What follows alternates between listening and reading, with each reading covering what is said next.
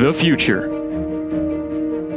A blank slate filled with excitement, hope, possibility. In the future, anything is possible. Then one day, the future is the present. What once seemed out of reach now is who you are.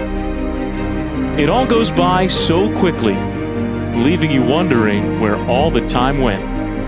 You're left with memories of the times you soared in the clouds. But the fondest memories come from the time when you were still a dreamer, when the future was still a mystery, when anything was possible. And that's what being a prospect is all about. Welcome to Seattle. Welcome to All-Star Weekend. And welcome to the Prospect Pad. The future starts now.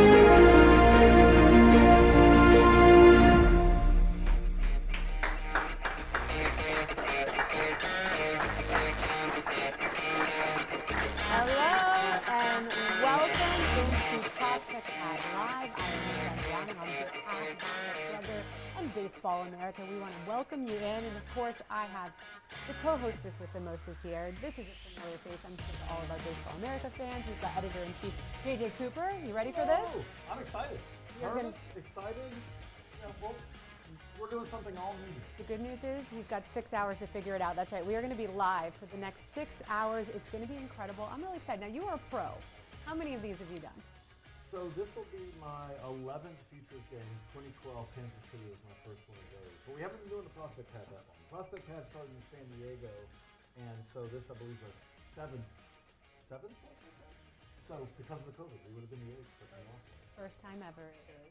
First time live. Live, that's right. I'm super excited. We're going to be talking to a lot of the participants in tomorrow's Futures games. They're going to be coming throughout the day. We're going to sit down, talk to them. We don't really know when they're going to come. I think last year you guys talked to about 30.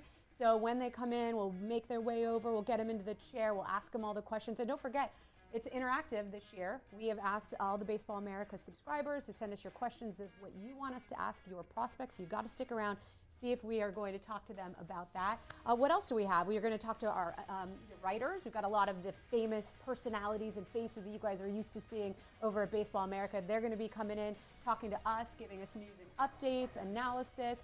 Why don't we talk about the history real quick? I know you just touched on it a little bit, but give us a little bit of the history about the Prospect Pad and just, you know, how it all kind of came together. So, like I said, Futures Game's been going on since really we're now in the more than 20 years of Futures Game. Futures Games go back to 1999, if I remember right. But and that's always been a big deal for Baseball America, always a big deal. But we wanted to make a bigger deal about it. So again, with our partners at Louisville Slugger and all, we did the Prospect Pad, not live, starting in San Diego. And so with the Prospect Pad, what we did is the day before the Futures game, we bring in all the players.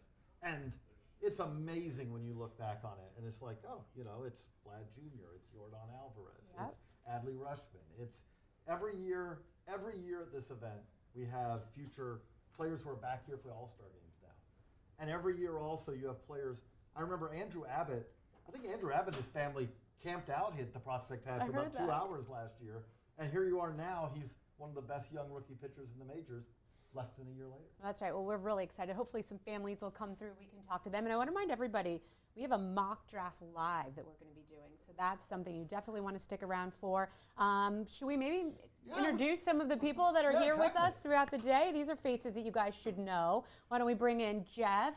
Right, we've got Jeff Ponce and Kyle Glazer, our Baseball America writers. How you doing, guys? Better dressed than me. They're going to be coming down, hanging out with us on set, holding down the fort. We appreciate it, you guys. We're going to talk to you in a little bit, I think, real soon. So we've got them. Let's see what else we've got. Now this guy came in with a reputation. I think the words you said were, "I refuse to do a Prospect Pad without him." Oscar Rodriguez, come on in. This is Oscar's fifth Prospect Pad? Correct, fifth Prospect Pad. And Oscar is our interpreter, much more than that. But one of the things that Oscar is going to do, we want to let all the players we want to interview everyone, and we want them to feel comfortable speaking in their own language. So Oscar, in addition to doing many other things, is our interpreter. Well, first of all, it's an honor to be back. Hola, or better yet, how we say in Dominican Republic. Que lo que. But bienvenido, mi gente. The goal here is to get to know these prospects, but for the Spanish-speaking prospects. So you could hear directly from them, get to know their story, and have another rooting interest from your team. I'm going to put you on the spot, because you've talked to a lot of players at this event over the last 5 years. Who's the one that you look back on, man, that was fun, or man, I can't believe I talked to someone. Man, that's a good one. You have to start Jordan. Helping out with Jordan in 2018 was awesome. Wander Franco was another highlight in Cleveland. Mm-hmm. And from last year, this is the funny one. I was supposed to help Miguel Vargas out with an interview, and he had Diego Cartaya with him as well. They needed me, quote unquote, but they took over the interview and did it in English completely. And it was a blast just to watch, right? Be a spectator for that one. We all were spectators for that one. That was just Miguel and Diego interviewing each other. Absolutely. Well, hopefully we'll get some more of that. Exactly. That'll be good. We're really good. Well, we'll bring you back when we need you. We appreciate you, sticking around. Again, we are live for 6 hours. 6 hours. That's right. 5 hours and 51 minutes. That's a great flying. point. That's what we got to talk about. Chris, we got our producer over here, Chris. You'll probably be hearing us talk to him. Are you going to say hi, Chris, or is he's too busy now? There he is. Chris is helping us out. So we'll be talking to him throughout, but we've got so much fun things planned. Lots of surprises because we like surprises, and so maybe. Chris is pointing, or do we? I think we have a surprise right now, which I believe, and Chris will wave me off if I'm wrong. But yes, we have. This is just randomly what's going on right now.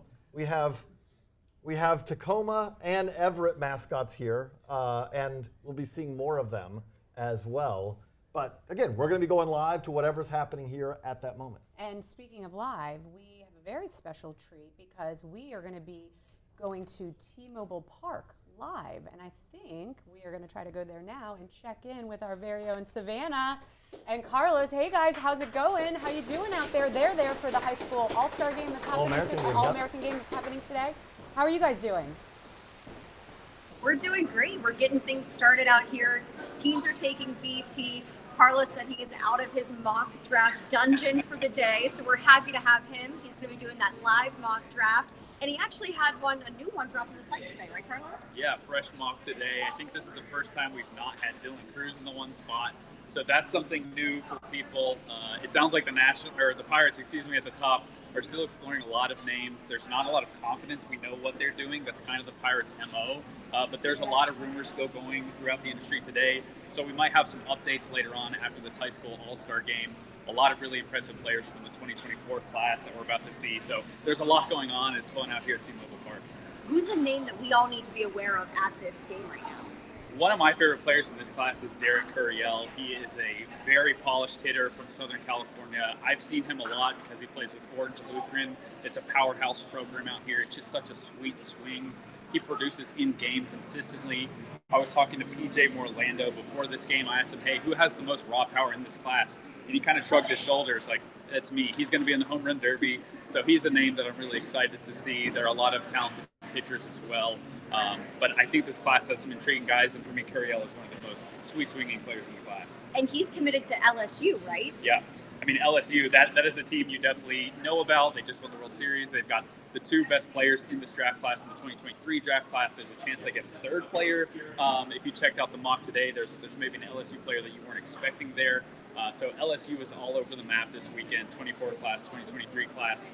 It's a loaded program, and they consistently are getting more players through that system. Well, we're going to let Carlos get out there, watch more BP. We're going to get you guys back to JJ and Jen. We are so excited. We have so many surprises here at T-Mobile Park, so we'll be back. Don't worry. That's what we love to hear. Well, we appreciate you guys holding it down over at T-Mobile Park. We'll be checking in with you throughout the rest of the broadcast. And I definitely want to put in a request. I read these articles about the food out there. So if you could, I want to hear about the food because I'm a foodie. So we'll appreciate it. Oh, Check done in with you guys and soon. done. Great. Sounds good. Awesome. Well, that's great. We've got them out there, and it's going to be a special, exciting day. You guys are going to stick around. We're going to take a quick break because when we come back, though, Thank you.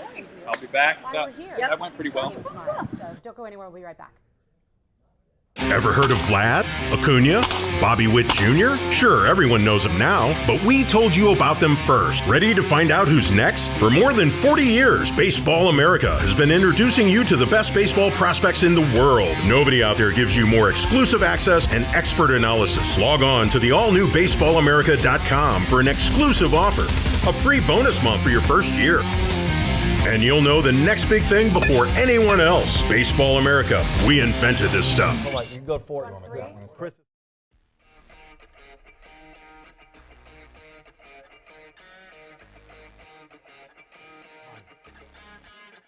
Back and joining us now. He's getting mic'd up. We've got Jeff Ponce joining us. How you doing? Not too bad. Happy to be here, guys. Real excited for the day and everything we have going on. All right. Well, we are gonna let's do the important stuff. We've got the Futures game tomorrow. Now we've talked about how Baseball America. It's one of their big focus points, right? You guys Absolutely. talk about them all the time. So I'm gonna throw out some names. We got Jackson Holiday. We got Jackson Trio. Two guys. You got your headphones on. You need Oh your yeah, I headphones don't on? need those on now. It's live TV. I was like, can you hear me? You I can can hear me. you, I but love right, it. I'm hearing music. So let's talk about them. Number one in the MLB draft last year. Both are playing tomorrow. They're number 2 and 3 in Baseball America's 100 prospect list, right? Right, number 2 and 3, but then the top prospects who are eligible for the That's Futures right. game, because our number 1, who was here just last year, if I remember right, Ellie De La Cruz.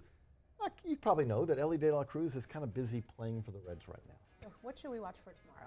Well, I mean, obviously with Holiday and Churio, like Jeff, like this is kind of the dream of the Futures game, right? Like you're talking about the best of the top end prospects, guys who can impact the game 1,000 different ways. It feels like. I got to see a Jackson Holiday game earlier this year, and anytime you go see a top prospect like that, you're like, I hope he does something. And he ended up going 5. He had 5 hits that day. You know, it was just like, okay, you did everything. It was everything that day. But Jackson Churio's been a little quieter this year, not because he's been bad or anything like that, but it just hasn't been as flashy so far this year. Is there anything you're concerned about for what you've seen, what we've heard about Churio this year, or is it just the youngest guy in the Southern League making his way? Yeah, I mean, I think he's got a couple of things working against him. He obviously is the youngest player in the Southern League, or one of the younger players in the Southern League. But I think in addition to that, we wrote about it. Kyle Glazer did a great job with an article back in April, early May, where we discussed the Southern League's pre-tack ball, the pre-taco ball, as a lot of players like to call it. But what it's done is that it's really changed sort of the spin efficiency, which is something we'll talk about later today, but how much spin-induced movement goes into a fastball, which we know, having studied induced vertical break in some of these numbers over the last couple of years, it makes the ball move in ways, and it's harder for hitters, essentially. It's the reason it's a benefit for pitchers. It's harder for hitters to get on plane with that. I think Churio has struggled with that. He certainly didn't last night. He put 2 balls in play, I think, at above 110 miles per hour, had a home run and a double. That was actually in the prospect report that I happened to write last night, so that's why I remember. But I'm not too worried. I still think, up the middle player, humongous power, bat speed, those are the kind of guys you bet on. We bet on impact. Absolutely. So if we look at the rosters for tomorrow, what stands out to you? What should we be looking for? What should the viewers at home be looking for? I think it's going to be a high-scoring game. Like, if you look at the prospect talent here, one of the things that stands out is I think that the prospect talent is weighted more to the hitter side than it is to the pitcher side. So I think with that, you look at this right now and you say, we've had some games where it's kind of flown by. They always fly by to us because we want them to go longer. Like, this is a game. We're talking about pace of play. If a Futures game took 18 hours, I would be happy for all 18 We hours. can get rid of the pitch clock in the Yeah. Futures game. I want to see these guys go. If they say, 18 hey, innings for yeah, all I 18 care. innings. Let's just go. Let's just keep it going. But what do you think, Jeff? Like, I think come up that, there, like, get this is a those game two where the step fast hitters watching me are- walk. Yeah, I think so, and I think that we've seen this in a lot of different leagues, particularly when it's all-star, summer ball on the college side. It seems like pitchers are being... Do you know where they sell like the I fun wanna say food? because I think that's wrong. Where's your son? Stuff that can pop up. There's only I so guess- many bullets in the gun sometimes with these guys. So I think that they just, they want to make sure that they're sending guys that are on the right schedule. We don't want a guy that maybe started 2 days ago, and then he has to come out in the Futures game and throw 100%. out of the pen, even if it's only 10 to 25 pitches, it still changes a little bit. I think when we look at the explosiveness and then just the depth of that positional group on both the AL and NL side, there's guys that can do stuff with their legs, guys that are going to make a lot of contact, get on base, and also a lot of power hitters. So we have a good combination for the explosive offensive players. No, it's going to be interesting to watch. Like I look at with that also, like there's going to be a lot of speed in this game. If you look at the stolen base leaders in the minors, we've got multiple guys from the top 10 here. Victor Scott, number 2 in the minors. Jonathan Clase is also in the top 10. We've got a lot of guys who, if they get on first, they could end up on third. Yeah. And especially in a game like this where guys are going to take their shots, they're going to take their opportunities. They're going to try to get out there and do some flashy stuff, make a memory, right? There's nothing wrong with that. It's I a like futures flashy. game. I like stolen bases too. That's Yeah, absolutely. That's my favorite. I was going to say, I'm going to brag on Jen here. Like, there's only one of us here. There's only one. I'm pretty sure. I haven't checked with you, Jeff. I know that I'm not on any stolen base leaderboards at any Division I schools. I don't think you are. My high school, I stole some bases, but not that many. I did not play D1 baseball. But Jen, even though she had the misfortune of being a Florida Gator, I say as a Georgia Bulldog, but she also went. How many steals did you have? I don't remember. I know when I graduated, I finished third all-time career stolen bases. I think that's shifted down a little bit. I graduated a little while ago. We won't tell anybody how old I am. But my claim to fame, when I live in my glory moments, I was 10 for 10 stolen bases at third my senior year. And that was not easy, obviously. But my favorite part about that, obviously, was that I was in control. It was always on. My coach said, if you don't make it and you're not safe, you just keep running to the dugout. But it was always on, and I took pride in really, mastering, if you will, not, trying to master stealing third. So I love the quickies. I love that. So let me ask you real quick. We talked about some of the players. Who are you most interested in seeing tomorrow? What do you want to see from them? Oof. It's funny. I think that you kind of touched it with like Holiday and Churio. I don't have Churio playing in my area of the country. I have seen Jackson Holiday this year. I'm excited to see like my second time seeing Jackson Churio, honestly. And the first time was? The Futures game last year. So this is my annual date with Jackson Churio, I suppose. So I'm most excited for that. There's a lot of other really exciting names here. But I think Churio is the one that, when you ask me, that's the one that sticks in my mind 100%. There's something I want to ask both of you about here, because for the first time ever in the Futures game, they are going to be using the ABS challenge system. We've seen that in the minors, and that, for those that don't know, that's the automated ball and strike challenge system. Tell us what that is for maybe the newbies or somebody who doesn't know what that is, and why that's significant. So automated ball strike, okay, we've talked about robo-umps for a number of years. I remember going to see the Atlantic League when they were first trialing automated ball strike calling 5 years ago now. And so true ABS, robo-umps, is the home plate umpire has a little earpiece, and every pitch as it crosses the plate, the computer, the visual tracking system, knows where it is, looks at the strike zone. If it touches the strike zone, he gets a strike, or she gets a strike in her earpiece. And then if it's a ball, it gets a ball. And they just call it. Their job then is to essentially just repeat what it is. What this is going to see, what we're going to see, and this may be the first time that a lot of you guys are seeing this, is now we have the challenge system, which I personally think is the best system. I think you might too. Yeah, I saw it in the Florida State League earlier this year, and I thought it was tremendous. And it's instantaneous. So what that is, the home plate umpire is still calling balls and strikes. The home plate umpire is still the person who's saying, here's the strike zone. But as a hitter or a pitcher, you have challenge. So what you do, just tap your head. And we all turn to the video board, and we turn to the video board, and we look over, and it says, and you see the pitch come, and then it shows if it's a ball or strike. Yep. And if you get it right, you don't lose a challenge. Okay. If you get it wrong, you only have 3 of those per game. And per game, per team, not per player. Okay, per team. Yeah. And so it's doing is fixing the egregious mistakes. It still means that the catcher can steal that pitch into the zone. It still means that the home plate umpire knows how to call balls and strikes, because if you take that away, it's kind of hard to ever go back to that. But what it does now is, if an umpire blows a call, and the other thing I've seen is it cuts down on arguments, because before umpire calls a borderline call wrong, and you just sit there and you stew about it. If you're a pitcher or a catcher or the batter, whatever. Now what happens is, okay, it's a borderline pitch. Come on, Blue.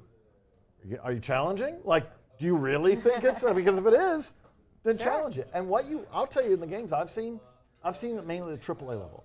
At the AAA level, it really does.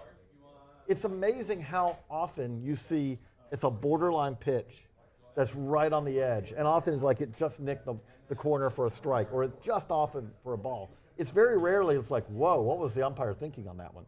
But it'll be fun for everyone to get to see that and get your own opinion of what, because I do think that there's a decent chance that this is on its way towards the major leagues. Yeah, I think of the challenge systems we've seen, it's the one that works the best. And I would even say in comparison to other sports, we're familiar with what we've seen with goal technology in soccer and hockey, football, obviously it's a big part of the game, etc., or even basketball. I think this is something that very quickly the decision can come through. They already have it on the system. They already know whether it was a strike or not. Anyone who's been behind a TrackMan system at a live game maybe looks over the TrackMan and goes, was that really in the zone? It's essentially doing that. It's yes or no. It's an instantaneous answer. I want to real quick, before we let you go, just because we are talking about the game tomorrow, a little bit just tee us up on the history of this. Like, I know maybe it's not a short answer, but it never is. But that's okay. That's okay. We got 6 hours. But tell me a little bit just about, to educate some of us that maybe are just so those that are just becoming familiar with the Futures game. So if you go back, I believe if you look back in the 1980s in the Baseball America magazine, because back then, there was no internet to have a website, but Alan Simpson would write about the dream of having this game. Instead of a normal all-star game where you had the best players that year in AAA, the International League playing each other or whatever, of having a prospect game. A game where we basically said, hey, it's just prospects playing against each other, and we're going to see the best of the best. And turn around 1999, I believe it is. First year you have the Futures game. Now that does precede me. I started BA in 2002, so the Futures game was going before I started here. But the thing that stands out to me is almost every year has a moment. Or maybe a couple of moments sometimes. But every year, and some of them aren't moments where you would say it's even in the game. Like my moment from Minneapolis is Joey Gallo. Chris Bryant was MVP. He hit a homer in the game. Joey Gallo had a BP where he was hitting balls into the ether and hit a truck. That's what I got. I still, Did he win it? They didn't give it to him. They should have. Absolutely. But so that's the thing I'm looking for. But we've got a lot more for you guys to look for. But we're going to take a break right now. We'll be back in just a minute.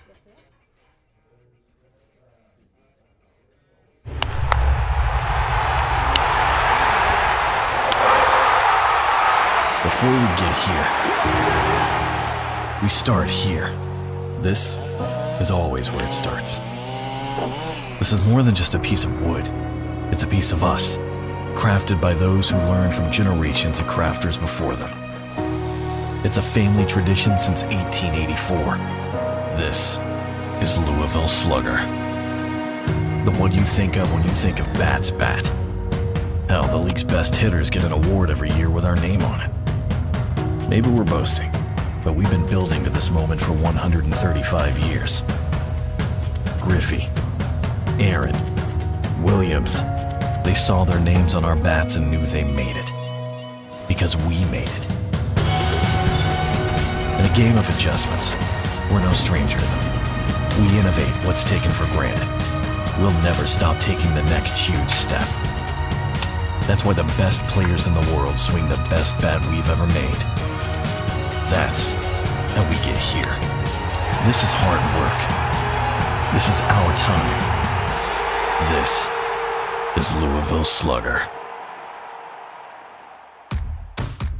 This game is called Banana Ball. Here is an exclusive first look at the cover of the upcoming draft preview issue of Baseball America magazine. And on the cover, decked out in LSU gold, teammates Dylan Cruz and Paul Skeens. That's Skeens on the left, Cruz on the right. These guys potentially could make history in the draft as the first teammates to be taken 1-2. The magazine's double issue packed with scouting reports, analysis, a mock draft, and much much more. Did you see Skeens this weekend? Yes, we're he about to doesn't show it. spend a day in the minor leagues. The issue is available for pre-order day. right now at baseballamerica.com. Now, D-Row referenced it. Speaking of Skeens on the mound in LSU's first He's college playing World catch Series at game 100 against Tennessee.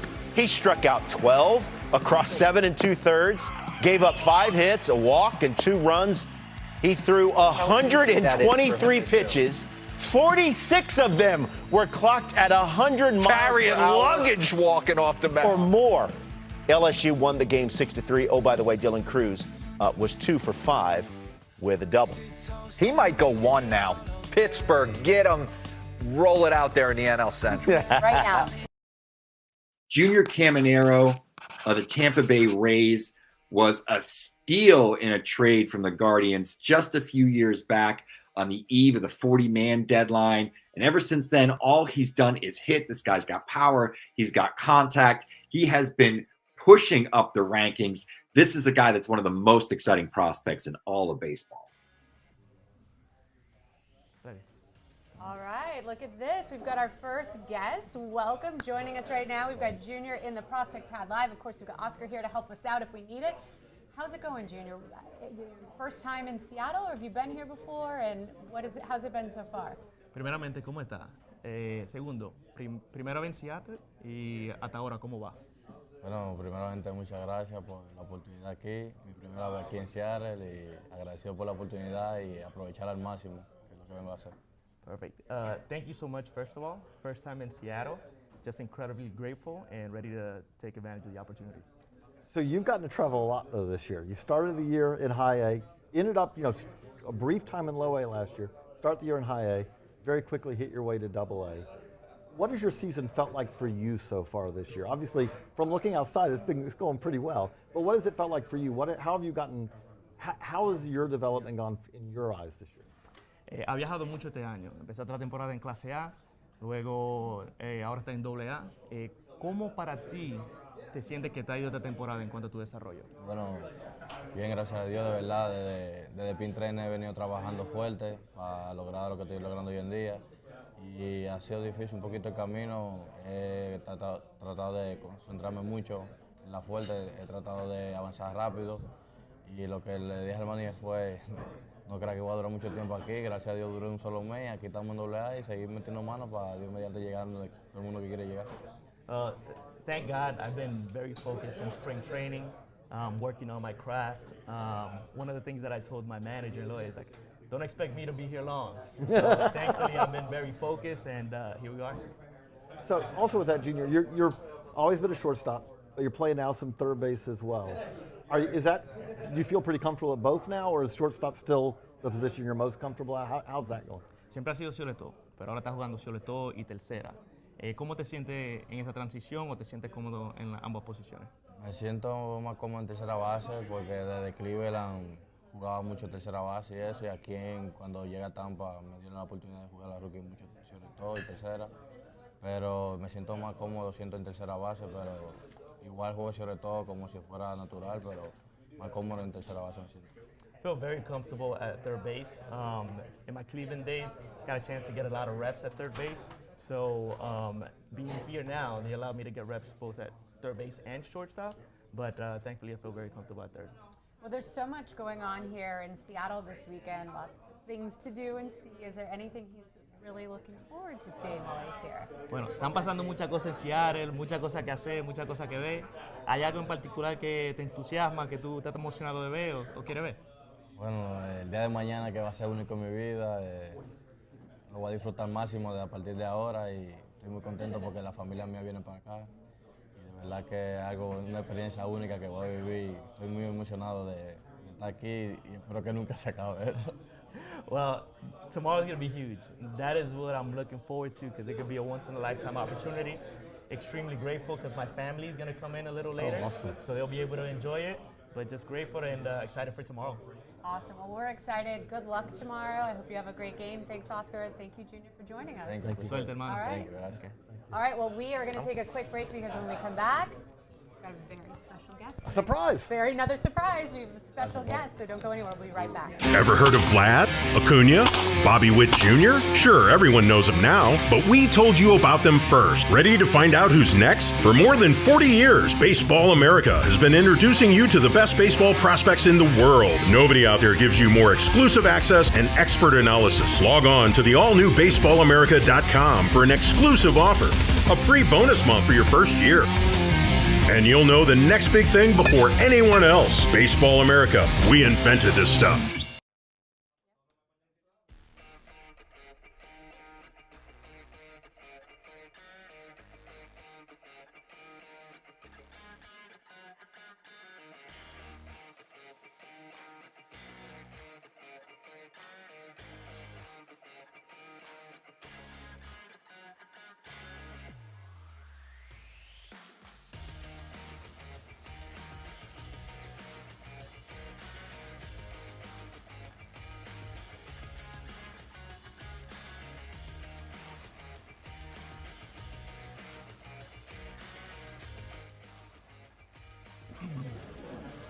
All right, we are back live. Joining us now, Mr. Seattle, Harold Reynolds. That's right. Now you're going to be managing the Futures game tomorrow for the American League. Are you excited about that? Oh yeah, it's going to be great.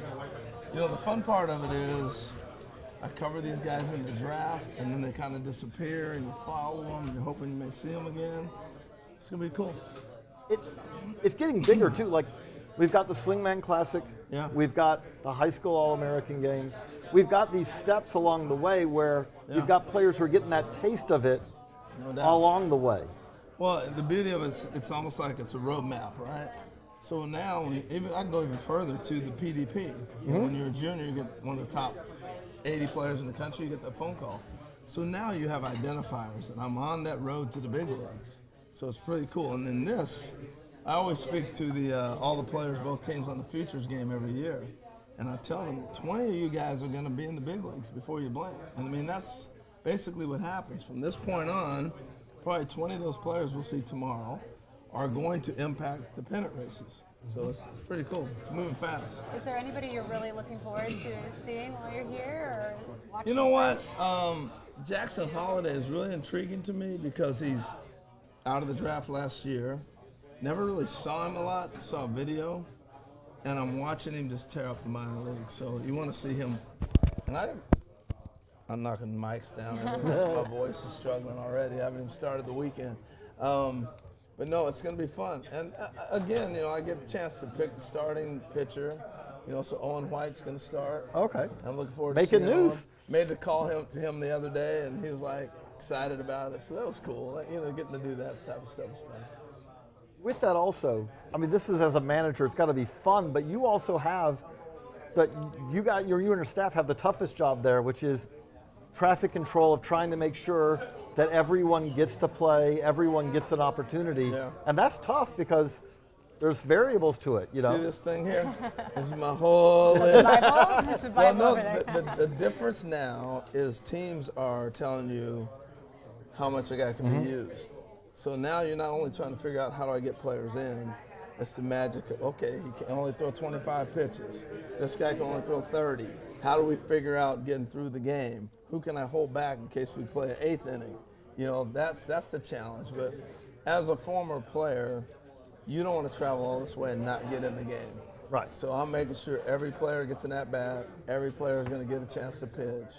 And we'll go from there. Now you're also going to be doing some coverage for MLB draft, right? Oh, So tell us a little bit about that because you're doing double duty. Well, the draft has always been something we do. Been getting ready for that since probably April.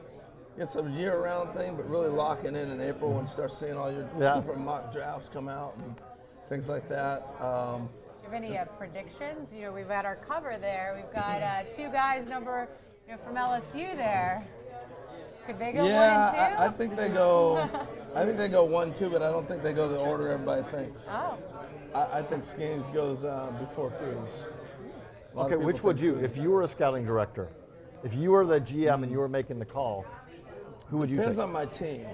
Okay. So if I feel like my team is moving quick and I got a chance to get to the big leagues right now, I got to go with the pitcher. I just think he's been so dominating. You don't see this arm come along very often. I can go, I won't even say it that way because they'll take it wrong, but I can find other outfielders, impact players, but the pitcher is the difference. And if I can get that pitcher first, I got to take him. I think with that, we've kind of come through an era where we've forgotten that could happen, because we've come through an era where we haven't had a whole lot of college pitchers who've gone straight to the majors. Probably Nola was the most recent one who really did that. But if you go back, we don't have to go that many years back. Mark Pryor, Justin Verlander, Max Scherzer, David Price, Strasburg. We had all these guys who, I think Paul Skeens could be helping a big league club, not as a arm that gives you innings, but as an impact arm, maybe next year. Oh, I totally agree. And depending on how you want to do it, yeah, he can definitely do that. But I think what's happening in our sport, we touched on all the different pipeline things that get you to the big leagues. By eliminating the draft from 60 to 40, eliminate 40 rounds of the draft, you really truncated the fact of weeding guys out. And so that process to the big leagues gets a lot quicker. And so I think we're in that stage right now. But so we have, I think, another surprise coming. I think we do have another surprise. So we're going to welcome up. We're going to go to a quick break, but when we come back, if you'll stick around for a minute, we're going to have you help us interview our next prospect, Yanquiel Fernandez of the Rockies.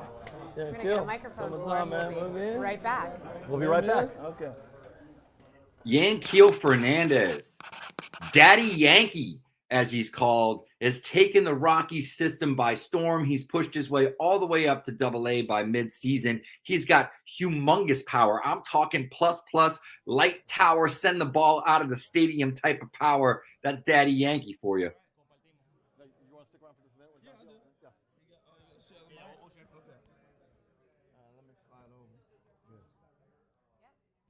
Got my Salt Lake City goal. I was going to do that, yeah. I'm still going to do that before you leave. A little surprise for you later. All right, well, joining us now, we've got Yanquiel. Welcome to Prospect Pad Live. How are you doing? Bienvenido. ¿Cómo te sientes, Yanquiel? Muy contento me siento estar aquí en este evento. Very happy to be here at this event. Well, we're excited. So it's a big weekend for you. Obviously, an important game tomorrow. But what are you most looking forward to as you make it through the next few days here in Seattle? Gran fin de semana, bien importante evento, pero ¿qué te emociona más de este fin de semana que tú quieres ver? ¿Qué te emociona? No, de disfrutar con los mejores peloteros de la liga y nada, dar lo mejor de mí. Well, an opportunity to play amongst the best players in the league, and grateful to be here. He actually said, I got all this bling on. I'm already a big leaguer. Why am I here? You know what you said? que tú tienes todo este bling bling encima, que ya tú eres grande liga, que porque yo estoy aquí. No. But Yanquiel, congratulations on the season so far. I was talking with our first prospect, how much he moved, but you've been flying through the system this year. Among the home run leaders in the minors. What's been working well for you this year? Felicidades. Le dijimos a un prospecto que llegó antes que ha ascendido bien rápido, pero tú vas a otro nivel. ¿Qué ha sido lo más importante que te ha ayudado a progresar tan rápido? No, primeramente el entrenamiento, el enfoque y la disciplina y hacer las cosas bien, que cuando tú haces las cosas bien todo te fluye. The training, focus, the discipline, and when you focus on the right things go well. Who do you work with in the off season when you get a chance to go back home? Who are some of the major league guys you hit with? ¿Con quién tú trabajas cuando tú vas a la casa? ¿Quiénes son algunos de los peloteros Grandes Ligas con que tú trabajas cuando tú vas a la casa durante la temporada muerta? Yo trabajo mucho con José Iglesias, que me ayudó mucho, y yo trabajo con los entrenadores del complejo de DSL allá en Dominicana República. So I work a lot with Jose Iglesias. He's helped me out a lot, but I also work with some of the trainers in the Dominican Summer League complex as well. Okay, I got to ask you, that is a beautiful tat. I don't know if we can see that on the camera, but so can you tell me the story of your tattoo? Un tatuaje bien bello. ¿Nos puede explicar la historia sobre el tatuaje? No, ese tatuaje me lo hice por mi papá que falleció y tuve para recordar y eso cuando estoy jugando. Y así fue que me lo hice para recordarle y eso. I got a tattoo in honor of my father who passed away. So this is a way for me to remember him while I'm playing and as I go on my journey. It is beautiful, but if they had to do that to my arm, I'd be You know it's painful. I'd be crying the whole time. How painful was that? Hey, tú sabes, a mí me gustaría hacer eso, pero si yo me lo hago, estuviera llorando el tiempo entero. ¿Qué tanto dolió ese tatuaje? No, no me dolió nada porque más me dolió que se fuera él de este mundo y entonces así yo lo recuerdo y así me da más deseo de jugar el béisbol, si eso es lo que él quería, verme jugar. It hurt, but it didn't hurt as much as seeing him go. So this is a way for me to remember him, which is what I want to do as I go on my journey. Any other tattoos? ¿Algún otro tatuaje que tiene? No. Ahora pronto me voy a dar el brazo. Not right now, but coming soon, I'm gonna fill up the arm. I love it. Well, obviously, I'm sure your dad was a big mentor. Is there any other MLB, major guys that you looked up to over the years that you, look to model your career after? Obviamente, tu papá era alguien que te inspiraba y un mentor. ¿Hay alguien más en Grandes Ligas que te ha inspirado a ti a jugar el béisbol o que tú lo veas como un mentor? Yo tan Álvarez. Yo cuando veo a ese tipo, yo digo, yo me parezco a él y quiero ser así como él, Nos parecemos mucho, nos comparan y todo. Yordan Alvarez. I look at that guy and I'm like, they compare us a bit, but that's who I want to be like. So we're here in the Futures game, right? Who's the one player in the minor leagues you've watched that might be in this game that we should be paying attention to? Tú estás en el Juego Futuro Estrella. ¿Qué otro pelotero está aquí en el Juego Futuro Estrella que nosotros deberíamos prestarle atención? Edgar Carroll. Yeah. Why? ¿Por qué? ¿Por qué? Cuba. All right, well, we really appreciate you joining us. Good luck tomorrow. But before Harold goes, because we are all about the prospects here, right? So we found this little rookie card here. You want to show it to everybody? Newport, the Salt Lake City Goals. Doesn't look like you've aged a bit. Yeah. Look at that. That's a big year. AAA. He wants to see it. Oh, okay. What do you remember about that? What do you remember about that, Harold? That's AA stats. The next year, AAA. What I remember about Salt Lake City, we were a really good club. We had probably 10 guys go to the big leagues off of this AAA team. That year, I hit 360, got called up and got sent back down. That's what I remember about that season. Batió 360, lo subieron y después lo bajaron otra vez. Eso es lo que él se acuerda de eso. But no, it's a good team. Well, we so appreciate Harold you stopping by. Good luck in the game tomorrow. Good luck in the game tomorrow. We can't wait to see more. Suerte para el juego from mañana. Appreciate it, We're going to take a quick break. Thank you. Appreciate it. We'll be right back from Prospect Pad. All right, my man. Go get them, okay? That's yours, by the way, if you want it. Yeah.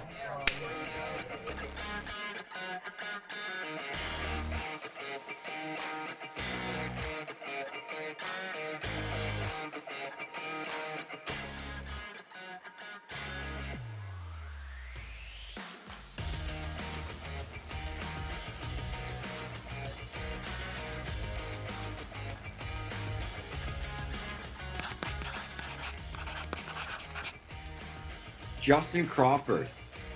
The Phillies 2022 first rounder is son of former Major League All-Star Carl Crawford. Justin Crawford is a standout in his own right and is every bit the athlete that his father was. We're talking plus running ability, bat to ball skills, and a ton of power projection. He's a standout on the field. Happy to be out here enjoying it. Yeah, that's awesome. Really looking forward to it. Well, we thought he's already we were here. sending Harold off, but we made you stick around because Yeah. why don't you introduce who Well, we got here with this us? is young Justin Crawford. You may know his dad, Carl Crawford, one of the top picks last year with the Phillies in the draft last season. He's flying through already through the minor league system. Just upside potential. One of my favorite players to look at last year. And here you are in the Futures game, man. So tell us a little bit about the season. How's the Philly organization? Where are they playing you? How's it going? Yeah, man, I'm absolutely enjoying it. You know, I feel like down there in Philly, they're treating me really, really well. You know, just taking it one day at a time, they're developing me one day at a time, and just going into it slow, not trying to do too much, and I feel like it's been working out so far. Slow and your name don't mix. They don't mix. They don't mix. So you playing center field out there, running around doing your thing? I sure do. We're looking at some video of you right now. You can get it up a little. Who's faster, you or your dad? Oh, that's me, man. You know, you ask my dad, he's gonna say he still got me. I was gonna say still got you, but I'm saying, okay, what about your dad in his prime versus you? That's a tougher question. I still think I got him. I mean, constant debate me and him have going back and forth with that. But if you ask me, at least I got him. Well, the uniqueness of your draft class, and I'm gonna turn it back over to her, let her ask your next question. But you had yourself. You had Andrew Jones' son, a couple other Major League sons that were in that draft. Do you guys have a bond? Oh, yeah, especially guys like G. Jones, Elijah Green, Tamar, all of them. It's like we grew up really playing with each other. So being able to kind of just see where we're all at now and like in this developing process, it's something that's really, really cool and really, really special. I'm enjoying every bit of it. You know who the boss of this show is. I'm going to turn it over to her. Well, I was going to ask, because obviously you've grown up around the sport, and what is it like for you to be participating in an MLB All-Star Weekend? Yeah, it's definitely kind of really surreal, honestly. It's still kind of sinking in for me, honestly, especially growing up with my dad and being able to come to these events when I was a little kid, and now to kind of be out one for myself, it's definitely something. Were you out shagging balls? Oh yeah, man, out there shagging baseballs, hitting in the cages, doing things like that, and just to be out here is something that's really, really surreal for me. I love it.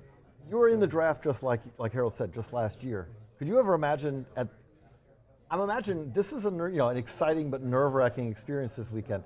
But I imagine last year was more nerve-wracking because this year you're here to play. How's the difference between anticipating the draft and anticipating a futures game? Yeah, I feel like with the draft, you never really know what to expect and not knowing what's going to happen there. So I think that was definitely, like you said, a little more nerve-wracking. But I think, and then being out here is, like you said, I could just come out here and just play and enjoy it. And I know there's a lot of good talent out here, and I'm really looking forward to go out there and playing against all those guys. It's gonna be a lot of fun. It's gonna be a ton of fun. We are looking forward to it as well. Good luck tomorrow for you. We appreciate it. Thank you, guys. One more good luck to you, Harold, as well. Thank you. Thank you so much. All right, we will be right back. We got another special guest. Stick around. Ever heard of Vlad, Acuna, Bobby Witt Jr.? Sure, everyone knows them now, but we told you about them first. Ready to find out who's next? For more than 40 years, Baseball America has been introducing you to the best baseball prospects in the world. Nobody out there gives you more exclusive access and expert analysis. Log on to the all-new baseballamerica.com for an exclusive offer, a free bonus month for your first year. And you'll know the next big thing before anyone else. Baseball America, we invented this stuff.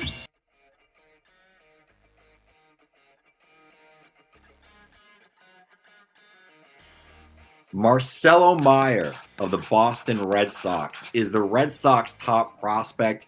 He is a middle infielder with a great combination of power and speed. He's 20 years old. He's already up in Double-A, and we've seen huge power gains this year from him.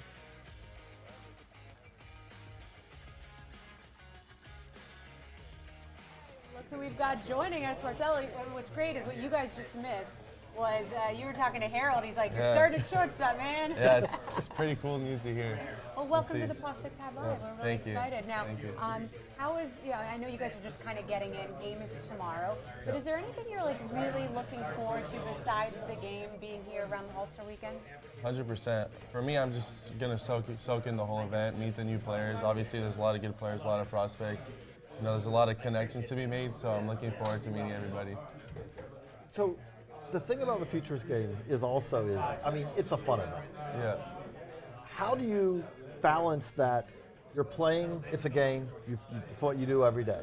Yeah. But at the same time, it's also very different than what you do every day, isn't it? Because it's an exhibition game. This doesn't go on the back of your baseball card. This is the day to show up, to do something that everyone remembers. Yeah, like you said, it's exhibition. It's a game where, I think everyone's just going to go out, have fun, soak in the moment. We're playing in a big league field with all these players, so it's going to be really fun. The baseball part is just a little part of the event. Obviously, I got here and there's already a lot of people, a lot of media stuff, so just going to soak in the whole weekend. Now, I've got a note here that Spencer Jones plays for the Yankees. You guys played against each other in high school, is that right? Yeah. So, and you guys, are you on the same team? That's right. No, are you on rival teams? Are we? No, same team. Same team, that's right. That's right. What's that like? I mean, can you tell us? I mean, I was reading about, maybe was it somebody hit? Well, take me through any of those memories and what it means to be able to be back playing with him. So I was a freshman in high school. He was a junior, obviously a great player, so there was a lot of scouts watching him. We had another good pitcher, so it was a pretty heavy game scouts-wise, and he was pitching. I got 2 hits off him, so I got that on his name. So, I give him some like we talk about. Because that's what he was at the time. He was a pitcher. Yeah, he was. We didn't know he had this kind of power back then. No, we did too. He was a two-way. He was a two-way. So it's really cool to just be sharing this event with another San Diego guy.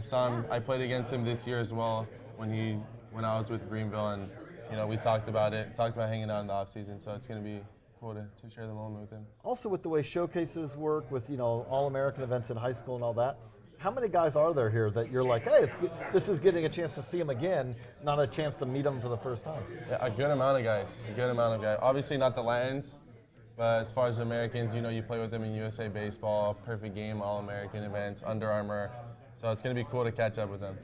Now, you grew up in San Diego, right? So not too far from there. Do you have family, friends that are going to be out here watching? Yeah, I have a few cousins here, and then dad and brother here as well. Fun. Yeah, That's exciting. it's good to be back on West Coast then. You've basically spent your entire pro career on the east side. Yeah, I mean, I'm as far east as it goes right now. I'm playing in Portland. So. Yeah, you can't get it. You're almost in another time zone. You're not far from. Yeah. Oh, really? Nice. Chris I appreciate that. Appreciate. Good to see you, man. So we've got the All-Star game. Is there any players you're looking forward to hopefully running into in the hotel, have a chat with? Oh, I don't know. I mean, all of them. I mean, they're all All-Stars, so it's going to be really cool to just see. Very cool. Well, we appreciate it. We're going to let you go because I know you guys are getting your Evo shields and hanging out with Louisville Slugger, all of that. But we appreciate it and good luck to you. Thank you, Marcel. Tomorrow in the game. Good luck tomorrow. Thank you. Yeah, all right. Well, we will be right back. We've got a special guest coming up. Don't go anywhere. Ever heard of Vlad, Acuna, Bobby Witt Jr.? Sure, everyone knows them now, but we told you about them first. Ready to find out who's next? For more than 40 years, Baseball America has been introducing you to the best baseball prospects in the world. Nobody out there gives you more exclusive access and expert analysis. Log on to the all-new baseballamerica.com for an exclusive offer, a free bonus month for your first year. And you'll know the next big thing before anyone else. Baseball America, we invented this stuff.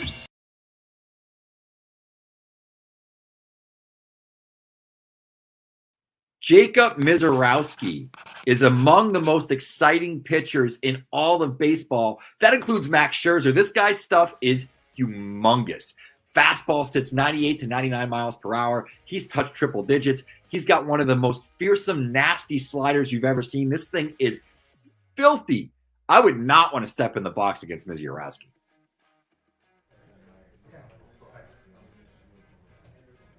All right, joining us in the Prospect Pad Live, we've got Jacob. How's it going? Going good. We're excited to have you here. All right, so I always kick it off with, is this your first time in Seattle? What are you looking forward to seeing, doing while you're here? Or are you just really focused on baseball? No, I'm excited to do it all. I mean, baseball especially, but I'm excited to see that sea market where they throw the fish. I think that'll be fun. We already checked that out. Yeah, Cool? It was cool. I have not caught a fish. No. They're not going to catch a fish. I got to watch them catch. I'm not, I did catch a fish once, but I was out here a long time ago for NFL. So, kind of along those lines, it's been a pretty whirlwind for you. I mean, you've had a little bit different. I always love the JUCO guys. But your path, basically, you've hit the gas pedal. I mean, it was something where came out to start this year, Carolina, very quickly moved up. There's all the questions. Let's see how he does it in high A. Going fine. Yeah. How's pro ball? How has it been? Has it been what you expected so far? Any differences than what you expected, or what's been the biggest adjustment? I mean, it's been a lot of fun, and I don't think it's been at all what I expected. I think it's outdone everything that I thought it was going to be. So it's been different than JUCO ball, and it's been fun. Obviously, every scout we talk to talks about your stuff, but you're also getting a chance also to lengthen out. Like a lot of young pitchers, you're being kind of on on an innings limit and all that. How do you approach it differently when you know, okay, I've got this many bullets today versus I've got a little bit more, or is it just the same approach? Nah, I mean, it's the same thing. I'm going out there to throw 100%, and I give it all I got for how many pitches I got. So, you know, it is what it is. So take me through with your fastball. Yeah. Let's talk a little bit about the development of your fastball. If we go back to high school, what's your fastball like? Pretty much the same. I Okay, mean, so you were already high 90s? Yeah. I wasn't high 90s. I was mid 90s, but you know, still up there. And I mean, it's just came off my fingers better and better every year. So it's been one of those things that's been just getting better and better. So when was it? You remember the first time you threw 90? Threw 90. Oh, I think freshman year of Wow. high school. Yeah, it was early. I mean, that's impressive though too. Yeah. That's like, okay, because I mean, I always feel like 90 is like, okay, the minute you throw 90 is the minute you realize that, hey, this has got a chance to be something. Definitely. I think it's one of those things where you kind of put the pieces together and all of a sudden you roll with it. I mean, and when your fastball's working, I know you have other pitches. You have really, but other days you're like, no, I could really just rely on number one right now. Definitely. I mean, Carolina, there was a lot of days where I just felt like fastballs. But yeah. There's so much to do here this weekend, and there's a lot this weekend. Is there any players that you're looking forward to here? Oh, I mean, of course, Cheerio and all those guys, but I haven't really met anyone other than our org, so it's exciting to see just people. And you're going to have the challenge of, you're going to be facing the best, some of the best out there. Exactly, it's going to be fun. And you got, so it is here. I'm going to give you my best versus your best. Exactly, that's the And goal. you say it's going to be fun, but is there pressure? I mean, I know that it's not, it's not a official game that goes into any of the statistics, but like, is there pressure to have to go and show out a little bit because you are, with some of the best? I mean, of course. I mean, you're going out there to throw and facing the best, so it's a little pressure that way. But I think you do what you can do and you just go. You're like, thanks, Jen. Thanks for pointing it out. I appreciate it. Well, we really appreciate you coming by and talking to us, and good luck. Good luck tomorrow. Thank you. It's going to be fun to watch. Yeah, great job. All right, well, we are going to be right back because we've got another player coming up next. We're just rolling along. Yeah, don't go anywhere. Thank you. I mean, I'm really looking forward to it. I'm excited. Josh for us basically. I feel really comfortable at the plate when I use this bat. I like everything, the weight, and feels really nice. Every time I use, I just feel comfortable and more comfortable and more comfortable.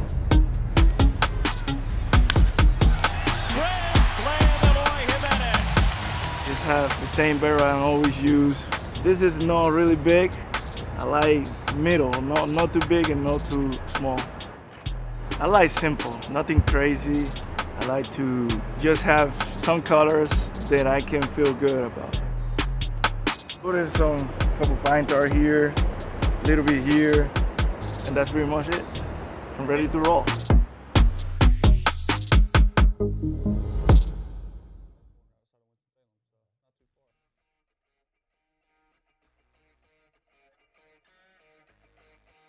Carson Wisenhunt has been a revelation for the San Francisco Giants as he's been one of the top breakout pitchers that was taken outside the first round last year. This guy's pitched his way all the way up to Double-A. He's got a nasty changeup, pretty good four-seam fastball as well that will touch the mid to high 90s, and a breaking ball that will buckle your knees. Joining us now in the Louisville Slugger Prospect Pad Live, we've got Carson Wisenhunt. How's it going? It's going good. We are Good to see excited you. to have you Nice to join meet you. us. I know you just said, I'm going to give a shake too. You said this is your first time in Seattle. It is. It is a big weekend. There's a lot to do. Is there anything at the top of the list that you've got to go do before you leave? Not really. Like, my dad's been here a few times, so he's trying to get me to go out and see a few spots. But just kind of hang out and enjoy the moment. How much do you have to balance that? Like, okay, like for your dad, it's a cool moment and all that, but you've got to work tomorrow. Yeah, it's a little different. Like, obviously my parents are here, but being able to stay focused and remember what I'm here to do. So. Well, we just heard Jeff give you a pretty nice intro there. What are you expecting? What do you want to showcase tomorrow when we see you in the game? Obviously, I want to go out there and compete, but I have the changeup's my best pitch, so throw that and get a feel for it again. It's been a little struggle recently, but get back to normal. See, that's the thing I'm really excited to see tomorrow, because usually guys, and not that you don't have a fastball too, but usually guys come out here and it's like, I remember Hunter Green coming out here, it's like 102, 102, 101, 102. I kind of envision with your changeup that you've got a chance to go out there and you got to have guys swinging out of their shoes potentially because they're geared up for high 90s, and then it's like, here comes that changeup. So it'll be a mix, but obviously the changeup's probably going to be the go-to, if I had to guess.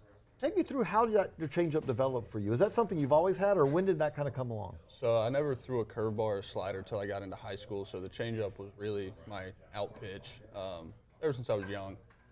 So I've had a pretty good feel for it ever since, but obviously it's come a long way since I was 8, 9, 10 years old. When you're throwing it right, is it the deception, or is it the movement, or is it yes? I would say both. I have a unique grip to where I can throw it as hard as I throw my fastball, and I don't have to change anything, and it still gets good velo off of it, so it works for me, but most of the time it's really the movement that helps me. Right, but that's great about it too, though, because you don't have to even, so if your mechanics are on your fastball, your mechanics are probably on your changeup too, then I imagine. Most definitely. And that's not everyone can do that. I mean, sometimes that's tough. But it's something you got to learn to be able to throw it like that, but it's something I've just worked on for so long that I got a good feel for it now. Is there anybody that you're looking forward to pitching against tomorrow? Oh, on the spot. I haven't really thought about it like that. It's mostly just go out there, hang out with everybody, and then lock it in and compete. So how many guys are here that you also that from, different years, over the years? I mean, there's a bunch of guys here that I played with in the fall league this past year, and then obviously Kyle Harrison's here from the Giants, but it'll be good to see those guys that I played with in the fall league again. I mean, the thing that I always remember from this game is I think about it, and it's like we're sitting there and we've got Acuna and Ellie De La Cruz. It's like Ellie was in this last year. Yeah. And you turn around. This is also a little marker that hey, it's not that far away, that you've got guys who you turn around and, guys are here, and then it's all-star game not too far down the road. Absolutely. You've got the real goal sitting there right in front of you. Obviously, the real goal is to play in the all-star game, but this is a good stepping stone to get to that point. That's right. Well, we have a little bit of an interactive component to our show where we've let Baseball America subscribers submit questions. We have one here for you. It is from Dan from Chicago. He asks, what is the one thing you learned from a Little League coach that turned out to be bad advice? That's a great question, Dan. Wow. It turned out to be bad advice. Let's see. I would have to go with the changeup. He told me not to throw it anymore, and he wanted me to throw a slider. At a very young age, they were trying to get me to learn a slider just to be able to go out there and have 3 pitches. He was like, he didn't want me to use the changeup as much. Yeah, it's good now, but that was the one thing that me and my family have always talked about and joked about. So, surprise, he's joining us now. No, just kidding. We really appreciate you stopping by, and good luck tomorrow in the game. Absolutely. Can't wait to see you perform, and hope you have a great game out there. Thank you. Appreciate it. Appreciate it. Thanks for the time. All right, we will be right back. We've got another special guest will be joining us here. Don't go anywhere.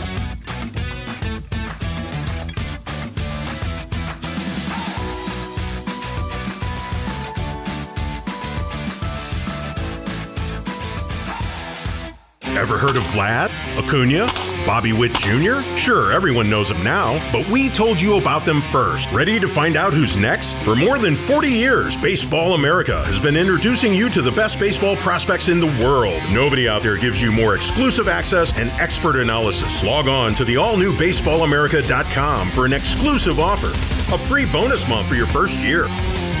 And you'll know the next big thing before anyone else. Baseball America, we invented this stuff.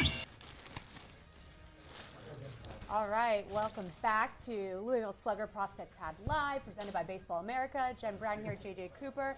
and we are going to introduce Mike McCullough. You are with one of the minor leagues teams, because we are, we love the prospects. And we love the what minors. we are about in the minor leagues. And so we, a big focus is, of course, T-Mobile Park and the Mariners here, but we have 2 minor league teams here, and one of those happens to be the Everett Aqua Sox. So tell us where. Oh, okay. So now we're going to have a quick video from the Aqua Sox, and then we'll be right back with Mike. Okay, got it. There you go. What's going on, Baseball America? I'm Chad from Chat Talk Sports. This is Webley, and we're here to give you an inside look on Everett Aqua Sox baseball. Welcome to Funko Field at Everett Memorial Stadium. Established in 1984 as the Everett Giants, the team became the Aqua Sox and an affiliate of the Seattle Mariners in 1995. Funko Field provides the most iconic views in the Northwest League. On a clear night, you can see the Cascade Mountain Range peeking over the 24-foot-tall manual scoreboard in right field, modeled after the one at Old Ebbets Field. Make sure you check out the world's largest Freddy Funko while you're hanging out in the home run porch and right. At our park, we pride ourselves in providing a family-friendly atmosphere. Did we mention giveaways? Every Friday home game is Funko Friday, where fans take home a limited edition Funko item. Many great big leaguers have called Everett home over the years, including former Cy Young winner Felix Hernandez and reigning AL Rookie of the Year Julio Rodriguez. Year after year, the Mariners stock Everett with some of their top prospects, and this year is no different, as they assigned 5 of their top 30 prospects to us, led by their top prospect, catcher Harry Ford. 11 members from our 2021 squad have already played in the majors, including Julio Rodriguez and George Kirby. You may be able to catch some of your favorite Mariners on a rehab assignment. Past players include Hall of Famer Randy Johnson. One last fact about our great field. Ken Griffey Jr. belted his first pro home run in 1987 as a member of the Bellingham Mariners. How about them frogs? We hope you enjoyed this inside look at Everett Aqua Sox baseball. We'll see you at the field soon. Give a shout out right there to Chad for Chad Talk Sports. I think Chad, I was going to say he's going to take my job. I was going to say you might be need to worry about that, because he's actually over here. We might say hi to him in a minute, because I was really impressed. Good job, Chad, with that report. All right, so we've got Webley joining us. If you guys didn't get the little, there we go. Webley's in here. All right, Mike, we got cheers, everything. Okay, Mike, let's talk the Aqua Sox. You guys are about what, 30 minutes from Yeah, give or take around 30 minutes just north of Seattle. Yeah. How's the team doing? Pretty good. I mean, we just kicked off the second half of the season, so we're playing really well. Like, any minor league club, your roster is in such flux during the season. So depending on where the big league club sends you and how they do the promotion. So. And there's some big names, JJ, that have come out there, right? Oh, I mean, you guys have been blessed. Oh, we have. Lately, it's been phenomenal. The Mariners have obviously had a tremendous farm system.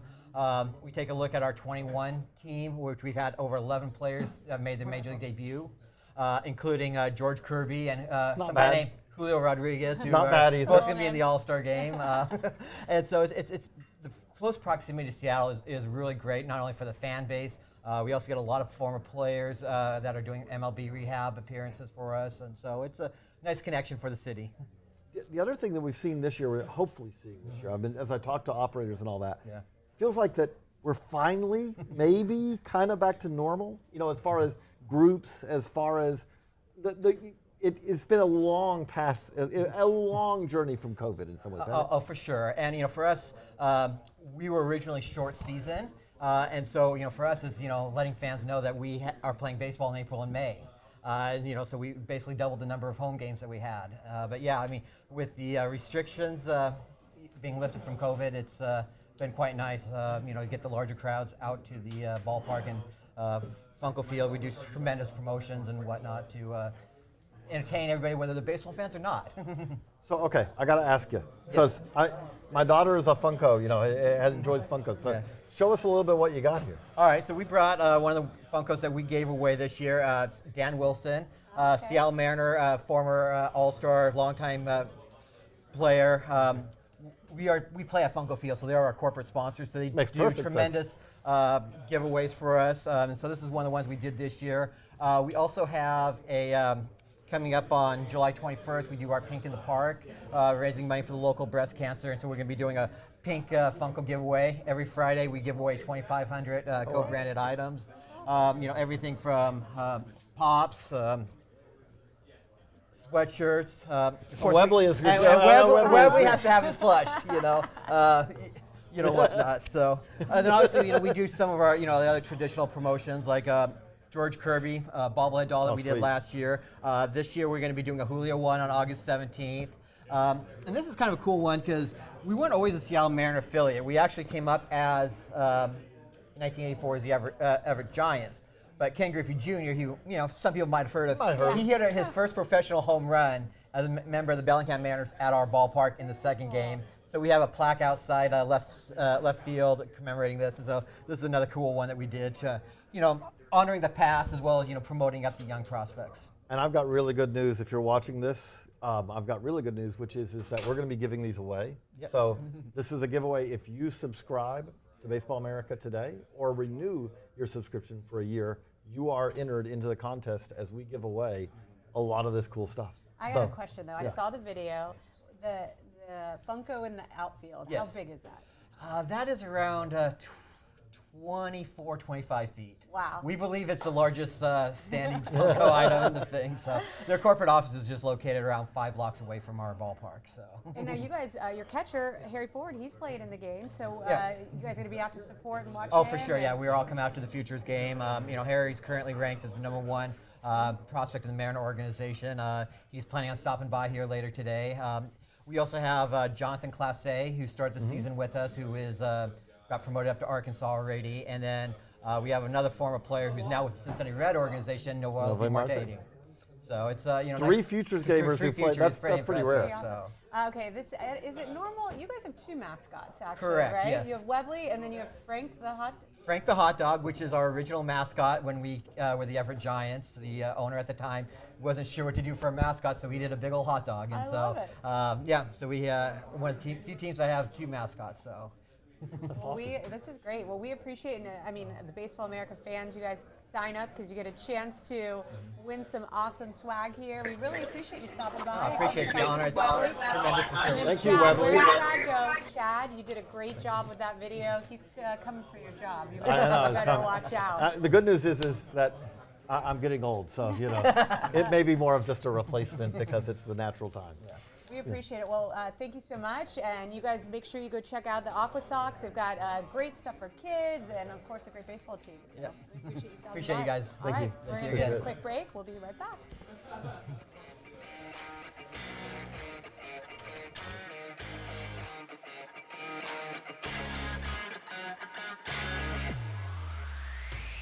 Ever heard of Vlad, Acuna, Bobby Witt Jr.? Sure, everyone knows them now, but we told you about them first. Ready to find out who's next? For more than 40 years, Baseball America has been introducing you to the best baseball prospects in the world. Nobody out there gives you more exclusive access and expert analysis. Log on to the all-new baseballamerica.com for an exclusive offer, a free bonus month for your first year. And you'll know the next big thing before anyone else. Baseball America, we invented this stuff.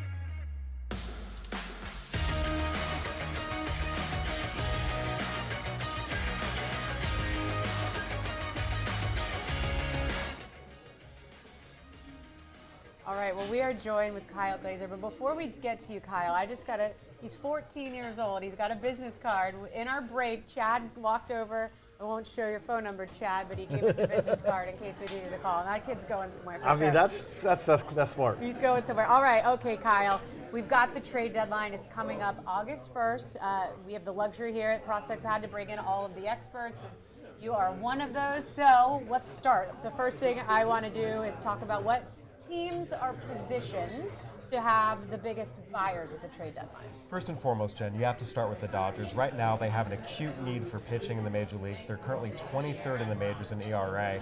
The good thing is they have the prospects to go out and acquire whatever pitcher they want, starters, relievers. This is the deepest farm system in baseball. They have starters. I wrote earlier this year about their staff at Tulsa being historically good. Even down to high A, you have some great left-handers like Justin Robleski, Ronan Kopp, Maddox Bruns. Even down to low A, you have some good right-handers like Peyton Martin and Peter Hubeck. So they have a lot of pitchers that they can trade, which are always in demand, as well as catching prospects. They have two of the top 100 prospects and two of the top catching prospects, I should say, in baseball, in Dalton Rushing and Diego Cartaya. And they don't have much room for them either. Right, with Will Smith as an all-star. So they have a lot of prospects they can trade and acute need for pitching. They're the team I'm looking for to make the biggest waves at the trade deadline if they want to. Let's talk Orioles, though, because they have the second, right? The second deepest farm system. You say they need pitching. Why? Yeah, the Orioles as well. Right now, their starting rotation's 23rd in ERA, 4.50. They were expecting top prospect Grayson Rodriguez to come up and have a big impact for them. That didn't happen. But they have a glut of infielders, and right now, a lot of those infielders are ready for the major leagues, but don't have a spot in the major leagues. Whether it's Joey Ortiz, potentially Connor Norby as well. They have some really good infield prospects they can use to go get the arms they need to contend really once they get into the postseason. Well, let's talk Rangers because they already struck the Chapman deal. Yep. So tell me, are they primed for more? What are your thoughts? They absolutely are primed for more. This is a team that has one of the best offenses in baseball. They have a really good starting rotation. Even after the Chapman deal, they still need some more bullpen help. The good news is they also have an exceedingly deep farm system. They have a lot of really good young infielders that don't have a future with the team because there's nowhere for them to play, with Corey Seager and Marcus Semien locked up, Josh Young looking like the AL Rookie of the Year at third base, Nate Lowe at first base. They have a lot of infield depth they can trade to go get the relief arms they need. All right, so those are the buyers. I think we should transition to the sellers. All right, so who do you think is positioned to be the biggest sellers coming up in the draft? The biggest teams that could really throw the trade deadline kind of into disarray a little bit is if the White Sox and Cubs decide to sell. Those are two teams that have a lot of star power, but are currently not really close to playoff position. They're both at least 7 games out of playoff position. You look at the White Sox with Lucas Giolito, with Dylan Cease. You look at the Cubs with Marcus Stroman, with Cody Bellinger. Those are the two teams that have the types of players that can really upend the trade deadline if they decide to sell. Look at teams like the Padres and Mets. They have a lot of star power. They're falling further out of it, but they've given no indications they're going to pull the trigger and have a full fire sale. I'm looking at the Chicago teams as the teams to really watch at the trade deadline if they decide to pull that trigger. So, well, we're going to do more of this, but we now, as we often do at this, have players lined up to come on. So we're going to go to a quick break, and when we get back from that, we got a treat for you A's fans. All right, let's go.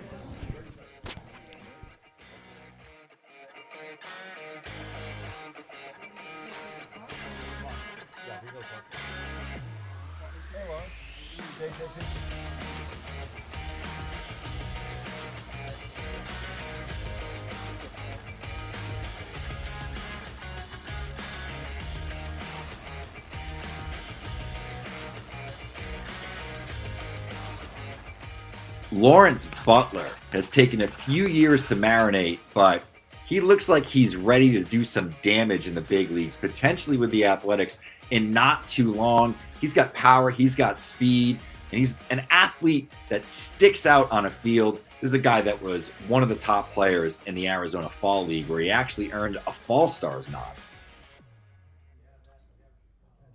Well, he is ready to do some damage in the big leagues, and he's going to do some damage tomorrow in the Futures game. Lawrence is joining us. Welcome. Thank you. How are you doing? I'm doing amazing. Glad for y'all having me. Hey, we're excited to have you. We've been talking to all the prospects. What, if you look at the game, and I'm assuming you've maybe looked at the roster, is there anybody that you're looking forward to seeing in the game tomorrow? I get to see there's a couple of players I get to see because I know a lot of them, like Victor Scott, Tink Hintz, Kyron Paris, PCA, P. Crow, BJ Murray. I'm really just looking forward to see everybody out there. Okay, so if you face Tink, because Tink's nasty. Yeah, he nasty. But you're good. You're also nasty. Yeah. Okay, so what if that happens? What does that look like? That just looks like that's going to be a battle right there. I was talking to him on the plane. He said he hit 100 his last outing in AA, but 100 is the new normal now, so you got to figure out a way to put the bat on the ball. So I got to ask you also, you've always had power. You've always had some speed, though, too. Right now, the rules are such Let's talk about your base stealing a little bit. You've already stolen. You're in double digits on both already. Have the rules, as they are now with the pickoffs, with the pitch clock, with the bases, all that, has it shifted the balance where it's like, okay, you've got the advantage as a base stealer, or is it just that it kind of evened it up again? And what do you think? I would say we had the advantage just because, pitcher only has a certain amount of times he can throw over, so he's more cautious about when he's going to throw over. He want to make sure that when he does throw over, it's a chance that he might get a base runner out. So, for us, it's just like they don't really like to throw over a lot anyway, so we can really just go. And if they do throw over, then you really can go, can't they? Exactly, because he's probably like, I'm not even trying to throw over anymore because that's one, and you only get 3 of them. So I feel like it's an advantage of the offense of the base runner. Because I say Jenn here also, she was in softball. She's 10 for 10 stealing third her senior year. So she knows base stealing so too. She's a speed demon. Yeah. I was quick. So let me ask you this, because I know when I was stealing, especially when I was at second, I always had the go. So I had different things that I keyed in on with the pitchers, with the catchers. So what are some? Maybe you don't want to give them away here, because we don't want to steal the secrets. But what are some of the things that you're really keying in on, or where you're making it where you're going to consider, hey, I might take a base? I mean, I'll give y'all some. It's really just looking at the pitcher, because majority of the pitchers have routines they like to do. They like to go at certain times. So if you can get the timing of the pitcher down, when he likes to go to the plate, how long before he comes set, after he throws it. So if you can kind of time it up that way, that's really your best option of stealing third. So let me ask you this, because I always would study the pitcher and catcher, in pregame, when they're throwing down, different things. So when does that research, are you watching tape before the game to really get to study and learn their timing? Is it when you get to the field? How are you preparing? Because you don't really want to be in the moment on the base trying to figure it out. You want to know what you're doing ahead of time. So when does that process start for you? So we have I have a good coaching staff, so they kind of make out a sheet for us, so this pitcher's slower than most, but this catcher has a really good arm with a good pop time, so choose your times wisely. So, you kind of just look at video of the pitcher and the catcher and just go off what your coach gives you, and then once you see it in the game, you can kind of just apply what the coach brought you and just put it in the game. I got to ask with that. I always feel like you steal more off the pitcher than the catcher. Yeah. Is that what you think? That's 100% most of the time. If they're 1-6, they're giving you an invitation. I mean, because it's the catcher can only do so much. It's the pitcher got to help him out some way and just be quick as possible to the plate to give him a chance to throw the runner out. So I say still off the pitcher. So in softball, for me, it was more of the catcher. So we would bait the catcher, kind of play with him a little bit, turn around, walk back to the base, don't look, just tease them a little bit. So they, especially I was used as a pinch runner a lot, so they knew I was quick. They knew I was going in to probably steal, and so you had to get a little, in their head, mess with their psyche a little bit. Yeah. So one thing we also want to ask you is what does this mean for you, for your family? I asked that in part, because what does this mean when you got to say, hey, I'm going to the Futures game? Yeah, see, I got my mom and my brother here. Shout out to my mom. So, Mom's over there. Hi, Mom. It's huge because, none of us have ever been to Seattle. So for them to come see me play on a stage like this is amazing. I know it probably makes her proud. It just makes me proud seeing her happy for me. So, that's huge for me. Is there any players, we talked about, some of the guys for tomorrow's game, but obviously we've got the big game coming up. So is there any, major leaguers you're looking forward to running into in the hallways here in the hotel? No lie. I hope I can meet Acuna. Right. Crazy. Wasn't that long. He was sitting right here at the prospect pad. That is true. Was not that long ago at all. Yeah. But, we greatly appreciate you coming by, but even more so, we're going to look forward to seeing what you do tomorrow. So good luck tomorrow, Lance. All right, so much. We Thank appreciate you stopping by. We'll see you tomorrow. Thank you so much. We're going to take a quick break here from the Prospect Pad Live, and got something real exciting coming up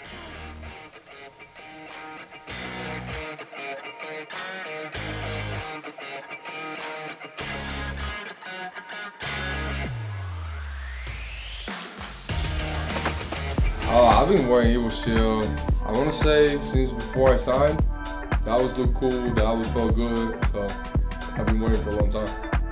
First Evil Shield I ever had was the wristband that I used to have with the protection that you tuck it in. Yeah. That was my first one. I remember it was like red, white, and blue that you guys have. Okay. Because I feel like I'm protected and comfortable and ready to play. Ever heard of Vlad, Acuna, Bobby Witt Jr.? Sure, everyone knows them now, but we told you about them first. Ready to find out who's next? For more than 40 years, Baseball America has been introducing you to the best baseball prospects in the world. Nobody out there gives you more exclusive access and expert analysis. Log on to the all-new baseballamerica.com for an exclusive offer, a free bonus month for your first year. And you'll know the next big thing before anyone else. Baseball America, we invented this stuff.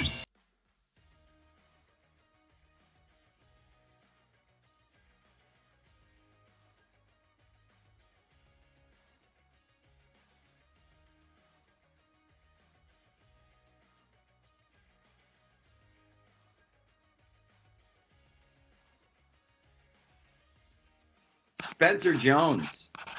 Tell me if you've heard this one before. The Yankees have a super athletic, power-hitting 6'7" outfielder. No, it's not Aaron Judge. It's Spencer Jones, the Yankees' first-rounder last year. This guy is going to put on a show not only in the game, but batting practice. Make sure you don't miss it.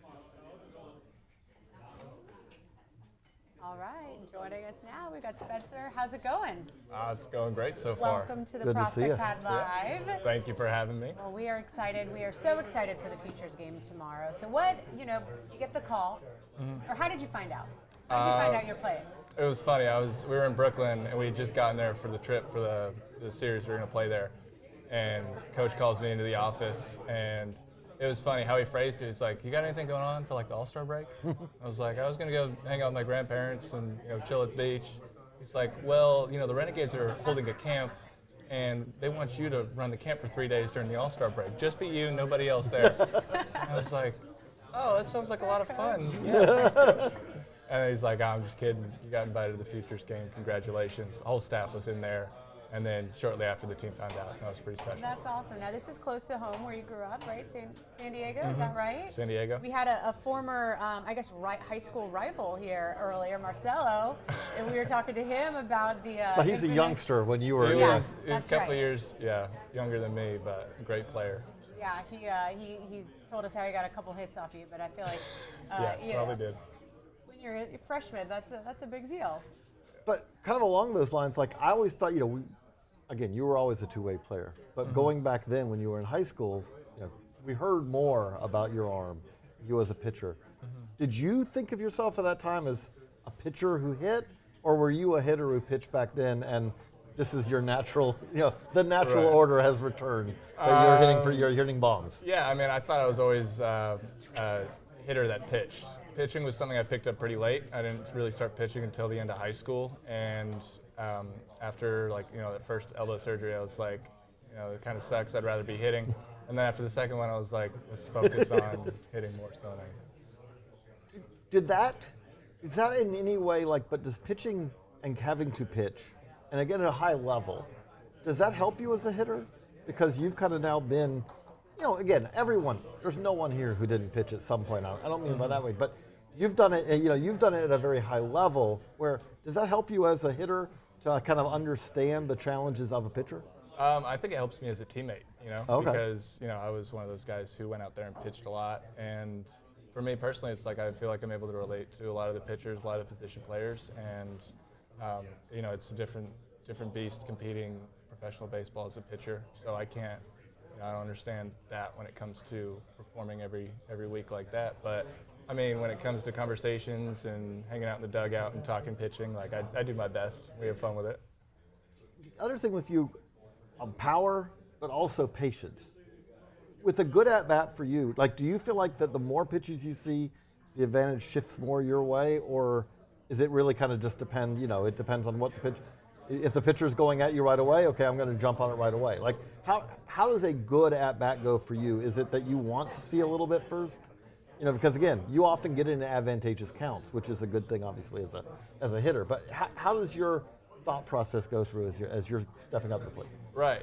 More than anything, it's approach, right? So it's like I have certain cues that I'm, basing my sight lines, my visual cues that I need, before I get in the box, physical cues when I'm getting in there and setting my rhythm, and that helps with my timing and patience at the plate. And it's one of those things, like I know which pitches I can hit and which ones I should leave alone. And it's just about establishing that window. And when I find pitches that fit what I'm looking for in those situations, that's when I'm making moves. But that means that, early counts, there's times where it's a strike and you're like, it's a strike, but it's like, no, I'm better off seeing something else, right? Right. I mean, it depends on the situation, depends on the arm, depends on what I'm seeing that day. But yeah, So how different is high A than low A? I feel like right now that there is a pretty significant difference between the two, as far as partly we also have robo-umps and in the Florida State League and all that. But has it been very similar for you, or has it been a little different this year from your first taste of pro ball last year? I mean, it's different. This is like the first full season, right? This last year was competing in the SEC and then going out and playing professional baseball. And it's that first taste. And then now it's getting more into the season and we're playing, all these games, and it's different. I'm not really sure how to compare the levels. It's in the end of the day, it's just kind of baseball. I'm out there playing. Sure. But okay, I've got also guys who said you were in the SEC, but you were at Vandy, and a very successful program. What does it mean? I'll give you a chance to be, hey, I'm a Vanderbilt. But, because you always have a story program.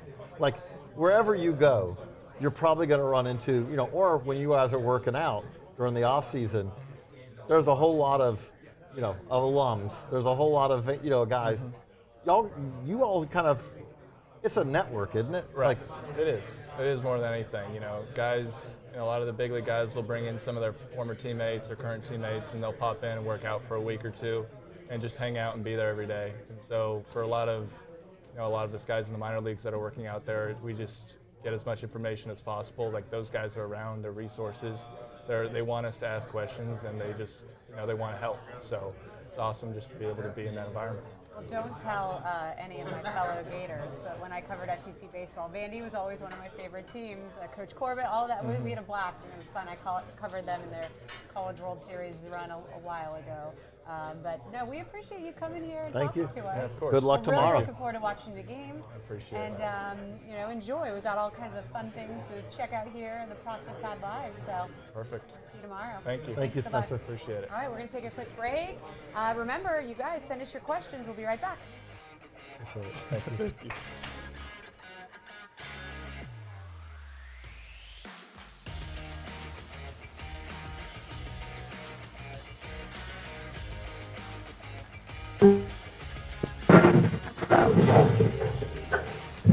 Ever heard of Vlad, Acuna, Bobby Witt Jr.? Sure, everyone knows them now, but we told you about them first. Ready to find out who's next? For more than 40 years, Baseball America has been introducing you to the best baseball prospects in the world. Nobody out there gives you more exclusive access and expert analysis. Log on to the all-new baseballamerica.com for an exclusive offer, a free bonus month for your first year. And you'll know the next big thing before anyone else. Baseball America, we invented this stuff.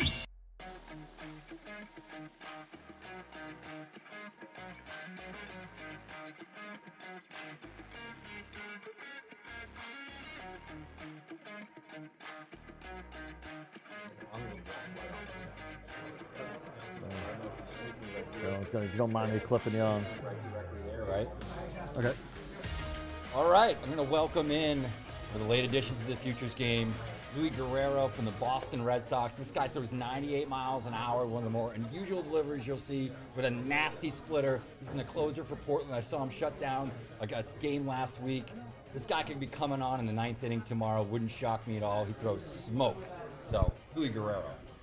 That's our. I love that. We have So- him do a toss right there. It's Right, great. it's live because you're a late edition. So congratulations, Luis. Good to meet you. Appreciate it. Welcome, welcome. We're excited to have you. So how's this, I assume you kind of just got in, but are you excited for tomorrow's game? What are you most looking forward to? Acabaste de llegar, sabemos que estás entusiasmado, pero ¿qué tú quieres ver? ¿Qué te entusiasma más de este fin de semana? Bueno, me llama mucho que vamos a ver muchas estrellas, eso es bueno. Me gusta conocer muchas estrellas que son jóvenes igual que yo, compartir con ellos, pasar tiempo, vivir el momento. si el día de mañana, si Dios lo permite, somos grandes ligas, nos llevamos bien ya, más confiable, tú sabes. ¿Te acuerdas de mí cuando nos vimos, jugamos? So, bueno. I'm excited for the players. Being around other future stars is exciting to me, getting to know them, getting to share the moment with them, being present. But then, who knows, if tomorrow we're all big leaguers, we could look back and, hey, remember when we were at the Futures game, hanging out? So that's what I'm excited about. So, how did you find out? Because again, you have a little different story a bit here. But how did you find out that you were going to the Futures game? And what was it like to get to tell your friends, your family, that you're headed to the Futures game? ¿Cómo supiste que iba para el Juego Futuro Estrella y cómo le dijiste a tus amigos, a tus familiares que venía para acá? Yo supe, estábamos jugando una serie contra Toronto en su casa. Y yo llegué para el reporte en la mañana y los coaches me llamaron por la oficina. Yo no sabía que yo iba a venir para acá. Pero sí era un sueño que tenía una meta para este año que quería cumplir. Y gracias a Dios, nunca es tarde. Yo nunca me desesperé, nunca busqué esto y solamente llegó. Y cuando me metieron para la oficina, me llamaron, me dijeron, mira, felicidades, tú vas para el Juego de Estrellas, bendiciones, sigue trabajando, te lo mereces. Well, we were on the road facing Toronto, and I get there early for the meeting with the coaches, and they called me into the office, and I had no idea what was going on. And they told me, like, hey, you're going to the Futures game, and it was something that I had as a goal. But obviously it didn't happen early, but God's timing was perfect, so I'm excited to be here. Is there anything, I mean, Seattle, there's so much going on this weekend. Obviously, we've got the All-Star game. Is there anything he's looking forward to, any player he's hoping that he runs into? Tantas cosas que están pasando en Seattle, ¿verdad? ¿Hay algo en particular que te gustaría ver o hacer, o un pelotero que te gustaría conocer? Sí, ahí está Luis Castillo, que es de allá, de Guaná. Se llama igual que yo, Luis Castillo. Y yo jugué en la misma liga que él, en la de Emilio, que es una liga que no trae allá. Right. So I'm looking forward to meeting Luis Castillo. He's actually from Bani, where I'm from. Oh, okay. And we actually played in the same Little League, and we share the same name, so that's who I'm excited to meet. Oh, that's awesome. Yeah. That's awesome. Luis Castillo, Julio, Rodríguez, J-Rod. Hernandez. Oh, that's a lot awesome. of people, yeah.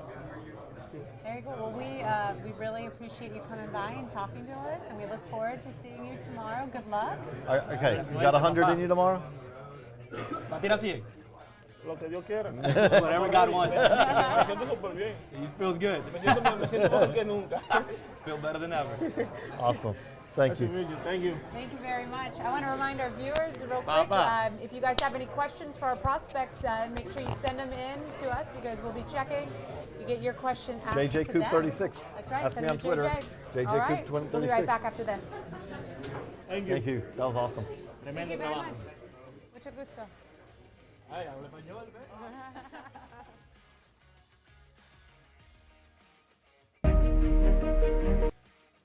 Guy's got MVP written all over him. Growing up as a kid, you never think that you're going to be an MVP one day, but it's a cool honor for sure. Are you kidding? Another one for Yelich. Get that guy some hardware. That's what makes it so special. I think looking back on it, can't ever expect to win an award like that. And Yelich putting on a show tonight. But when it happens, it's amazing. This one's perfect for what I like to do as a player. It's balanced. I feel like I can feel where the barrel is. After I got drafted, you do the whole press conference thing and you get to do BP with the big league team. Some of the guys are giving me bats. This was one that I came across that I really liked. It felt comfortable. The handle's similar to an aluminum bat handle, so I was familiar with that coming out of high school. I was like, I'm gonna try this one out, see how it goes, see how it feels. And from that day forward, that's the only model I've ever used in my entire career. Never switched, haven't wavered, so I've used the same bat for the last 9 years. This is the model I'm gonna roll with the rest of my career. Clayton Beeter of the New York Yankees is a two-pitch monster. He's got a four-seam fastball that's up to the upper 90s. He's got a breaking ball that generates tons of swings and misses. This is going to be one of the more electric arms that we see in the Futures game. All right, joining us now, Clayton, how's it going? Good. Happy to be here. We are excited to have you. There's a lot going on here. Did you get a chance to make it around the room and check in with everybody? Lots of cool stuff. We're cool the final people. destination. This is where we drill you all the hard questions over here. Well, you know, you told me just before we came back on that this is your first time in Seattle, your first time in the All-Star Weekend, and actually playing in the Futures game, right? So, I mean, when you take the whole thing, you know, the whole experience, all the things you can do here, what are you most looking forward to? I don't know. I mean, the plane ride in was already a lot. Like, I've never seen this part of the country, so it's beautiful. Not sure what we're going to do today, but probably get some good seafood. Very cool, and it's a great place for seafood. Great place. Recommend any fish if you can. So let's talk about some of the players tomorrow in the Futures game. Are there any guys that you've maybe played with, or anybody you're looking forward to playing with? I actually know Pat Monteverde from Tech. We trained, or I guess my first offseason, he was still there, so got to know him, became friends, so I'm excited for him. That's awesome. I've played against a few guys I know. I played against Marcelo a few weeks ago, actually. But yeah, I'm excited. There's going to be a lot of good talent, so it'll be fun. So you're one of the few guys here who can say that they've had the experience that a lot of major leaguers experience, which is you go through a trade. What was that like?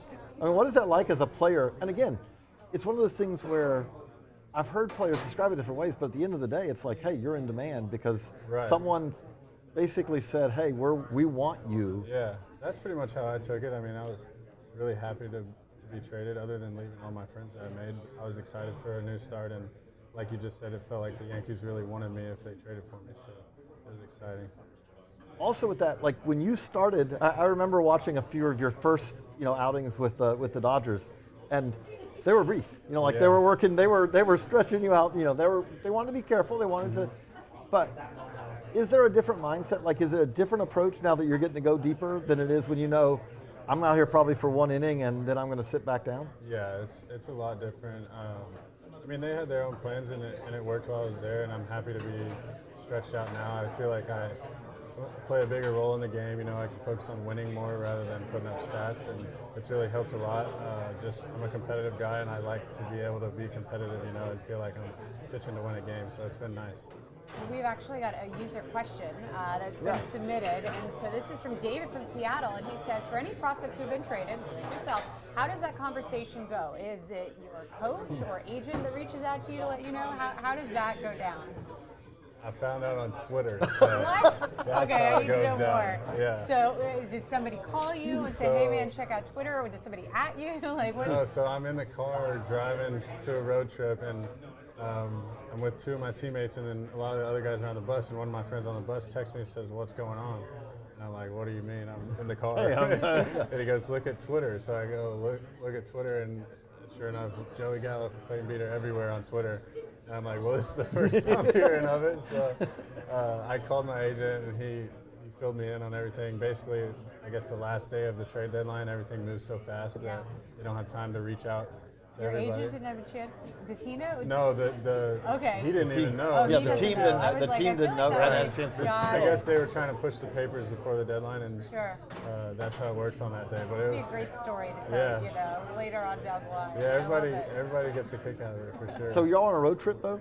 So I was driving to the road trip. Found out halfway there. Still had to keep going because my team. Right. So then they drop you off, and what? Then. So I got to the field and then had to Uber back to Tulsa and pack all my stuff and fly out the next day.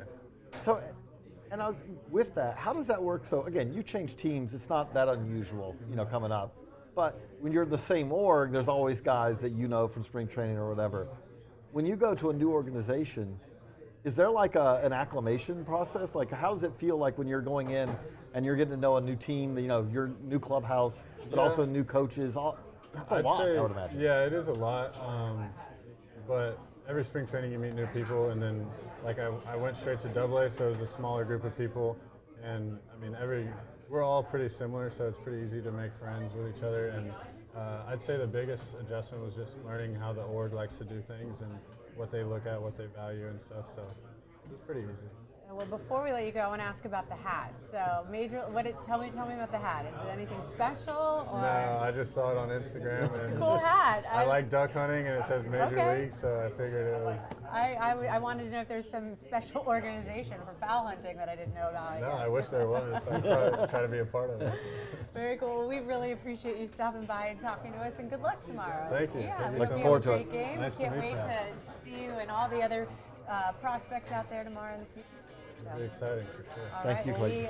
We're going to take a quick break, and when we come back, I think we got another player. I think we got another. Yeah. Just keep rolling them through. Love it. Appreciate it. Oh yeah, sorry, I forgot that.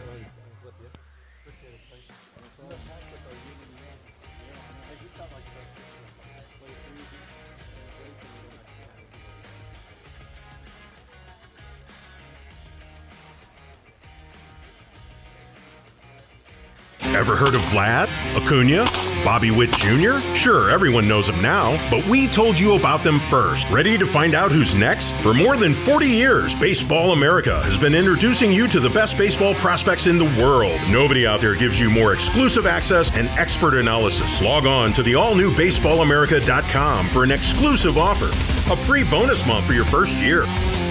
And you'll know the next big thing before anyone else. Baseball America, we invented this stuff. I was also wondering, like, when you're coming to the mainland from Hawaii, do you never see LA? It's always LA. It's either LA or San Fran. Joey Cantillo plays the north-south game to perfection. He's got a four-seam fastball in the low to mid-90s with a ton of ride, and he backs that up with a potentially plus changeup. Make sure you ask him about that one.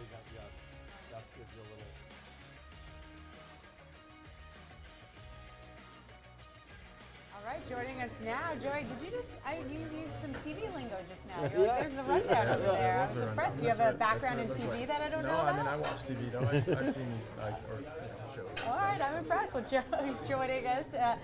So first, because I just love Hawaii, so we're gonna go Hawaii first. Well, what's it like growing up playing baseball in Hawaii and then now making the move to be playing over here in the States? Yeah, like you said, mainland. It really is the best place in the world. It's a special place, and I think growing up there, obviously, it's all you know, like everybody else. You realize it's a special place, and baseball is a really important sport back there. I mean, Hawaii and baseball are two of the biggest things. And then I think as far as just getting scouted and getting seen as I wanted to play, in college and try to get drafted, it was a little harder to do that. You got to make your way out here to the mainland. I bet a lot of the scouts wouldn't complain trying to come watch you, though, right? That is true. They always make a trip once a year.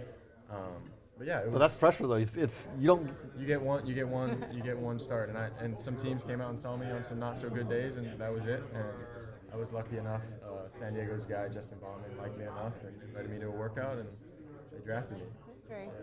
Well, also with that, I'd love to talk a little bit about your fastball trajectory. Yeah. We say velocity, but really trajectory, because I remember talking to pitching coaches years ago who said that they really thought that the best way to know to pitch is to basically not have an overpowering fastball. Yeah. Learn how to pitch, and then it shows up. Yeah. And you didn't there were times in high school, I mean, at least as we remember it, mid 80s, that you're. Yeah. I mean, you could say 84. You could also say 86. You could say 83. You could say 88. Yeah, I definitely didn't throw hard. I think I've always had a good fastball from some of those metrics that we didn't really know about in the game 5 to 10 years ago. It got on hitters, and regardless of the level of competition. And I think just it has been a big motivation for me and something I'm always focused on. Like, hey Joey, you could pitch at 90 miles per hour, but what can you do at 96? What can you do at 98? So that's always kind of driven me to kind of push the envelope. And that's the fascinating part about it. Like you said, you've always had good movement to it, and that always has helped. Yeah. But is there any, does that translate naturally as the velocity? The movement just stays the same because it's all about grip, it's all about release point, all that. I think there's a few different variables that go into that. I think it just depends on how you're moving and how you're impacting the ball. And I think with Cleveland, I've learned about a lot of those different metrics, a lot about the analytics behind the fastball and the movement of a pitch from a pitch profile and design standpoint, but also body mechanics and how your body's impacting the ball. I mean, at the end of the day, I want to throw the ball as hard as I can, and I want to maintain the ride and some of that carry metrics that we all talk about. But yeah, I think, it is one of those things, like, I was just saying to someone earlier, like, I mentioned how I've thrown harder recently, but I think at the end of the day, like, better stuff is, velo is important, but you still gotta throw strikes. You still gotta learn how to pitch, like you said. You still gotta move the ball around, especially against better hitters. So I think that's something as I've gone up too. It's like, yeah, my stuff's better, but now you're learning how to read hitters and get through lineups multiple times. So I think that's the exciting part about all of this. I also want to ask you, we had on just before you Clayton Beater, who also has gone through this experience, but you've gone through a trade. You've been drafted and then traded. Yeah. What is that like as a player? It was weird. It really is. It's a whirlwind of emotions, like guys say. I wasn't in the big leagues like some of the guys getting traded, so maybe a little different feel. But I was at the alt site in 2020 with San Diego, and just different. You get traded, to a place like didn't really know much about Cleveland's organization, and San Diego was all I knew. So yeah, it was unique and different. And a little different weather, temperature. I mean, I have to say, but we were San slow Diego's in San Diego. pretty similar to Hawaii, but San Diego is a great city. Yeah. Now, we talked to a lot of the players, and some of these guys faced each other before, maybe growing up and stuff like that. And so I'm just curious, is there anybody that you've played with that you're going to see tomorrow? Anybody you're looking forward to seeing in the Futures game? One guy off the top of my head, to be honest, I don't know him, never met him or anything, but is it Kobe Keith or Colt Keith, yeah. Colt Keith, he came up, we saw him in Toledo, he came up, and I think I walked him once and he hit a ball hard, but he came up his first AB, I think he went deep, so I'm excited to see him, meet him. Hey, now he's your teammate. He seems like a good player, so it'll be interesting. I know you said your sister lives here. Yes, she does. So I know you said you've been here before, but is there any advice for any of the guys looking to you of what to do in Seattle while they're here? I honestly couldn't give you a good answer on that. I love food. I'm a foodie, so I would say I want to eat good. I want to eat good and check out the city. I think anywhere being on the water, right? Pikes Market or so eat good, enjoy. I love it. Well, we are really looking forward to seeing you tomorrow. Good luck in the game. Appreciate Good luck it. in the career, and we appreciate it. Thanks for stopping by. All set. All right, stick around. Prospect Pad Live here from Seattle. We do. We have a user question. So, okay, that's the simplest of user questions. Is this free? What does Yes. that mean? Go to baseballamerica.com, go to YouTube for Baseball America, or go to Twitter at Baseball America, and you can watch this free. Although if you're asking me if this is free, and I'm telling you on the stream that it's free, I think we got stuck in a circular loop that we may not be able to solve it. But, okay. But, well, Joey, Joey, we appreciate it. Good luck Thank tomorrow. you. Thanks again. All right, we'll be right back. Thank you.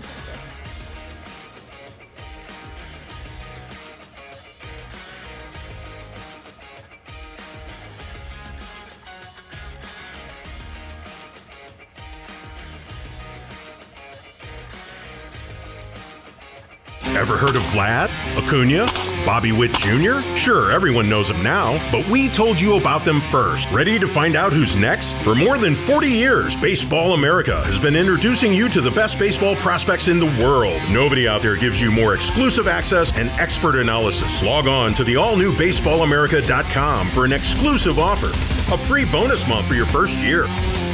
And you'll know the next big thing before anyone else. Baseball America, we invented this stuff.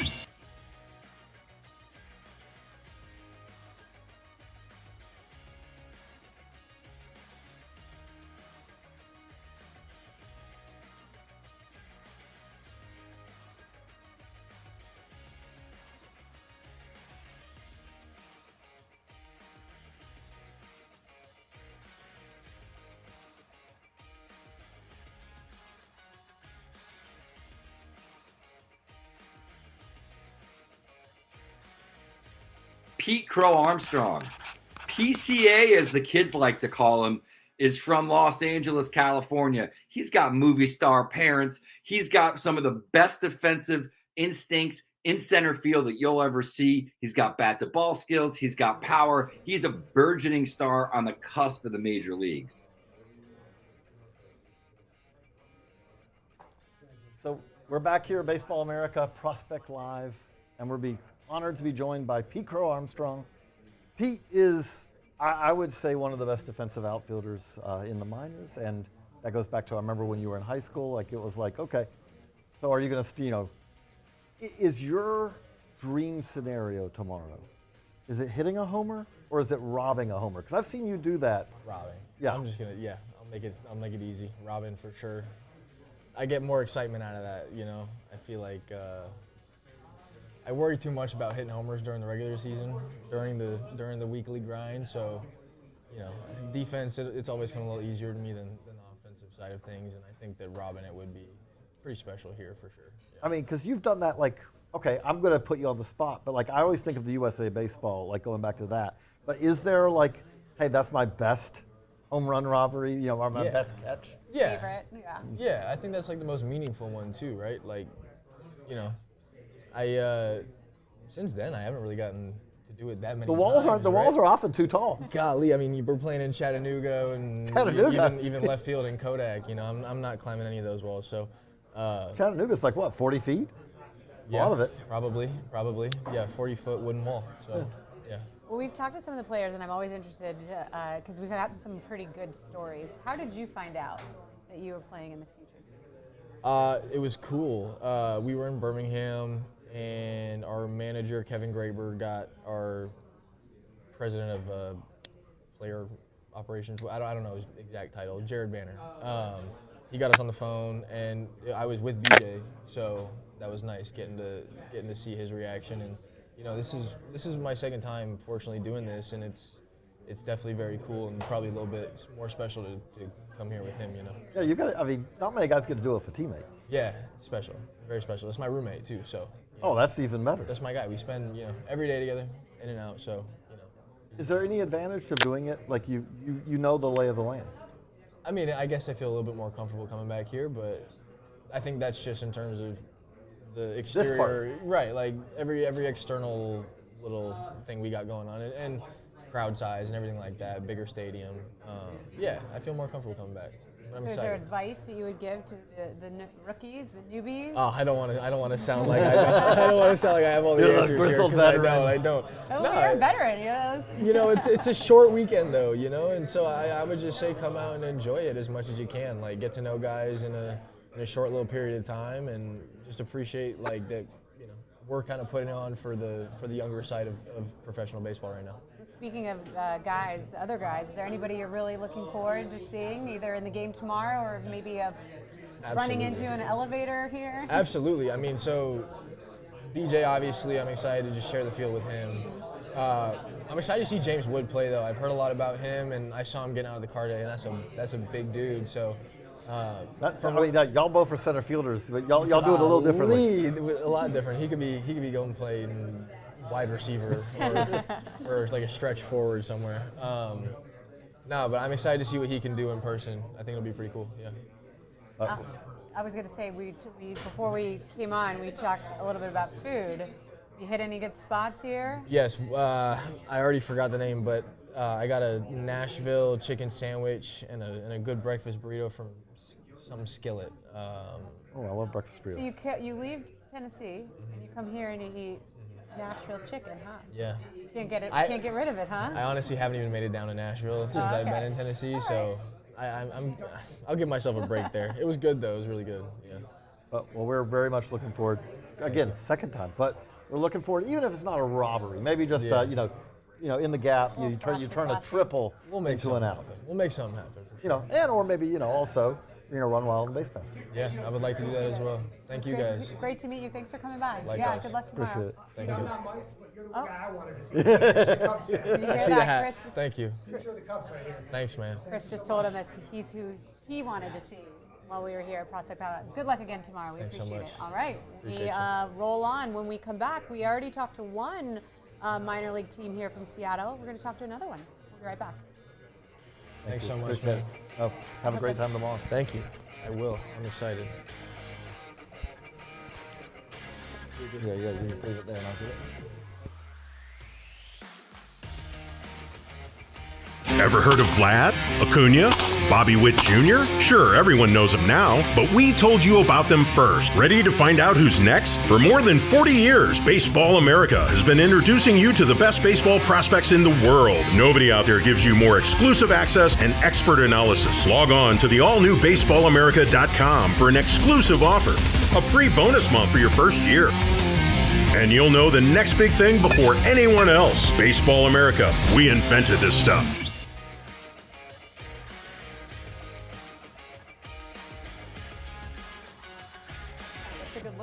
Yeah. It's a good look. We're going to just do it like this now.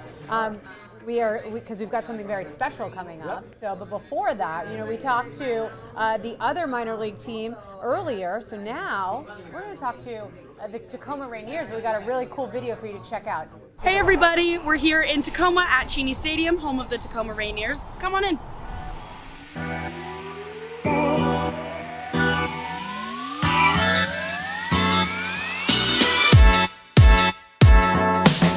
All right, we are down here on the field for pregame. Let's get it going.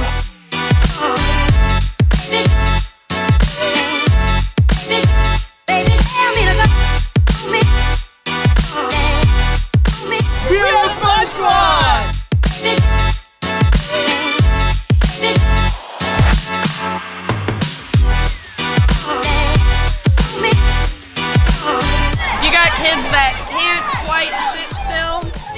This is why we have the whip ball field.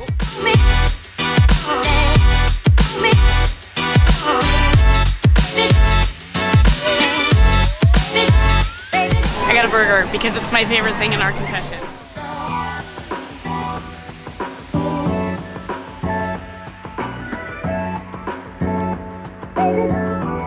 We are now headed up to one of my favorite spots in the stadium, our bar and our fireplace.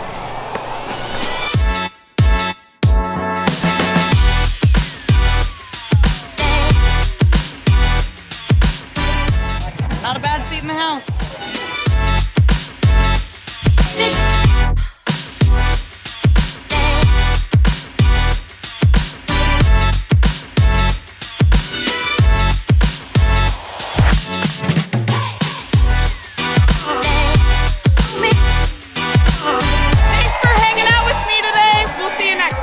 Come on down to Cheney Stadium.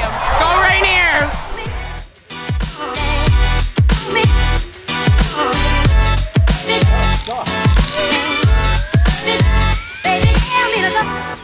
Tell you what, I want to go there. What a shot. Great job, Maddie. Great job. Look who we got. Look who we got there. Hey, Taylor. What's up, guys? How's it going? Good. Can y'all hear me? Yes, we can. Thank you for joining us, Taylor. And thank you. Are you good? We did this 5 years ago, I think, 4 years ago. 18, 19? Yeah, was it Cleveland or DC? DC, at DC. So, yeah, at both, I think, actually. Yeah. So, so thank you for joining us, Taylor Trammell. We're very excited to have, the Tacoma Rainiers, and we wanted to ask you kind of with that. You're a veteran of this. You've gone through this. If you had a piece of advice for the guys who are coming through their first Futures game, now that you've kind of got, you've got that perspective, would you have any advice for them, or how they should carry it out, or what they should do this weekend? Yeah, I would say mostly be yourself. It's like, I think it's a short weekend, so the biggest thing is don't be afraid to be starstruck or go up to people, just because the worst thing anybody can say really is no. If you ask for a picture, just any advice. I think for me, when I was there, I think the coolest part was being able to talk to, King Griffey Jr., Torrey Hunter, Frank Thomas. I was able to talk to all those guys and to be able to just have full-on conversations with them, and just honestly just went up to them and just talk to those guys. So that'll be the biggest thing, and then find the best spots to eat. That's the biggest part. So those two things really, I think is going to make their experience a lot better. Now you're in Reno right now for a game. Is it hard not being here in the city, having everything here and you're there? Yeah, exactly. It's weird, but I think we fly back in about 2 days, so I'll be in Seattle. So I'm gonna be out and about, just doing everything. Probably go on the water a little bit, so I think that'll be fine. So we got a surprise for you also, Taylor. So slide on over here a little bit. I just wanted to pop in and say hello. Hey, that's my girl. All right. I was so excited. I was like, oh, look at Taylor. Okay, I got to stunt come in and say hello. You see my hair? Look at this. I love the braids. On point. Yeah. I'm always checking for that. You couldn't come on with your hair looking crazy. I'm glad you got that done. So, okay, we got Amber Sabathia here who just stopped by, and So how long have you known Taylor? Oh, ever since I joined CAA. Taylor is part of our CAA crew, so part of CAA baseball. So I was happy to be part of his team when I joined a couple years ago. Okay, I want to ask you this because Taylor, I've done my research on you, and he's a great player on the field, but a great player, it seems like, off the field. Oh, yes. Can you tell us about that? The character, I'm really impressed with the things I've seen from him. So I say I'm very selective on whose team I'm on and who I work with or work for, and so you have to be a great person, and Taylor is one of those. And I'm so honored to be part of his team. He's a really great guy off the field, but great on the field, but great off the field. Bye, Taylor. Multi-threat. But we didn't want to surprise you with that, Taylor. But We did. But also, so let me ask you also though, your journey.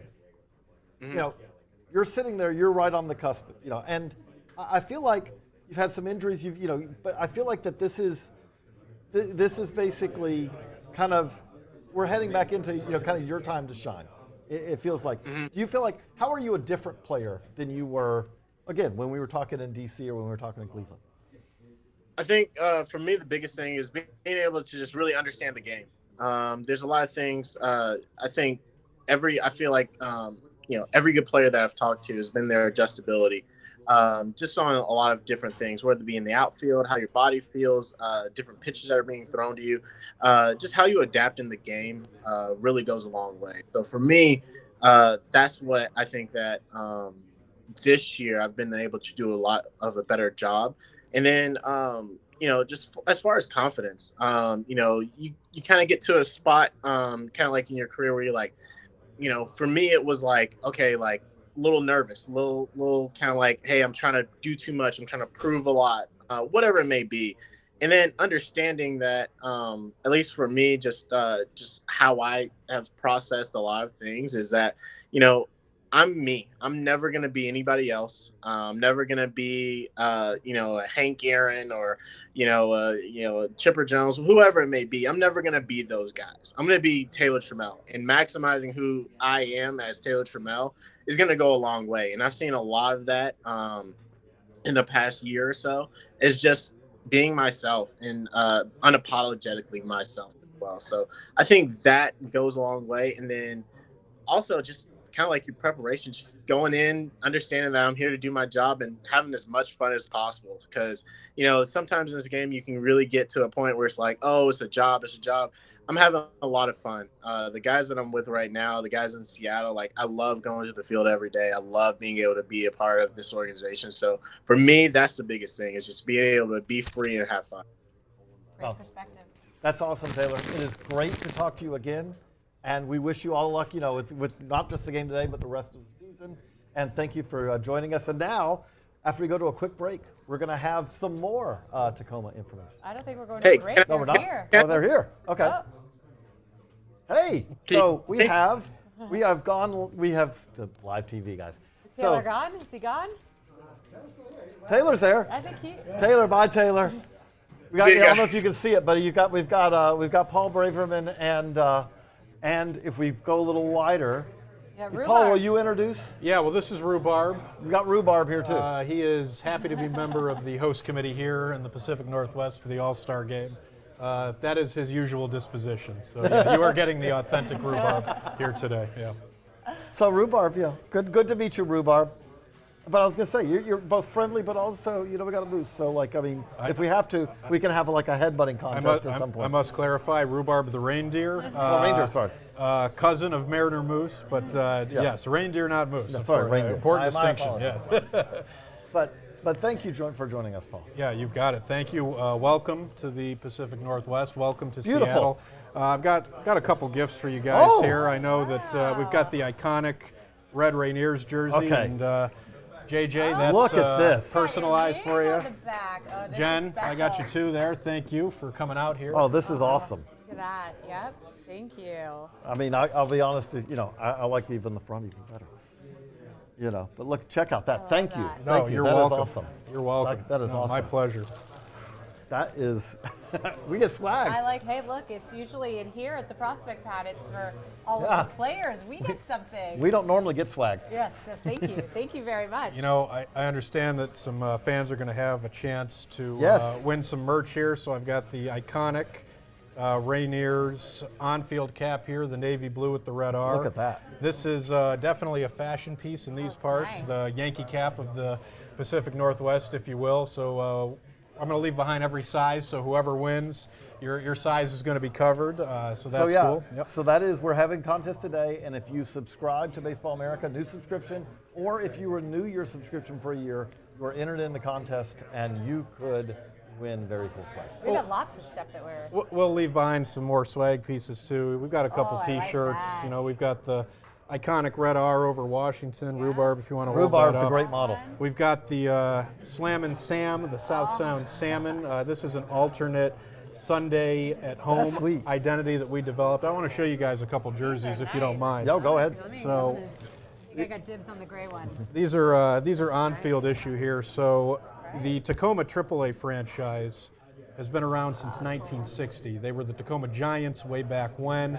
But these faux backs is what we call them, and we've got the Slammin' Sam fish logo here as well. These imagine what the Rainiers would have looked like had the franchise been the Rainiers in the 1960s. So these cream-colored Sunday alternate jerseys, a lot like how the Mariners wear their cream-colored throwbacks on Sunday. So there's some That's synergy there. a faux back. And yeah, thank you for indulging me because I love showing these off. No, we love showing these off, Okay. and I wanted to get these on camera. I got to ask you to show off one other thing, though, too. Oh, okay.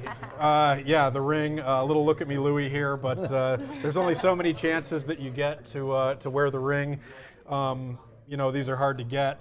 Thank you to Taylor and the rest of the players in 2021. It's such a privilege to get lucky enough to be on the periphery of a championship team. And yeah, I grabbed the ring as I left the house today because I figured, That's absolutely. you know, where else am I going to wear it? Where people It's not actually everyday wear for you. people you know? actually ask about it, and you know, I guess there's only one bigger than this one, and you know, that's what we're Right. trying to do in Seattle here sooner than later. So. Yeah, it's humbling to have that. Well, I'll tell you what, after watching that video that Maddie made, I definitely want to come check out.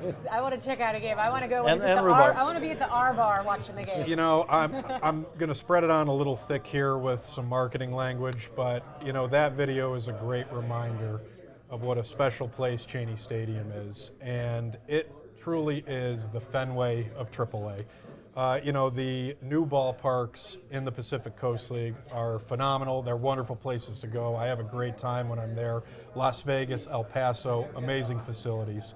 But the renovated Cheney Stadium, which opened in 2010 on the same site as the 1960 Cheney Stadium, that offers a retro charm in minor league baseball and AAA that you just don't get in a lot of places in the modern industry, and it is such an amazing place to see a game.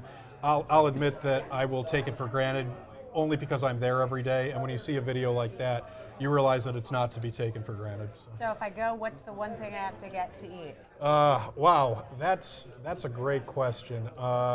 We have the best hot dogs in all of professional baseball, at least the best ones I've eaten in all my ballpark travels. I think we do the basics at Cheney Stadium very well, but we've got a whole new Taco Tacoma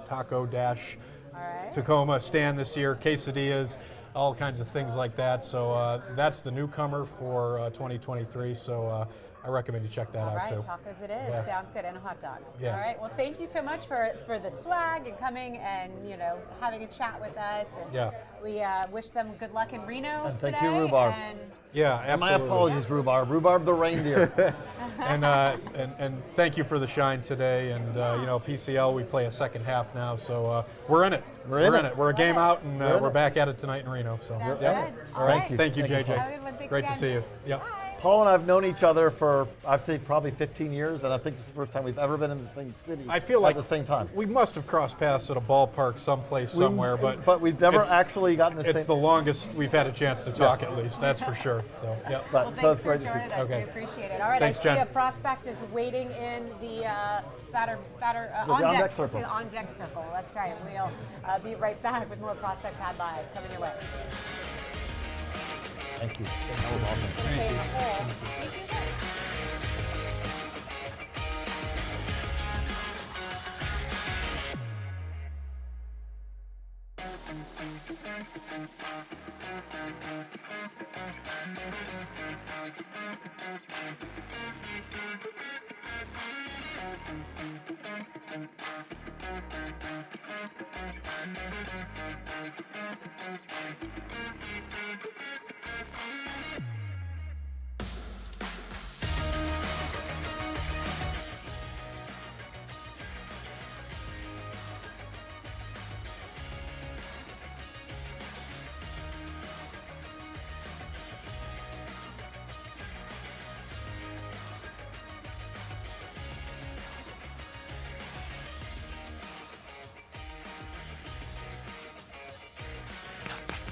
B.J. Murray Jr., the Cubs prospect, represented Great Britain during the World Baseball Classic. He's a native of the Bahamas, and he's experiencing a great season this year in Double-A. He can hit for contact, he can get on base, he's got power.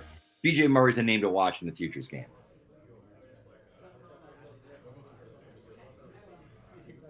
All right, joining us now, B.J. Murray. How's it going, B.J.? Doing pretty good. Excited to be here. We're excited Congrats. to have you. Yeah, thank you guys. Yeah, a Futures game tomorrow. It's a big day. So my favorite question I've been asking the guys, because we've got some good ones, so I'm going to start with this one.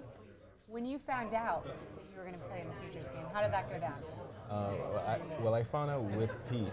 So we were together when we found out, and we both kind of jumped up and we were excited about it. So, I mean, it was a surprise to me, but I can't be grateful enough to have this opportunity. We had him on here earlier, and he was, he's been in it. This is your first Futures, right? Did he give you any advice, or?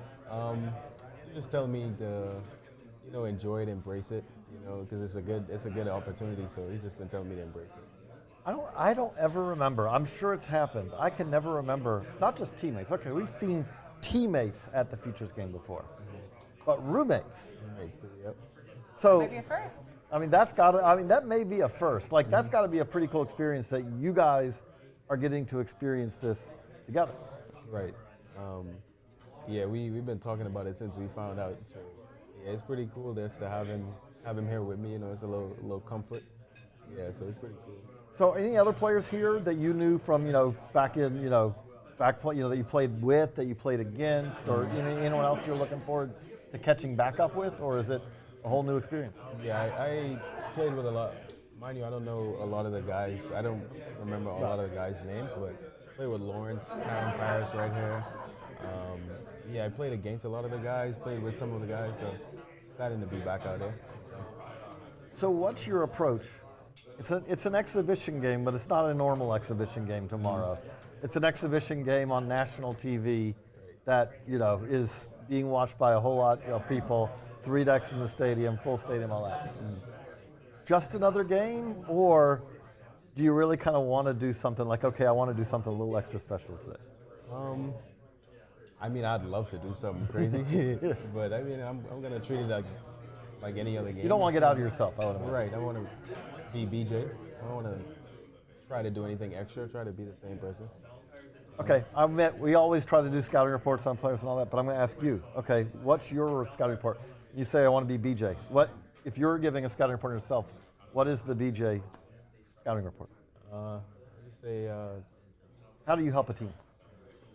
I play pretty good defense. I could swing it from both sides of the plate. I try to be the best teammate ever. I go out there every day trying to win. So I play to win every game. Try not to be selfish. Yeah, so that's what trying to get the speed up now too, so stealing a little more bags. I was going to say, the other thing I was going to ask you is like, it's shifted a little bit now. That's more of the game now than it was a couple of years ago. Right. Has that been a fun part of it for you this year? Yeah, I've never really been a base stealer, but now adding that to my game, I could see why it helps a team win.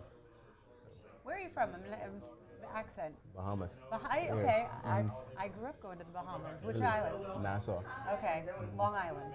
You know Long Island? Yeah, I've never been, but you never been? Stella Maris? I've never. We're talking Bahamas. Yeah. Bahamian here. Yeah. Right? One of the few players who've ever had the Futures game born in Bahamas. Right. Which is pretty cool. And 2 others? Yeah, I think, yeah. 2 others, yeah. Very cool. Sorry, I sensed that. I was like, because I grew up, we go there every. We have a house over there, so I'm like a local. Okay. You been to Nassau yet? Yeah, I've been to Nassau. There you go. You got to get back down there. Then. I do. I will. I'm gonna hit you up. You're gonna tell me all the spots to go to. Speaking of spots, so you just got off a plane a couple hours ago. You said so. You're gonna be here till Tuesday. What are you gonna try to see and do while you're in Seattle? I'm gonna try to see as much as I can. Yeah. I'm still looking up things to do, and we, our trainer back in Tennessee, he lived out here for a few years, so he's sending us some spots to go to while we're out here. So what's he saying? Is he saying food or sightseeing? Got to see the needle. Yeah. So we're gonna do that, and then some other places too. Yeah. Well, look, we're really excited to see you in the game tomorrow. Good luck to you. Thank you, guys. Yeah, thanks We're for looking forward to stopping it. by. Thank you. Good to meet you, Steal BJ. some bases. He's right. Thank you. All right. Yeah, we got our Cubs. Y'all got a resident Cubs fan who's go. working. I'm allowed to be a fan. Yeah. There you go. Yeah. So. All right. Thank you. We appreciate it. Well, we got a big treat coming up next. Don't go anywhere because we're gonna do a little live check-in over at T-Mobile. Don't go Right anywhere. after this. Appreciate it. Thank you. Thank you. That was awesome.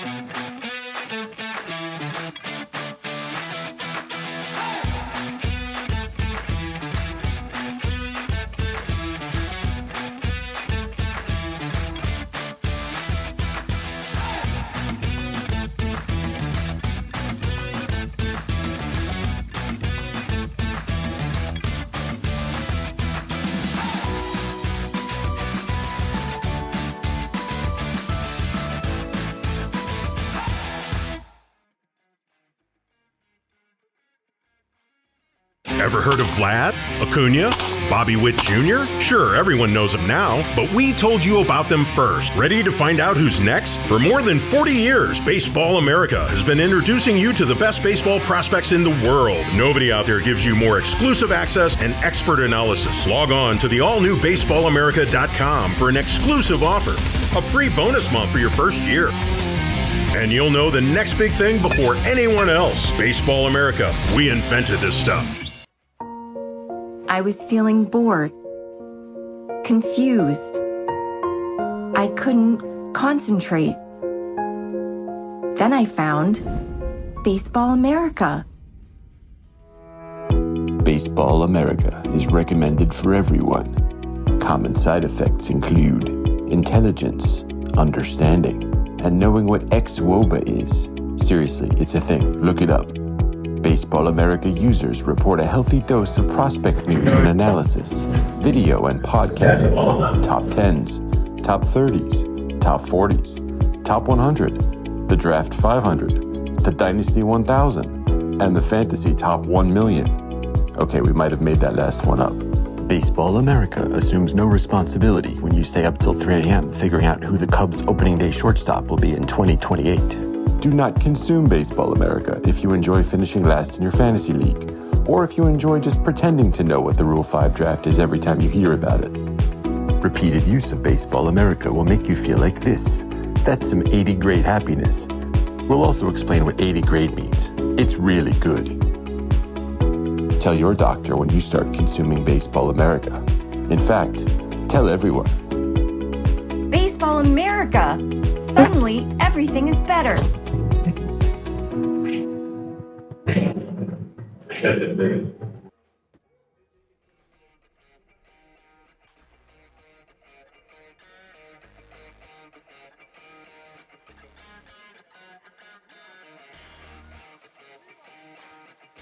Kyron Paris of the Los Angeles Angels of Anaheim is a top power speed prospect. He can put on a show. Likely to be one of the more exciting players that we see in the Futures game, with one swing of a bat, getting on base, plays in the field. He does it all, and he's electric. Okay, we're changing up. Live TV. Kyron Paris here, and we wanted to spend some time with Kyron. Kyron, thank you for joining us here on the Baseball America Prospect Thank Pad you for Live. having me. Congratulations. We've been asking a lot of players this, but we'll start with this, which is when you found out, what was that like? And maybe even more importantly, what was that like when you got to tell friends and family, hey, I'm going to be busy. I'm going to be busy in early July. Definitely. When I found out, I was super excited. You know, I've watched the Futures game in years past and just dreamed about being here and, you know, being on the big stage with all the upcoming stars. So just hearing that and hearing that I will be coming here, it was definitely a blessing. And then just being able to tell my family, you know, they were all excited because we were figuring out what we were going to do for All-Star break, and I was like, now we have something exciting to do. So sorry, we're busy. Right. So it was busy. It was nice. Did your family get to come out here with you? And Definitely, they're awesome. coming out and they'll be at the game, and you know it'll just be fun to have them with me here. I'm going to guess, is this the first time or not? I'm going to guess this is not the first time you played in Big League Stadium. This is not. I was going to say, when's the week? I would say, because I know, you know, coming up. So when's the last time that you played in Big League Stadium? The last time was during Arizona Fall League. Okay. Last year we played in Diamondback Stadium. So Oh, sweet. pretty recent. So yeah, pretty recent. So you third deck, that's right, you've done that. Yeah, I got to experience it a little bit. So talking about kind of your development, your progression, you know, it seems like it's just you're building momentum, getting more momentum. How are you a better player now than you were when you signed as a pro? I feel like definitely a lot stronger. Over the years, I've been able to put on a lot of strength and just, you know, become the ball player that, you know, I saw myself as. And then just learning a lot, playing every day, playing a lot of games, getting at bats, and you just get a lot more experience. So with all that experience, you just get better at the game and you learn a lot about yourself as a player and as a person, and you just continue to grow. Is there any player that you grew up watching or that you like to, you know, look to or model your career after? When I was young, definitely Derek Jeter. Just him being the captain and everything that he did, you know, it was pretty inspiring. And then Ricky Henderson, because I like to steal bases. And I was able to meet him when I was young, so definitely inspired me. And just being able to learn a little bit from him was pretty cool. We were talking about the new rule changes and about specifically and how it impacts stealing bases. So for you, I get the stolen base questions usually. Yes. But for you, do you like the new change? Does that help you in terms of you know, being able to, you know, You'll swipe a bag? Definitely. Get some Definitely. swipes. It helps a lot, you know, just knowing the pitcher has 2 pickovers and then you can kind of run after that, or you know, it changes the strategy a little bit, but it definitely helps base runners and guys with speed. So I got to ask you, because you're a good glove too. What would be more exciting for you tomorrow?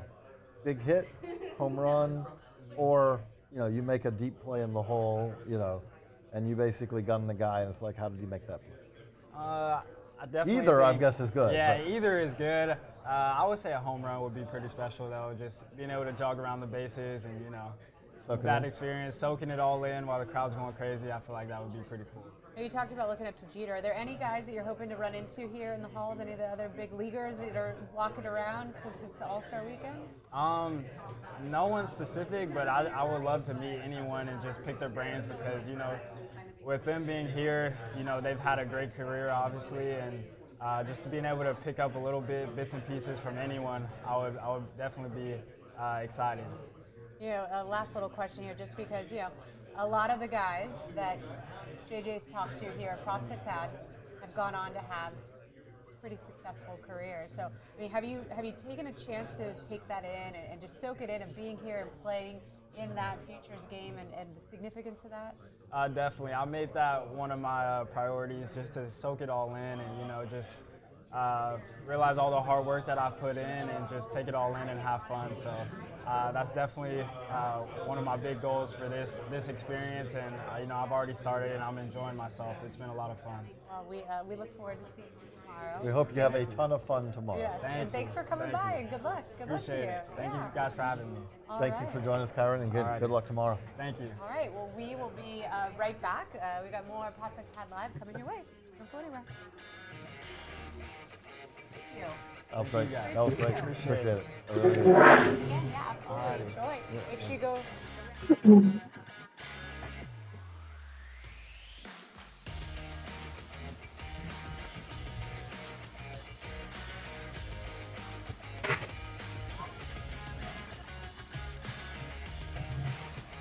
Ever heard of Vlad, Acuna, Bobby Witt Jr.? Sure, everyone knows them now, but we told you about them first. Ready to find out who's next? For more than 40 years, Baseball America has been introducing you to the best baseball prospects in the world. Nobody out there gives you more exclusive access and expert analysis. Log on to the all-new baseballamerica.com for an exclusive offer, a free bonus month for your first year. And you'll know the next big thing before anyone else. Baseball America, we invented this stuff.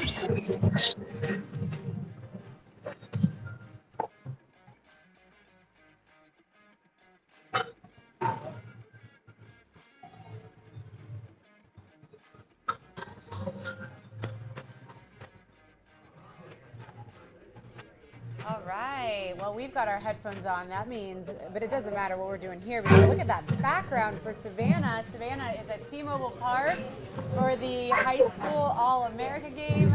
Savannah, how's it going out there? It looks like you got a pretty good view there. Absolutely. I mean, this ballpark is beautiful. It's my first time being here, so I've been taking a lot of time to walk around and soak it in. And so have a lot of these players. I got to ride over on the team bus this morning, and they all were saying, the guys that hadn't been in Seattle before or been in a big league ballpark before, they were soaking in the moment and saying how special and cool this is, taking advantage of all of the opportunities here.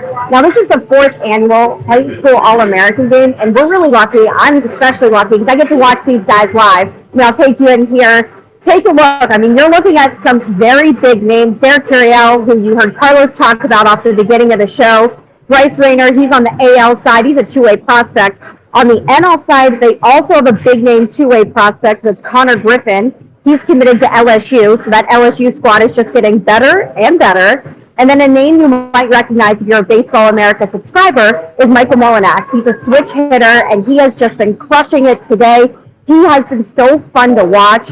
And then we have some MLB bloodlines. I mean, last year at the draft, you had Jackson Holliday, who went #1 overall. You know him from his dad. You have Noah Sheffield, his dad, Gary. And then Andre Beltre Jr., same name, the Rangers legend. His son is out there today. So it's really cool to see you have all of these big names out here, and these guys are just having fun. They remind you what the game's all about. Oh, it is awesome. It is crazy. Also, this also makes me feel really old because I covered Adrian Beltre Sr. in the South Atlantic League when he was like a 16-year-old, maybe 17. And now here I am watching, watching his son right after Drew Jones and Vlad Jr. And I'm just old now. But Savannah, so the other thing about this game is it's kind of the culmination. They had the PvP as well, where they had a lot of these players were working out, in Cary for the USA Baseball selection. This is kind of, I feel like, kind of the icing on the cake. Now they get to have kind of the dessert that goes with all that work, because this is, like you said, this is the day where they get to have fun. This is the day where they get to air it out, right? Or have a home run derby, which they also had. Right, and it was so funny when they were doing the announcements when all these guys were, they're going through the lineup. They were doing the camera on each of them, and every single one of them was too busy staring at their face on the big screen than they were to actually look at the camera. So finally, someone's waving at them, and they're like, "Oh, sorry," and then they're pointing to their jersey or they're saying, "Hi, Mom." But it was so funny because every single one of them's looking up at the big screen just to see themselves, and it reminds you that these are high schoolers. These are young guys that are just getting their start in the professional world, and they're just excited to be here. Well, I was going to ask you, Savannah, because you rode over on the bus with them. What was their eyes like? I mean, what was their nerves? Do you feel like they were keeping it together, calm, cool, collected? Although based on what you just said, it sounds like maybe they hadn't really learned how to keep it cool just yet. It was so funny because a lot of these guys, you would have thought they had known each other for their entire lives. And you have players from all around the country here today, but the way that they were talking and laughing and joking around, I mean, they were all best friends. They're talking about baseball. They were talking about every topic under the sun on that bus this morning. I guess I won't get into all of their secrets, but it was a blast, and it really does remind you that these guys are just here to have a good time, and they were keeping it super fun, super light, and they're really showing it here out on the field. I mean, everybody is laughing, joking. When they make a great play, everyone's cheering for their teammates on the field, from the dugout, everywhere. You love that. Gotta love hearing that. Well, Savannah, we really appreciate you checking in with us. I'm sure we'll talk to you before the end of the day, maybe a couple more times, and keep having fun out there. And Bring us back some food when you come back. I will. There's a lot of fun stuff around the ballpark I'll get to show you. All right, we will check back in with Savannah in just a bit, but Prospect Pad Live, presented by Louisville Slugger. We'll be right back.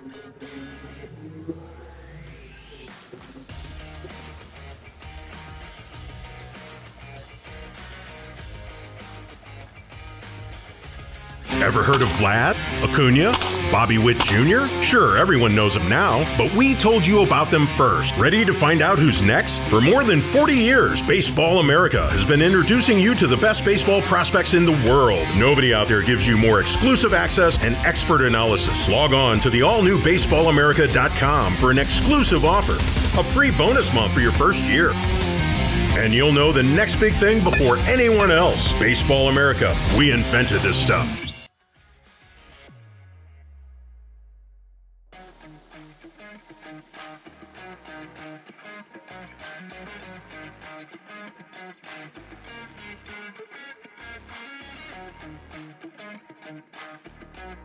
Jonathan Cannon was a star at Georgia, and it's translated to pro ball thus far. He mixes a mid-90 sinker that's up to 98, 99 miles per hour with a nasty slider. All right, joining us now in the Prospect Pad Live, we got Jonathan Cannon. Okay, first we got to get it off. We got to just address the elephant in the room. I'm a Gator, and now we've got two Bulldogs sitting next to me. Take it easy on me. But although I do live in Georgia now, so I know you grew up in Roswell, right? I'm not too far from you. Yeah, I did. So first time in Seattle? Have you been here before, or? I've not been here before. First time. All right. So did you like most of the guys? You just got in, right? So, I did. Yeah, my stuff's still sitting just outside. Right outside the door. I love it. So what's on the to-do list while you're here in Seattle besides playing in a pretty awesome game tomorrow? Get a nice dinner tonight, and that's probably about it. We fly out early on Sunday, so it's going to be a quick little trip. Pitch an inning, and then go home for the All-Star break. So this is going to be a different experience. Like normally you're thinking, okay, this is how I'm going to face the hitter this time, setting them up. Next time I'm going to do a little different. Yeah. Now you're going to go out there. I mean, is it just air it out, or is it like, okay, I'm going to best against best, or how do you approach it a little differently when you know no matter what happens, you're not going to be out there next inning? Yeah, well, I mean, I guess in a normal start, like I wouldn't try and show a guy all my pitches the first time through, but this time it's just whatever I think I should throw, I'm going to throw. So I'm not holding anything back. A lot of times people talk about SEC baseball and how good, and we're in an era where who won the national title this year? Well, which SEC team won it? But SEC baseball, pro baseball, like how has been the transition? Obviously there are some things that are different, just like when you pitch. But what has the transition been like going from college baseball to pro baseball? Honestly, I think the biggest difference is the strike zone is definitely bigger in college. I think it's significantly bigger. And I think that's the biggest adjustment is, I like to put it in college, you get more like east-west. In pro ball, you get a little bit more up-down. But it's definitely like learning to bring it back in the zone. And then, I mean, it's so hard. Like people like to say, oh, like the hitters in the SEC compared to like a AA level. It's so hard to compare just because you add wood bats and no shifts now. Like it's just completely different. I think it's going apples to oranges. Like I don't think you can really compare it. As a pitcher, how much more fun is it facing wood bats? I love it. Didn't have to think about that too Didn't have to think about it just because I'm a big sinker and cutter guy. Like in college, those balls off the handle are hits in the left or right field, and now they're just broken background balls. So I love it. Is that almost like, again, obviously everyone likes pilot strikeouts, but if a dude's having to chuck, a broken bat, back to the dugout as he walks back, is that like almost like a strikeout for you? I mean, not really. I mean, there's nothing better than striking a guy out. But, I mean, there are definitely situations where you're just trying to get some early contact, like early in the game, and you break a bat, and you're like, okay, like, all right. We've been talking about the rule changes a lot since we've been on the air. And just curious, as a pitcher, like, how do you feel about them? We've been talking more about the base running for them, but you only get to pick off a couple times? Yeah. How do you feel about it? It's a lot harder to hold the guys on. Guys that you know are going to run, if you don't pick them off that first time, you know in your head they're probably going on the next pitch. Yeah. So it can definitely mess with you a little bit, like because you want to try and give your catcher a chance. I don't mind it. I actually really enjoy the pitch clock. I said that last year when we first started doing it. And just because I work fast as it is, I mean, I think I've had one violation this year. It's just couldn't get the sign right, but I mean, I really like it. I have a question about that. So if you know the guys, so you've already tried once to pick them off, and you know the guy's probably going, does that affect the next pitch you throw in terms of, I mean, so now that it's interesting, because now it's getting involved in making a decision on what pitch you're throwing, I assume. Yeah, I think it does affect a little bit because you want to give your catcher a chance. Like, you don't want every single or walk to turn into a double. Yeah. So I think it does affect it a little bit, but more so, like, depending on who's at the plate, like, you're like, okay, like, I know this guy ambushes fastballs, like, let's try and be quick to the plate and at least give our catcher a chance. Yeah. Is there any players you're looking forward to playing with tomorrow in the game? Jason? I don't know if there's anyone in particular. I don't know if I want to call anybody out on live stream here. I've seen that turn bad in the past. I was going to say, are there players that you've played with in the past that are here? Actually, I've played against a couple of guys. I played against Spencer Jones at Vanderbilt. I played against Holiday last week in Aberdeen. But I don't think I've played against many guys in this game, so I'm looking forward to meeting everyone. So Holiday, I mean, you're by pro standards, you're still a youngster. Yeah. But then you face Jackson Holiday, and by pro standards, like, he was, he was in high school, and it seems like an hour and a half ago, and now you're facing him in high A, and he doesn't look out of place. No, he's a really good hitter, and he's very advanced for his age, and I think what makes him good is he doesn't really come off his approach. I got him the first time around and struck him out I just made 3 really good pitches. We had a long battle the second at bat, and I was like, you know what? I'm going to throw a fastball right by him, and he hit it off the top of the fence. But you know what? It was a good battle. He's a really good hitter. He's gonna play this game for a long time. That's absolutely, and again, but also with you the same way, which is like, hey, the great thing about this is we see guys every year. Futures game, you turn around and they're big leaguers. You turn around and they're back here again at All-Star Weekend. That's the dream. That's the goal. Yep, absolutely. And this is the taste. You get that little sneak peek at it before the actual ultimate prize, which is, again, I would imagine you've been dreaming like, I never made it out of a Little League, and I was dreaming of being an All-Star at some point. Like, this is, being an All-Star Weekend's got to be amazing. Oh, yeah. It's a dream come true for sure. I'm really looking forward to the game tomorrow. We can't wait to see it. Thanks for stopping by and talking to us Thank today. you. Appreciate Thank you. it. Go Dogs. Go Dogs. I'm going to do this as he walks off. Yeah. All right. We'll be right back. We got more coming your way live from Seattle. Don't go anywhere. Thank you. Appreciate it.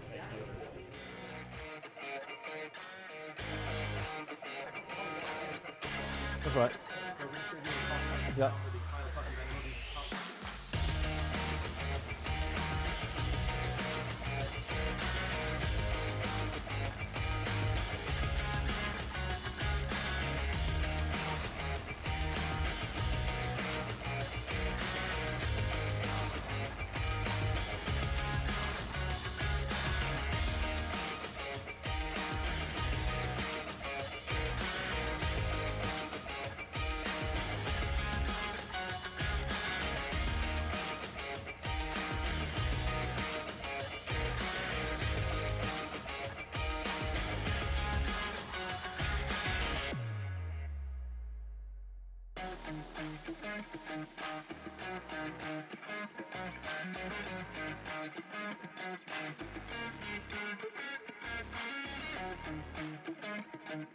Ever heard of Vlad, Acuna, Bobby Witt Jr.? Sure, everyone knows them now, but we told you about them first. Ready to find out who's next? For more than 40 years, Baseball America has been introducing you to the best baseball prospects in the world. Nobody out there gives you more exclusive access and expert analysis. Log on to the all-new baseballamerica.com for an exclusive offer, a free bonus month for your first year. And you'll know the next big thing before anyone else. Baseball America, we invented this stuff.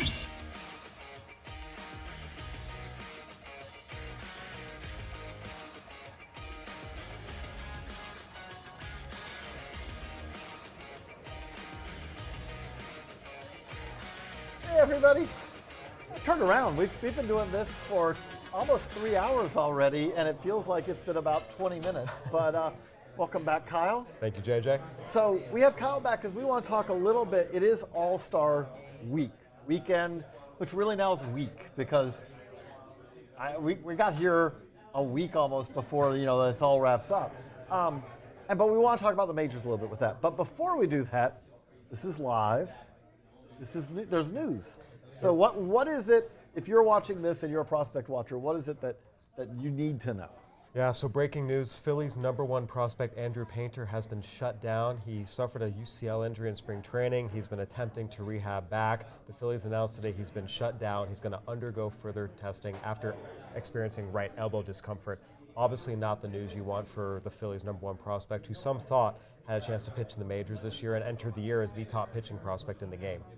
And now this means, okay, it's July. Right. We're not speculating on anything. We're not going to go to speculation, but we just know how the calendar works. Right. If you're shut down in July, it becomes very difficult, even if it's very minor, to get stretched back out as a starter, because you turn around and it's going to be September. Right. And that's where originally there was some thought that maybe Andrew Painter could come up and help the Phillies this year. The Phillies have surged back into postseason contention now. Obviously, with this news, it's making it more and more unlikely that he will pitch at all this season. Now, we have to see exactly what the tests show. We have to see exactly what the diagnosis is. But there's no way around it. This is a setback that's very, very disappointing for a very, very talented pitching prospect. So that's obviously bad news. But we do have good news in baseball. We got a lot of good news in baseball this year. And I think it's kind of perennial right now. But Shohei Ohtani, I do feel like that it's almost hard for us to fully fathom what he does. Well, what's amazing about Shohei Ohtani is he keeps redefining what is possible in Major League Baseball. You go back to his rookie season in 2018, there was a lot of skepticism whether he could succeed as both a hitter and pitcher. He did, then he suffered an elbow injury 2019-2020, struggled on the mound, barely pitched at all, didn't pitch at all in 19, only 1 start in 2020, or 2 starts, excuse me. But we saw what he was capable of in 2021. He got even better as a hitter in 2022. Now we are seeing the best version of Shohei Ohtani we have ever seen. As we sit here right now, Shohei Ohtani leads the majors in home runs, slugging percentage, OPS, extra base hits, total bases. He is the singular most dominant offensive force in baseball right now. He also is second in the majors in opponent's average and third in strikeout rate per 9. We are witnessing simultaneously, he is the most dangerous hitter in baseball and one of the 2 or 3 hardest pitchers to hit in baseball. That's a level Ohtani has never achieved before. And of course, no one in Major League Baseball has ever achieved before. Basically, what you are talking about is a #1 starter who also is giving you peak Yordan Alvarez or better than that production offensively. Well, here's where to put Shohei Ohtani's offensive production into perspective. Right now, if we're in Seattle, so I have to make a Ken Griffey Jr. reference. Ken Griffey Jr.'s best offensive season in 1997, when he was the American League MVP. Shohei Ohtani is on pace to equal his home runs that season, have a higher OPS, and have more total bases. Shohei Ohtani is on pace to have a better offensive season than Ken Griffey Jr.'s best offensive season, while also finishing in the top 3 in the major leagues in opponent's average and strikeouts per 9. It's unreal. It's completely unreal.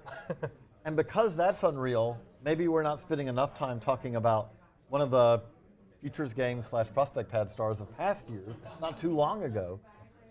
Ronald Acuna, I mean, we talk about, I remember when I was a kid, Jose Canseco going for 40-40 and 30-30 being impressive and all that. Well, that's Ronald Acuna. 30-30 is like going to be, if he's healthy, cake this year. And that's where, when you have Shohei Ohtani having the type of season he is, other historic seasons get lost. Ronald Acuna Jr. right now is on pace for a 40 home run, 75 stolen base season. That has never happened in Major League Baseball history, a 40-75 season. You talk about Jose Canseco. For me, it was Alfonso Soriano. Was he going to get to 40-40? It was a big deal. No one has ever done this. On top of all that, he's hitting .337, which most years would be good enough to lead the National League. It's not happening with Luis Arias this year. Oh, and by the way, he's second in the National League with 7 outfield assists. We are seeing peak Ronald Acuna Jr., now a full year removed his return from his torn ACL. He is performing at the best level he's ever performed at, and it's a historic season that, again, if not for Shohei Ohtani, would be getting a lot more top billing than it has been. And the other thing with that is he has steadily improved his biggest weakness. His biggest weakness when he came out, #1 prospect in the game. I mean, which, by the way, he was really nitpicking. He was #1, and I think we had Ohtani 2, which and Vlad Jr. 3. And Vlad Jr. 3. And again, we still say now, the answer is yes. Yes. But when he came out, the only thing, if you said what could not derail, but what could slow Ronald Acuna or keep him from being the best version of Ronald Acuna, was the strikeout rate. That's gotten better too. Absolutely. There was a time when he was younger, you could see him chase high fastballs, just the way his swing path worked. But we saw the same thing with Mike Trout. The greats adjust. Mike Trout had a big hole at the top of the zone, closed it, and became a force unlike really anyone we've seen in recent Major League history. Ronald Acuna Jr. is fully healthy, continues to get better. This is a premium player in his prime, and frankly, the type of player that you say, yeah, this is what a franchise five-tool talent looks like. But he's probably not going to be the NL batting champ. No, he is not, and that is Luis Arias. Obviously, the big question is, can Luis Arias hit 400, become the first player since Ted Williams to do it?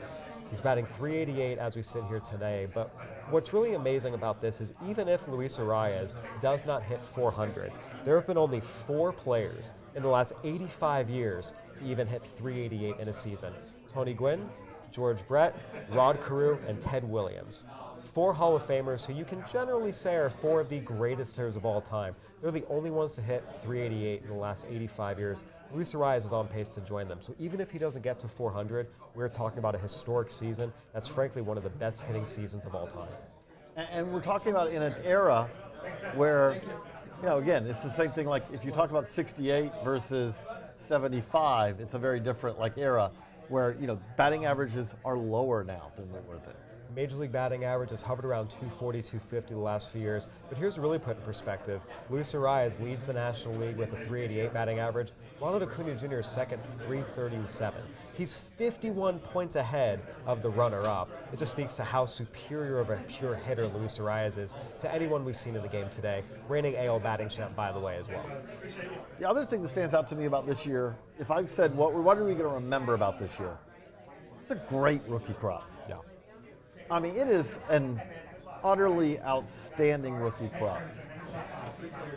But we're not starting, if you said, well, to talk about the great rookies, you don't start with Gunnar Henderson, who was our preseason pick, our #1 prospect. You got to start with Corbin Carroll. Yeah, Corbin Carroll's on pace for a 30-30 season as a rookie. He's already asserted himself as the face of the Diamondbacks franchise. Unfortunately, last night he hurt his shoulder on a swing. We have to get more details exactly what that injury is, especially given he's previously had shoulder surgery, injuring himself on a swing. But you talk about a player who's a true dynamic talent. He's hitting for power. He's stealing bases. One of the fastest players in baseball. Racks up doubles and triples at will. Can play center, can play the corners. Truly, again, we throw the word five-tool talent around way too often in this game. His arm is probably a little on the weak side, but if that's your weakest tool, you're in great shape. This is one of the most special and talented players in the game today, and the big reason why the Diamondbacks are in first place in the NL West over the Dodgers, over the Padres. But with that, though, we also have a guy, if there was anyone in the NL who might catch him, it's Elly De La Cruz. Yeah, I mean, Elly De La Cruz's impact on the Reds cannot be understated. The Reds are 22-6 since Elly De La Cruz was called up. They've gotten great rookie performances from Matt McLain, from Spencer Steer, from Andrew Abbott.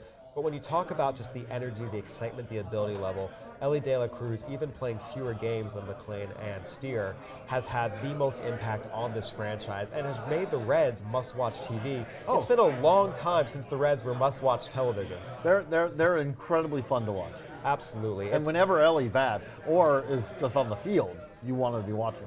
He's one of those guys that when you're on MLB.TV scrolling around for different games and you see who's pitching, who's at bat, if you see De La Cruz next to AB, flip. You click on it. And we saw also, he's got a little swagger to him. We saw against the Nationals, they asked him to check the bat knob protector. He went out, hit a home run, pointed to it. He's got that flair, that swag, that energy. So fellas, let's check out a clip of Elly De La Cruz. Speaking of, that's a perfect setup because you know what? Just a year ago, we had Elly De La Cruz at the prospect pad. So here's a classic clip. Elly, congratulations. What does it mean to be invited to the Futures team? Elly, felicidades. ¿Qué se siente ser parte del juego de Futura Estrella? Gracias. En verdad es un honor estar aquí representando el país, como dice uno, y me siento feliz y orgulloso del trabajo que vengo haciendo, que no es coincidencia, eso es trabajo y orgulloso de todo lo que está pasando. Thank you. And this is something that I've worked for. This is not a coincidence, but I'm very happy to be here. I'm honored, so it's a privilege. If a fan came up to you and said, describe to me the kind of player you are, what do you think kind of stands out? What is it that you wish people knew about Elly De La Cruz? Si un fanático viene donde ti y te dice, ¿qué tipo de pelotero tú eres? ¿Qué tú quieres que la gente sepa de Elly De La Cruz? Un pelotero que vive el juego, que ama el juego y que juega todos los días con pasión. No por interés ni por nada de eso, sino por pasión, porque me gusta el juego y a mí me gusta salir a josear todos los días, día tras día joseando duro, todos los días. I want them to know that I'm a player that loves the game and that's passionate about the game, and that I'm going to go out there day in and day out and hustle because of how much I love this game. One last thing. So, taking it back when you were a kid, as an amateur, was there a moment, was there a game, was there a team that you played for that kind of helped you to really kind of cement your love of baseball? Antes de tú ser profesional, había un momento, un equipo o una experiencia que te hizo decir, yo amo el béisbol. Yo me acuerdo cuando yo era chiquitico que jugábamos pelota así en el barrio y así, y yo le dije a mami, yo me acuerdo de eso y ella siempre me lo acuerdo, que yo le dije a mami, yo voy a ser pelotero, de chiquitico yo le dije. Y tú sabes, pasó mucho el tiempo y después nos mudamos de esa ciudad para otra y ahí fue que yo empecé a jugar pelota en programa y vaina así, pero yo de chiquitico le dije, yo voy a ser pelotero, de verdad.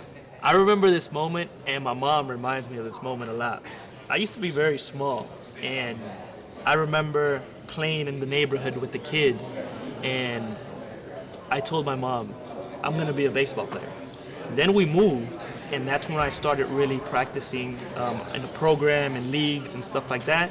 And here we are. But she always reminds me, and I remember telling her that I was going to be a baseball player. Pero en esos tiempos yo no tenía idea de que se filmaba gente ni nada de eso. Yo nada más le dije, yo voy a ser pelotero porque me gusta eso.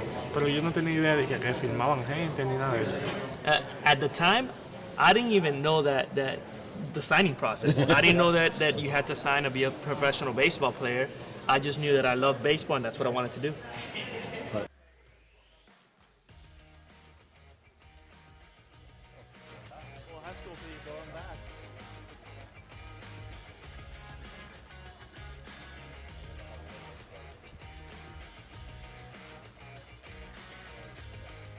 Tyler Soderstrom of the Oakland Athletics is giving Athletics fans hope in a season where they really need it. He's got power, he's got contact, he's close to the major leagues, and could be one of the top bat-first catchers of the future. Hey everybody, we're back here, Baseball America Prospect Live, brought to you, the Louisville Slugger Prospect Pet Live, brought to you by Baseball America. And we are joined by Tyler Soderstrom. Tyler. What up, guys? Good to see you. You too. Thanks for joining us. Yeah, man.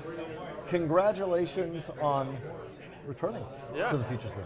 It's a pretty cool experience, man. Glad to be back, and it's going to be a fun day tomorrow for sure. Is it different the second time? Is it easier? Is it different? Like, is it, I would say it's different. I mean, the first time I was here, just got drafted. Probably one of the younger guys here. So now you're a grizzled veteran. I guess I'm a vet. Still only 21, but it's definitely cool and be a good experience for sure. Tyler, last year when you were here, you were still at Low A Stockton. You got promoted to the High A Midwest at the end of the year. Now you're in AAA, obviously a completely different player than you were. How would you say your game has changed from this point last year to this year? Yeah, man, obviously just getting those reps every day, just playing every day, being around the guys, getting more comfortable with the organization, making new friends and building friendships for sure. But yeah, I mean, obviously just the reps you go through when you get through AA and AAA, just kind of get a little more polished and keep getting better every day. We have a reader question, by the way, that someone wanted directly to ask to you. And I'm guessing it's a question you've probably heard before. But when we get this, I'm going to ask it. And we have it coming up. It's live TV, as we said, throughout the day. So I'm going to keep talking about this because here it goes. Okay, so Bobby from Flushing, New York asks, is your preference to stay at catcher, or are you open to first base outfield? I like how you said that. Are you open to it? I mean, obviously, I get asked that a lot. I do want to catch. I mean, I want to catch, but I'm open to playing other positions if that's needed. But like, the A's drafted me as a catcher. I've been developing as a catcher. I've been getting a lot better. I would say I'm probably having one of my better years this year, just all around at catcher. I mean, I've been playing good, solidly defensively, and so just want to keep going with that. But, you know, if the A's would like me to go play some first every once in a while, that's a possibility. I feel comfortable over there as well. So it's been fun, and I'm pretty versatile. Yeah, you were drafted really known as a really, really advanced hitter. You continue to prove that up through the minors, but your catching was at times a bit of a question. How's it going to develop moving forward? How would you say you have grown as a defender behind the plate? Yeah, I mean, I think you just get better. It's all about development, right? So we're playing every day, so I'm back there a lot, getting the reps, and I think that's the biggest thing is kind of being able to be back there and have the game speed up on you at times and kind of learn. So I think I've gone through that, and I think now I'm kind of headed in the right direction, and I feel like I could go catch in the big leagues right now. So I want to go back to your childhood. Your dad, Steve, was a first-round pick of the Giants, pitched briefly in the major leagues. Growing up, was he throwing to you? Were you his catcher? How did that kind of relationship blossom and make you the player you are today? Yeah, I mean, obviously my dad has a big influence on me. I can only remember growing up, you know, me and my brother always working with my dad. He was always there for me, whether it was batting practice, ground balls. So yeah, I mean, me and my brother grew up with him, and he's always been there for me. Did he ever try to make you a pitcher? No, I think he's actually always been against me being a pitcher. So he's always kind of wanted me to do something else than be a pitcher. So he's always kind of steered me in that direction. So what are you most looking forward to about this weekend? Yeah, you know, just being around all the really talented players. I mean, I know some of them, so it'll be good to see them again and kind of catch up. But yeah, I mean, just learn from, take little things from here and there from guys that you maybe don't do, and just be a fun weekend overall. Is there anyone here that you have heard about but haven't met and you're excited to meet and see play for the first time? I mean, I won't want to single anyone out. I feel like everyone as a whole is really talented. So it's just going to be good to kind of go out and see those guys who haven't played and see what they're all about. Well, we're looking forward to seeing what you can do again back in the Futures game tomorrow. So good luck tomorrow, Tyler. Thank you. Thank you for Appreciate coming it. by. Thanks for having me on. Yep. So we'll be right back with, I think we have more players stacked up, so we're going to keep rolling on with player interviews right after this break. Thanks again. Appreciate it. That was great. See you in the funny clip.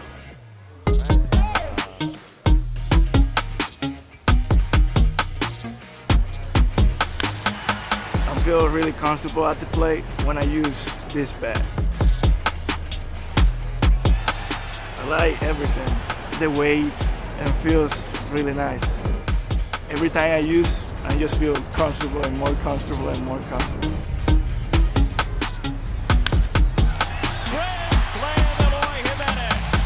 Just have the same barrel I always use. This is not really big. I like middle, not too big and not too small. I like simple, nothing crazy. I like to just have some colors that I can feel good about. Put in some couple pine tar here, a little bit here, and that's pretty much it. I'm ready to roll. I've been wearing Evil Shield, I want to say since before I signed. That was look cool, that always felt good, so I've been wearing it for a long time. First Evil Shield I ever had was the wristband I used to have with the protection that you tuck it in. Yeah. That was my first one. I remember it was like the red, white, and blue that you guys had. Okay. Because I feel like I'm protected and comfortable and ready to play.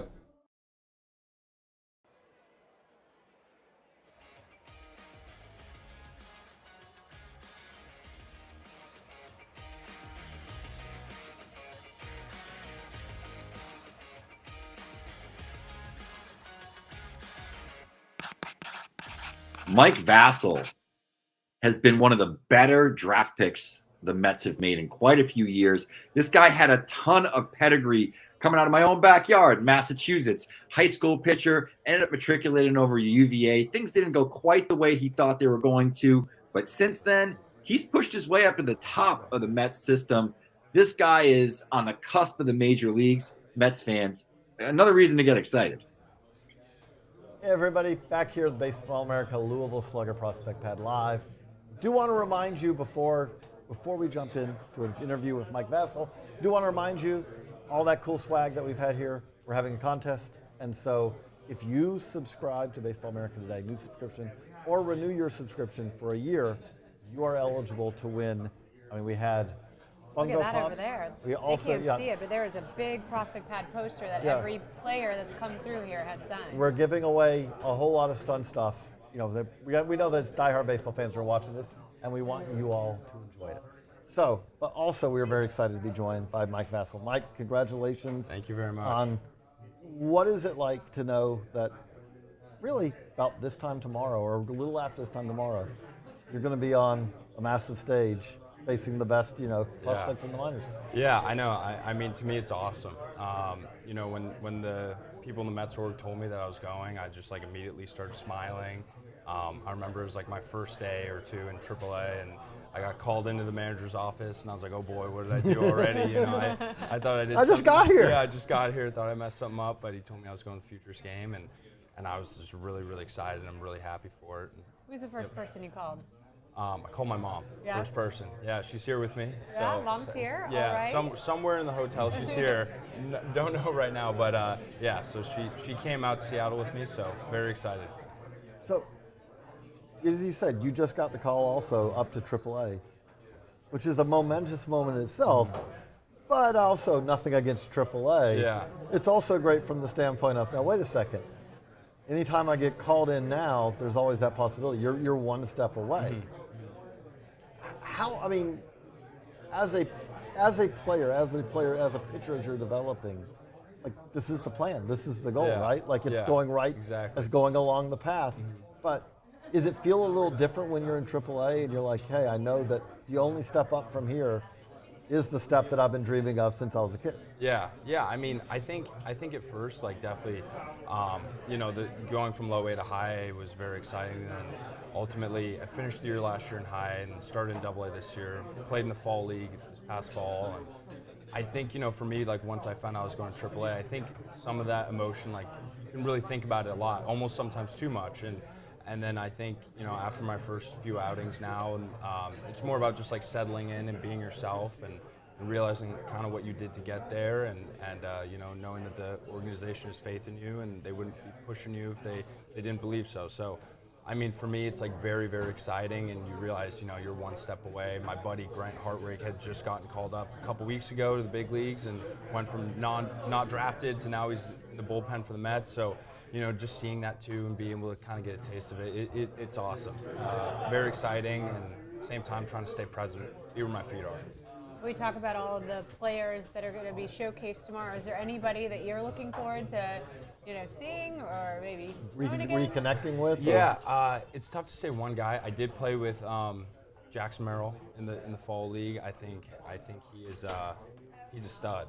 In my opinion, he's young, but he's a great guy. He's very, very talented. Very excited to see him, and so yeah, I mean, but as a whole, there's so many guys here that have so much talent, and I think that's really what I'm excited for, to just see everyone play, and yeah. You're in AAA. Half the week. I don't remember when your starts have fallen, but we got half the week robo-umps, half the week challenge system. Yeah. We're gonna have the challenge system in the Futures game tomorrow. What have you thought about that? As a pitcher, is it nice that you can, that, hey, no, that was a strike? Or is it a little bit something else to have to think about? Yeah. I mean, the interesting thing is, the zone because they had it last year in the Florida State League, and then now this year with the automated zone, it seems to be a little bit different. So I think, the thing for me is, just seeing kind of what zone is out there. Is it a little higher? Is it a little lower? But I mean, to me, really, at the end of the day, it's about making pitches. But I personally do like the challenge system. I think it's really good for the game. It kind of keeps it on track, gives you a really honest idea of what the strike zone is for both sides. Funny thing is, I also think it turns down the temperature a little bit because either, okay, the ump blew it, but you get it right. Okay, well then no big deal. Yeah. Or, oh, you thought the ump blew it and he didn't get it right. Okay, well then no big deal either. It's like, okay, Blue, you got it right. Yeah, very good point. Yeah, it kind of keeps emotions down. Well, you're a veteran, obviously we talked to you moving up through the A's, and I'm just curious, like tomorrow when you walk on the field, is there pressure? Is it like just a typical game for you? What's going through your mind in that moment? I think for me, the biggest thing is like just really enjoying it. Like you don't get to do things like this all the time, and like get the opportunity to be here. And I think really initially is like you really got to enjoy the moment, enjoy why you're here, realize why you're here, and then at the same time, I think there's a level of like competition going out to show like what you have and also why you're here, and showcase that through your skill. But I think ultimately it's going to be excitement and trying to get as many memories as possible. So. Is there a final question? Is there anything you're going to try to see or do while you're in Seattle before you leave? I'm not quite sure. I'm going to have to look at my, Google best things to do in Seattle and kind of go from there. Yeah, so that's the plan. Well, it's a great city. You have a lot of options. A lot of options. Well, awesome. Good luck to you tomorrow. We really We're appreciate you looking forward stopping to by, seeing it. talking to Appreciate us. it. Yeah, Thank good you. luck, Of and course. we'll see you tomorrow Yep. for sure. Thank you. All right. Well, we've got more Prospect Pad Live from Seattle coming up in just a minute.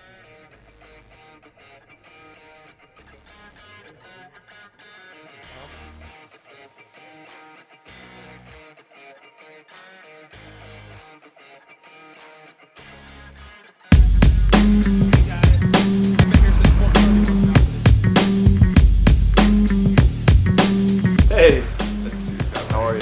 Good. Yourself? All good. All good.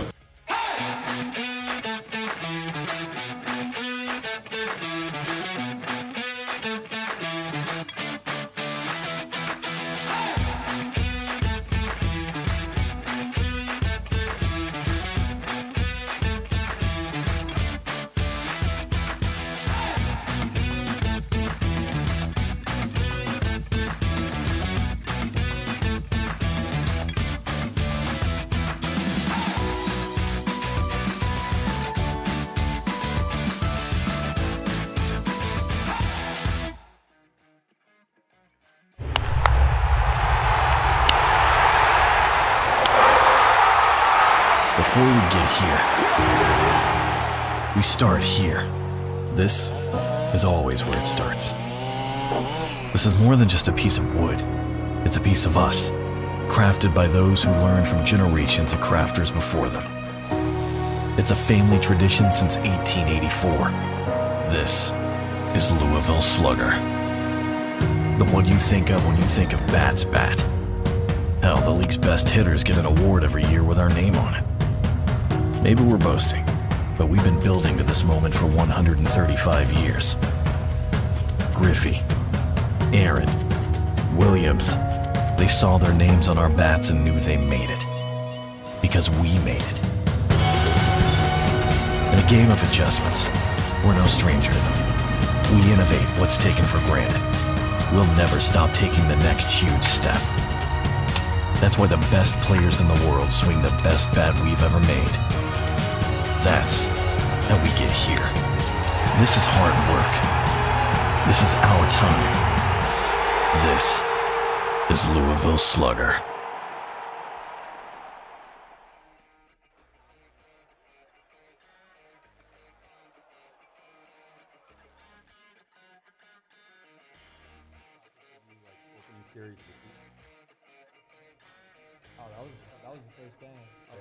Heston Kjerstad was the #2 overall pick way back in 2020. He was kept off the field due to health complications and some injuries, but came back last June, was a star in the Arizona Fall League, and has pushed all the way up to AAA this year. He's moved inside the Orioles' top 10, which is very deep when we're talking about systems. Might be the best system in all of baseball. He's hitting for power, he's hitting for contact, and he's one of the best comeback stories in the minor leagues over the last couple of years.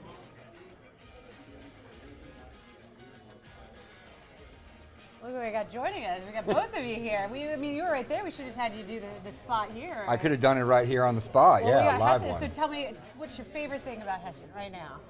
I think it's the power, man. Like, the game predicated around that back, since his days at Arkansas. And we go back to that, unfortunately, truncated 2020 college season. You're probably the best hitter in the country. The numbers back that. It's huge power. We just had a video that I shot, I think, first game of the season, opening night of the minor league season this year, and he hit like a 110, 111 bomb out to center field in Hartford, which is not an easy place to put it out. So. Well, welcome to Prospect Live. We're excited to have you here. Thanks for having me. Yeah. So, okay, we've been talking to all the guys about the game tomorrow. There's big names, a lot of people that we're going to be seeing from later on in the week as well with the MLB All-Star Game. Is there anything as you rolled into town that you're like, I've got to do this and I'd like to see this one? Probably just seeing Jackson again. We were kind of getting to know each other pretty well during spring training, hang out a lot, so we've always stayed in touch. So to be able to see him hang out for a game, and then another one of my buddies, Justin Malloy, we were together out in the AZL Fall League, and that's one of my guys I was looking forward to saying what's up and playing with him again. So it'll be a lot of fun to connect with those guys again. Nice. Hope we can get you on the field at the same time. And you and Jackson, I mean, that's probably the future of the Orioles, middle of the Orioles lineup, maybe in a couple years, possibly. So very cool. It's good stuff. We're interactive here, so we allow our baseball subscriber to send questions, and we've got a question here for you. So this is Will from Baltimore. Says, what did you do during your time away from baseball because of the myocarditis and the injury that you had that helped you get back and be so good? Time away, read a lot of books, binge watched a lot of stuff. Couldn't really do too much being injured and everything, but main thing was probably just being positive and just understanding it's all part of our journey, and unfortunately we had to go through hardships and tough times, but you just got to persevere, and it's at the end of the day it's life. You're always gonna go through bad days and go through good days, and you just gotta wear it a little bit and just see what you can learn from that opportunity and just keep moving forward. Well, with myocarditis, it's a little bit different than like a shoulder or a knee injury. So what does that look like in terms of, is there rehab, or is that just you got to take time off? It was mainly just time off. You can't really do anything baseball or anything physical really, and then after it's all the way everything, then you get kind of rehab or progression, just getting back into activity and everything like that. So a little bit of both. Well, you had 2 years off because of COVID, but now you're back and you're doing great. You're playing in the Futures game tomorrow. Sure. So what does that mean? I mean, we talk to players because if you look at the progression, right, you've got the Futures game, and then if you just think about where it can lead, you might be at another All-Star weekend playing in the game in the future. So what's that like? Has that sunken into you and what that means? Oh, for sure. It's an honor to be able to come here and be a part of it. It's a prestigious event with a lot of great players that are playing in it today, but a lot of great players that have played it in the past. There's guys I've been seeing from posts here and there, like James McCann, and Corbin Carroll was in it last year and everything like that. So it's there's always a lot of great guys playing it that are going to go on to have great futures in the MLB. Yeah, some system mates too, someone like Gunnar Henderson that you could be playing with fairly shortly. I'm sure you're probably familiar with Gunnar too. But yeah, it's an opportunity to kind of show the bigger baseball world what your ability is and that sort of thing. One thing I wanted to go back to is with the struggles and everything that you've had, just in terms, not baseball wise, but off the field, do you feel like it's made you a more prepared player, more mentally tough player? Because it's a big part of baseball, is putting the bad game behind you and moving forward. 100%. It's a really negative sport when you look at it.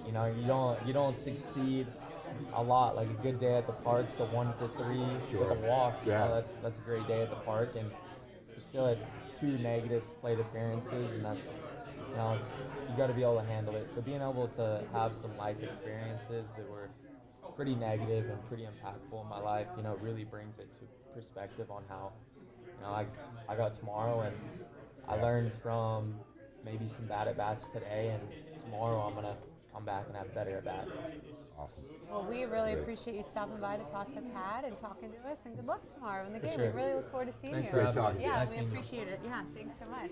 All right, I Nice like and it. Kirkstad. You're not JJ. No, I know. I'm a little different, like right? A little different. All right. Well, when we come back, we got more Prospect Pad Live. We got another player waiting over here. We got lots to get to, so don't go anywhere. We'll be right back. Good. Yeah, good. Good stuff. Thanks, man. Adam. Thanks a lot. Thank you. Appreciate it.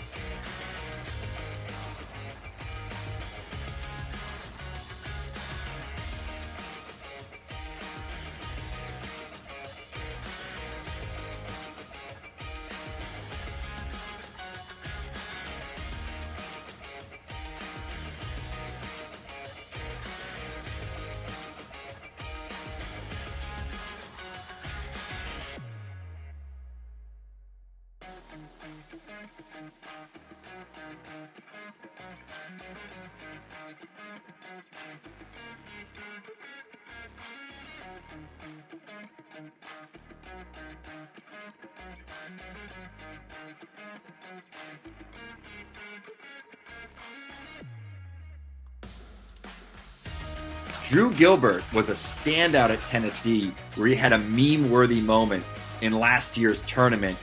Now he's playing professional ball for the Astros, and in his first season, he's moved all the way up to AA Corpus Christi, and he's been a standout. This guy's got power. He can play an average or better center field. He's going to work counts. He's going to get on base. He's going to steal, and he's going to give you 110% every single time he's out there.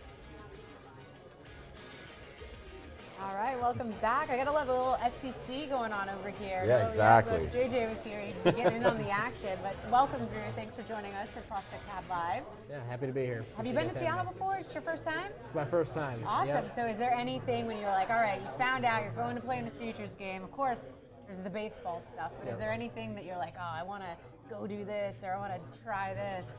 Honestly, nothing in particular. I know you said not the baseball stuff, but I think my first thought was just how cool Safeco is.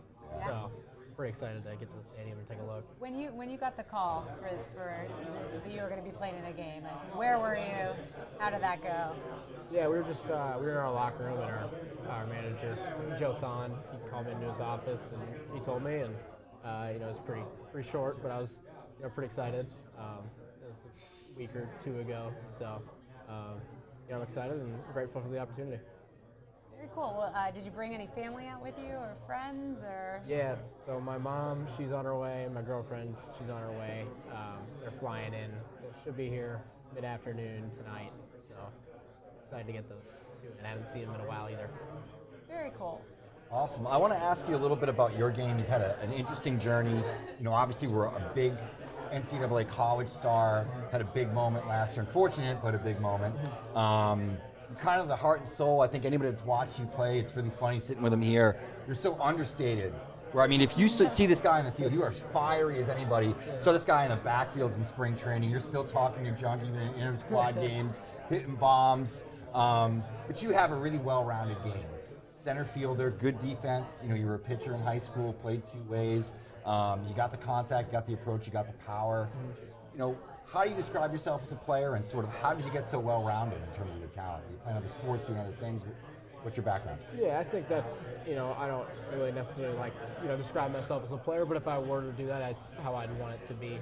I think that just kind of comes from an understanding of, maybe I'm not the biggest guy, but I see that as more so like, well, if I'm not the biggest guy, I need to just be better in everything else. So, I try to be good in all areas of the game, and obviously you're always trying to get better still, because the pitching nowadays is better than ever. So absolutely, it's challenging, but I just try to get out there to win every single game. You've had an interesting pro career. You had an injury last year. You were off to a hot start. You missed some time. It was a bad collision with the outfield wall. Talk to me a little bit about the offseason, getting back into it. How long until you were kind of a full go going into the offseason? Yeah, for sure. Like you said, ran into the wall pretty good there. The wall definitely won that one. probably not going to do that again. But the off season, it's kind of interesting because, like you said, I didn't really get much of playing time in pro ball. I played about 5 games. Sure. So going into the off season, you don't know exactly like what to do. So I kind of just stick to what I had done, in my previous years in college. But thankfully I was able to just kind of roll with that, and went pretty well in spring training, and off to a pretty solid start so far. Good, yeah, and I mean, started the season off with high in Asheville. You're hitting the cover off the ball. You get that promotion pretty quick up to Double-A Corpus Christi. You're just a call away from the big leagues at this point, and not too far away. What does it feel like to move that quickly? Yeah, I mean, it's definitely, I like it. I like the challenge. I think when you kind of look at it in perspective, you want to be challenged, right? And I've definitely had my fair share of challenges in Double-A, and I think I had a slump last month. It was probably the worst slump of my life. And, I think when I kind of look at it, it's probably something that's going to be really beneficial in my career at the end of the day when I look back on it. Yeah, sure, it was not fun at the time, but I learned a lot from it, and kind of learned.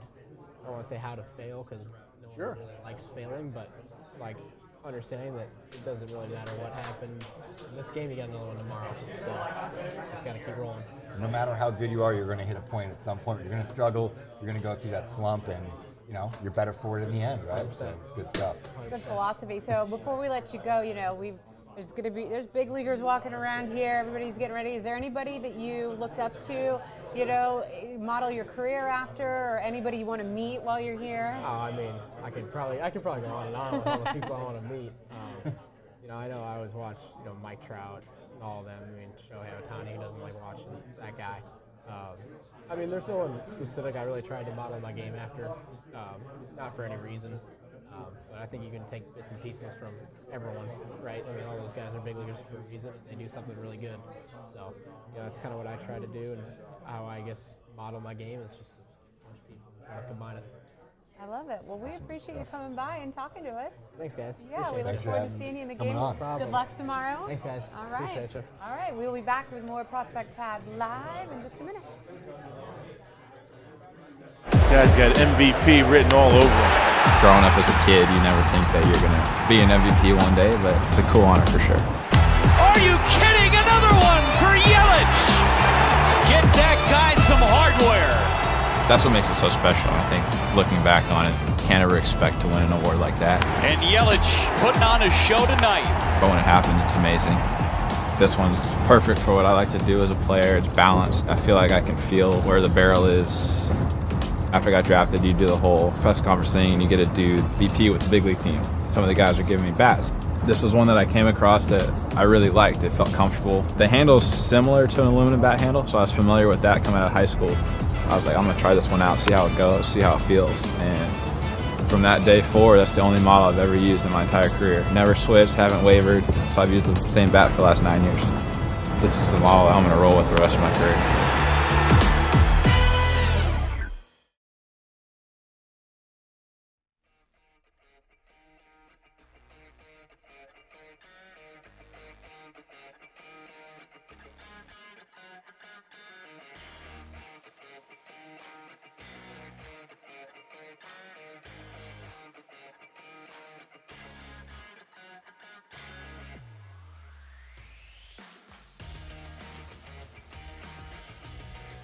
Brady House. The Nationals' 2021 first rounder had a difficult 2022, but he's bouncing back in a big way in 23. He's hitting for contact, he's getting on base, he's hitting for power. Oh, and he's taken to a position change as he's really balling out at third base. You're good with it. You're smooth the whole time. I feel like I'm like, where do I put my hands? what am I do with my hands? Exactly. Yeah. And we're back. We're back. Little Ricky Bobby over here. Thanks for joining us. We got Brady House in the house. I had to go there with that one, right? How you doing? Wouldn't be the You first never time. heard that before, I'm sure. Never. Right? Never. Never. Never, ever, ever. Well, welcome into the Prospect Pad Live. We're happy to have you. We've been here talking to all the prospects all day long, playing in the Futures game tomorrow. What was it like for you when you got that call, when you found out you were going to be playing tomorrow? It was the best feeling. I remember I was just getting ready for a game, and then I got the call, and then from there, that's all I've been thinking about is getting there and getting here and playing. And I'm ready. So you said it's your first time in Seattle or even Washington. So, you know, when you look at the game, is there more pressure than the average game, as it's the bigger stage? You know, and have you thought about that? No, I haven't really sorry thought. for pointing it out. No. I haven't really thought about it, but I'd say no for sure. I mean, I feel like this is a time to like experience and like get with these guys and hang out with your buddies and, you know, just time to spend together, because you're not all on the same team during the year. I mean, you're playing against each other, but you're not really on the same team. So I think it's going to be fun to, you know, get out there and hit BP, you know, eat breakfast with the guys and just go out there and play a loose game. So. Speaking of buddies, so who on the team, or who on the teams have you played against or are you friends with? Obviously, James Wood is here with me, one of my good buddies. And then I've played with some guys growing up. Like I've seen Marcelo already. I've played with Pete a little bit, and then played against Spencer this past week, Spencer Jones, and then hung out with him one time over the off season. So just meeting up with a bunch of buddies and seeing what's new with them. How exciting has your rebound in 2023 been? Injury plague 2022. You started out really hot, got hurt, came back, dealt with more injuries. What does it mean to you? Because I was down there in spring training on the backfield for about 10 days during Washington inter squad, and when you guys were playing Mets and Astros, everybody, you were hitting, you were looking good, you're taking the third base. A lot of changes this year, but it's been a great season. So how encouraging is that for you, and what sort of stuff did you focus on in the offseason?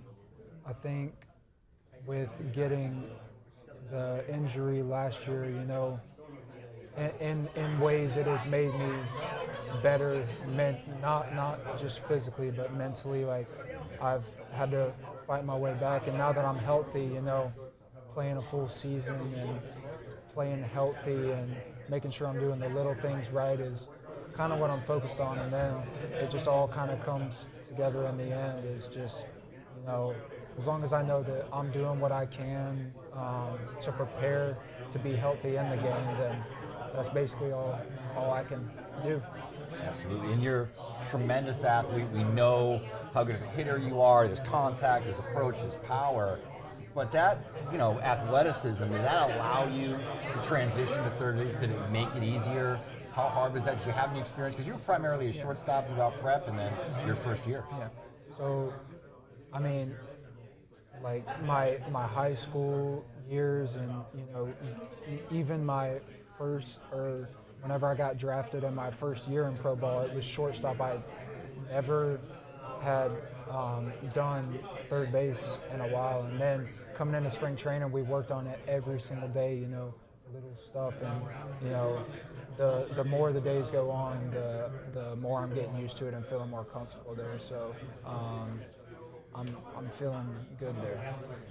We're so excited to watch you in the game tomorrow. Thank you. Good luck. I hope you have fun. Make sure you go get in some good Seattle sightseeing while you're here. I'm going to try to, for sure. I appreciate it. Well, good luck, and we appreciate you coming Thanks by. for coming on, Brady. All right. Nice to meet you. All right. Prospect Pad will be right back. Thank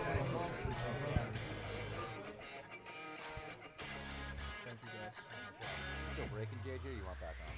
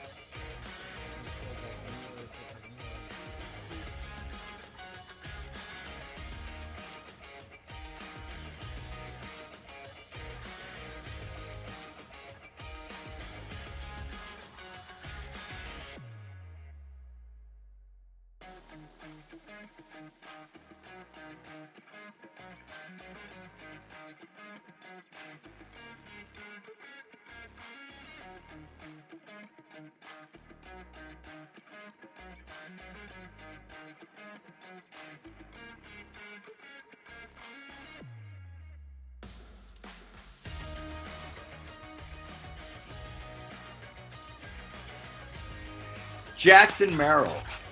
The middle infield prospect has one of the smoother swings in all of minor league baseball. He's a standout defender in the infield, and he's got contact, he's got power, he's got approach. Merrill has upside as one of the top players in the entire game. All right, joining us now in the Louisville Slugger Prospect Pad Live is Jackson. How you doing? Good, you? We're doing great. You know, we've been on the air for about 3.5 hours so far. We got 2.5 hours more to go. We got It's flying. all It's you guys flying. in here. We're enjoying talking to you. So you said it's your first time in Seattle. You get the call. You're going to be playing in the Futures game. What was that like for you? It was amazing. It's a really cool opportunity to come and play with all these studs. So I'm really excited to get out there and get going tomorrow. Play with a lot of people that I've played with before in the fall league and other areas. But yeah, I'm really excited.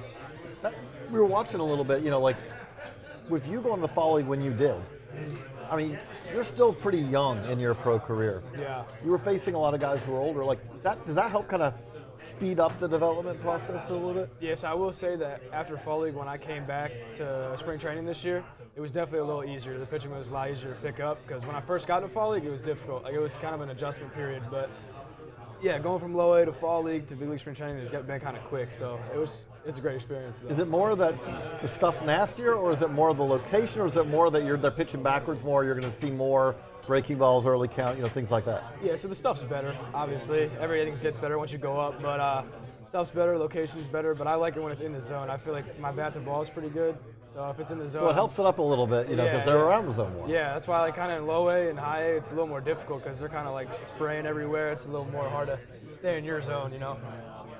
Well, we were talking to him earlier. You see him rocking the Miami Dolphins over there. A guy in Maryland, though, we were like, how does that happen? But Dad converted you to the Heat and the Dolphins. He's a Dan Marino guy. Yeah, I kind of grew up watching him, so I was like, screw it, I'll be a Tua guy. And then I like Jimmy Butler, and he went to the Heat, so this is the perfect time to go. It's a good time to be a fan from the teams in Florida there, for sure. Yeah. I was going to say, you feeling pretty good about, you know? Oh, yeah. We didn't have the best draft in Miami, I feel, but we still got a good team to work with. Got a lot of wide receivers if Tua can stay healthy. Oh, yeah. So, tomorrow, for you, what is the best highlight you could have coming out of it? If you were going to dream it up, is it hitting a homer, or is it making that play in the hole that basically everyone's like, how did he make that play? I mean, if I did both, that'd be pretty cool. That'd be pretty sweet. I'll take both answers. Or either. Either would be pretty cool, too. Honestly, either would be pretty cool. But yeah, just go out there and play my best and do what I can. Whatever happens, happens, in my opinion. Well, we are excited for you tomorrow. Good luck, and thanks for stopping by and talking to us. I appreciate you guys. Yeah, Thank you. enjoy Seattle. Go Nice to see meet it. you I know guys. you've never been here before, so I gotta go out and hit see all it. the sites. And you don't have that long, so enjoy it. All right, we'll Thanks, be right guys. back. Prospect Pad Live. Thank you, Jackson. That was Thank great. you.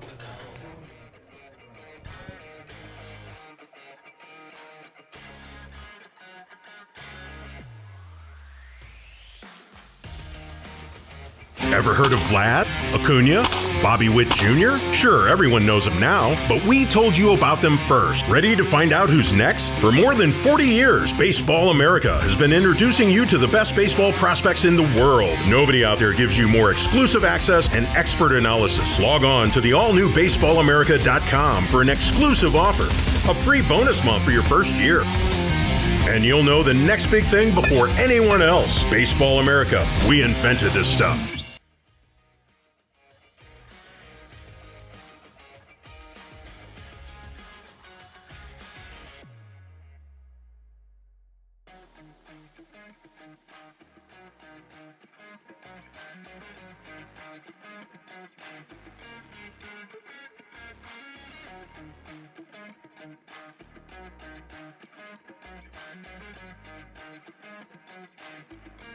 Dalton Rushing, the Dodgers' first pick in last year's draft, has bat speed like a tornado. Huge power, hitting ability, on-base ability. Regardless of position, this is one of the best young hitters in the minor leagues. He's got star upside written all over him.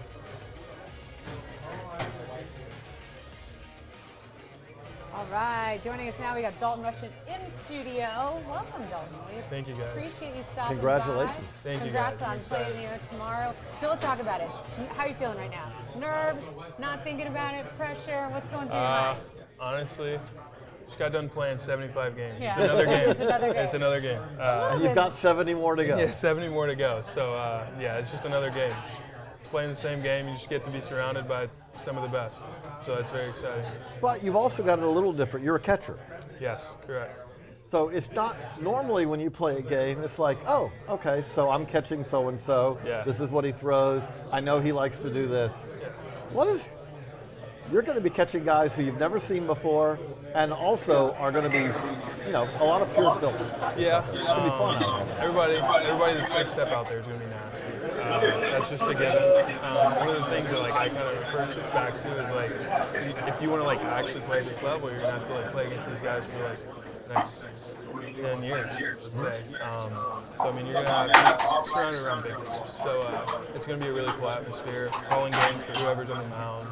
Getting to take at bats against obviously the great arms that AL has. Very exciting. So also you are part of a pretty hallowed tradition here. Basically, Louisville, we talked about Louisville catchers. Louisville has a ton of catchers. Well, Will Smith will be here. He'll be busy a little later in the week, And you're going to be busy here. So we were talking about, you've got a Louisville catcher in the All-Star game. We got a Louisville catcher in the Futures game. What is it about you guys? What is it about the program that seems to just, gather, collect, and then produce catching? Honestly, program University of Louisville does a great job all the way around. Whether you're a catcher, first baseman, outfielder, whatever position you play, they're obviously going to get you prepared for the next level. That's their number one focus. Just as a catcher, I think it's kind of just been a tradition handed down. Year after year, it's like you have to replace the shoes of this guy. So Henry, of course, came a couple years after Will left. And so what did Henry do? He just stepped up. He said, I want to be the best catcher in college baseball. He did it. And it's kind of the same thing. And then it's as soon like, as hey, Henry where's left, I wanted to step up and take the same shoes. So it's just kind of holding each other accountable, I guess you could say, year in, year out. This past year, another great catcher coming out of Louisville has a really good chance to hear his name called in the next few days. So it's a tradition that I don't think will die anytime soon. Having gone through the draft, have you given advice to those guys back at school? You know what I mean? Yeah, absolutely. What do you tell them? Let it happen.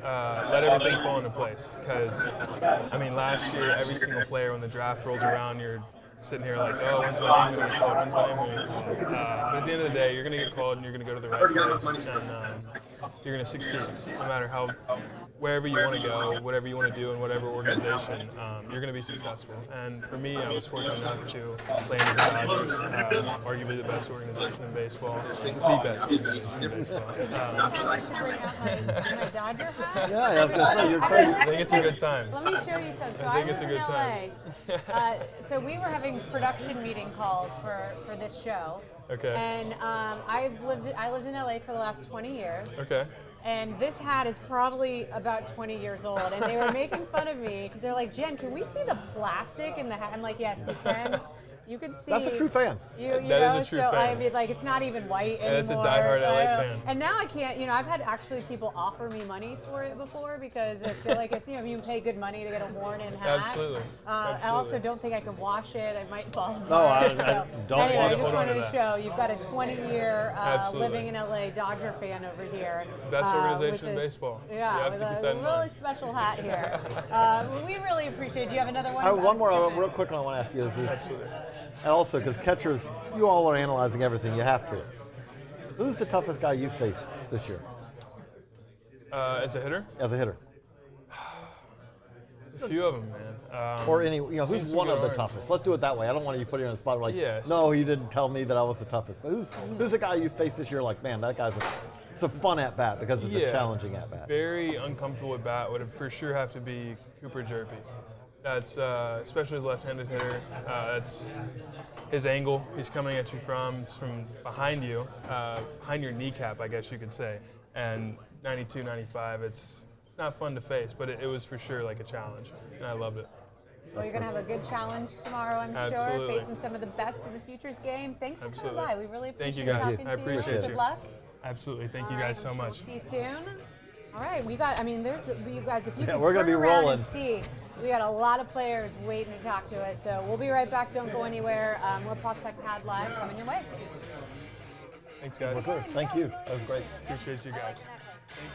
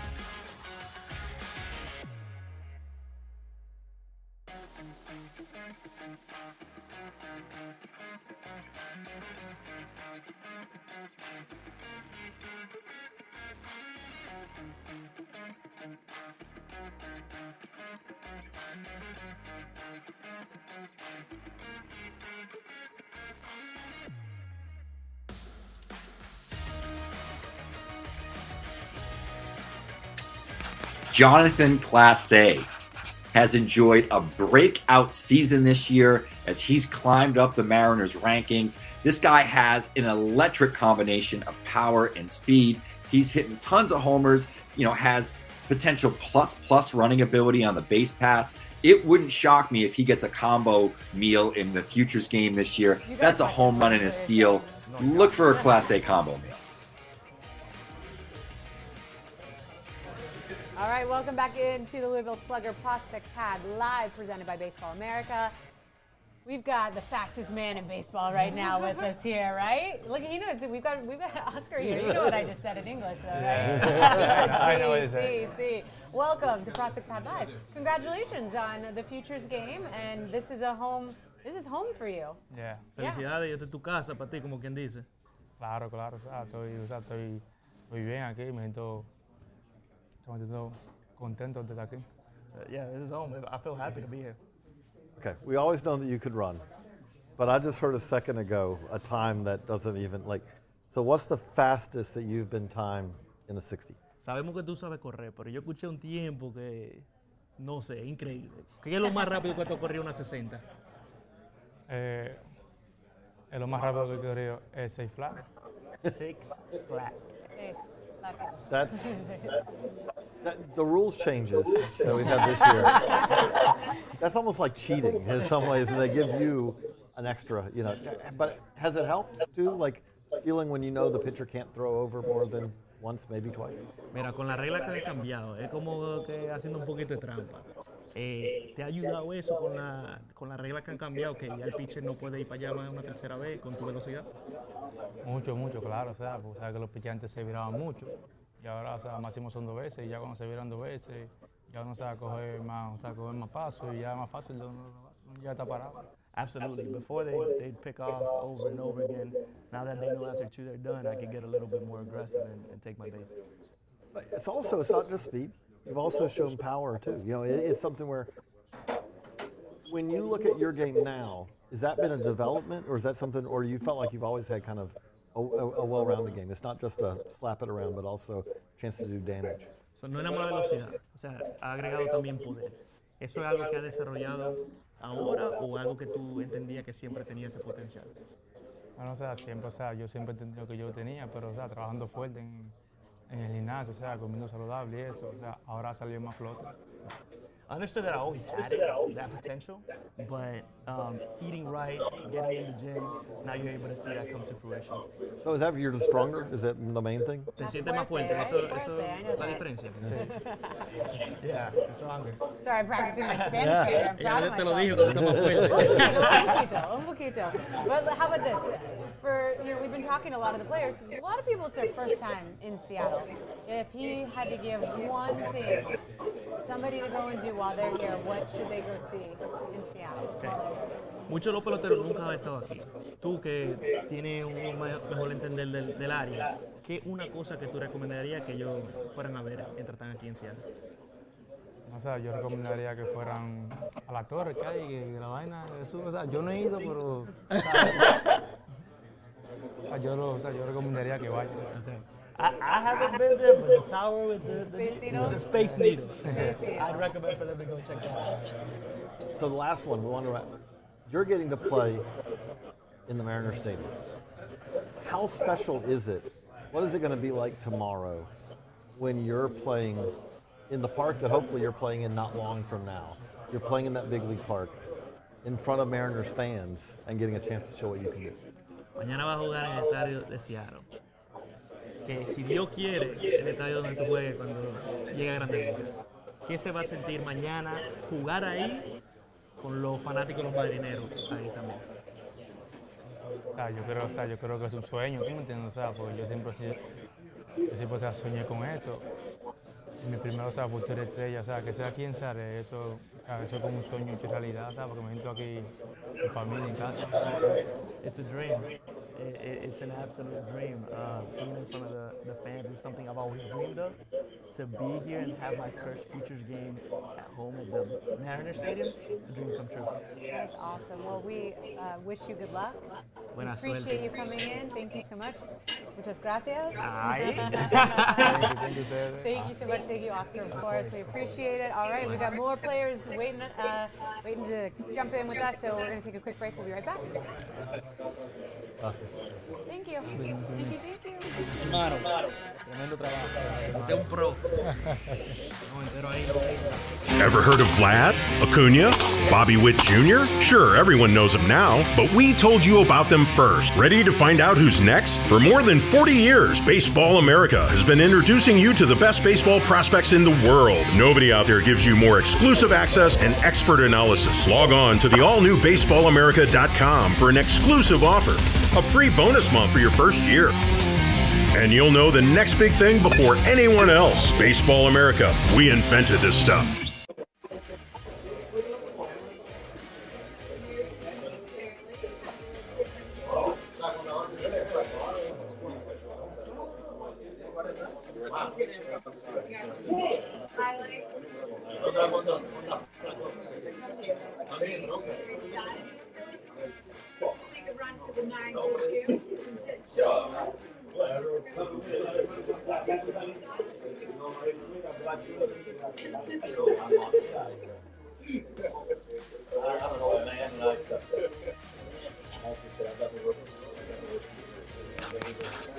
Jordan Lawler returns to this year's Futures game.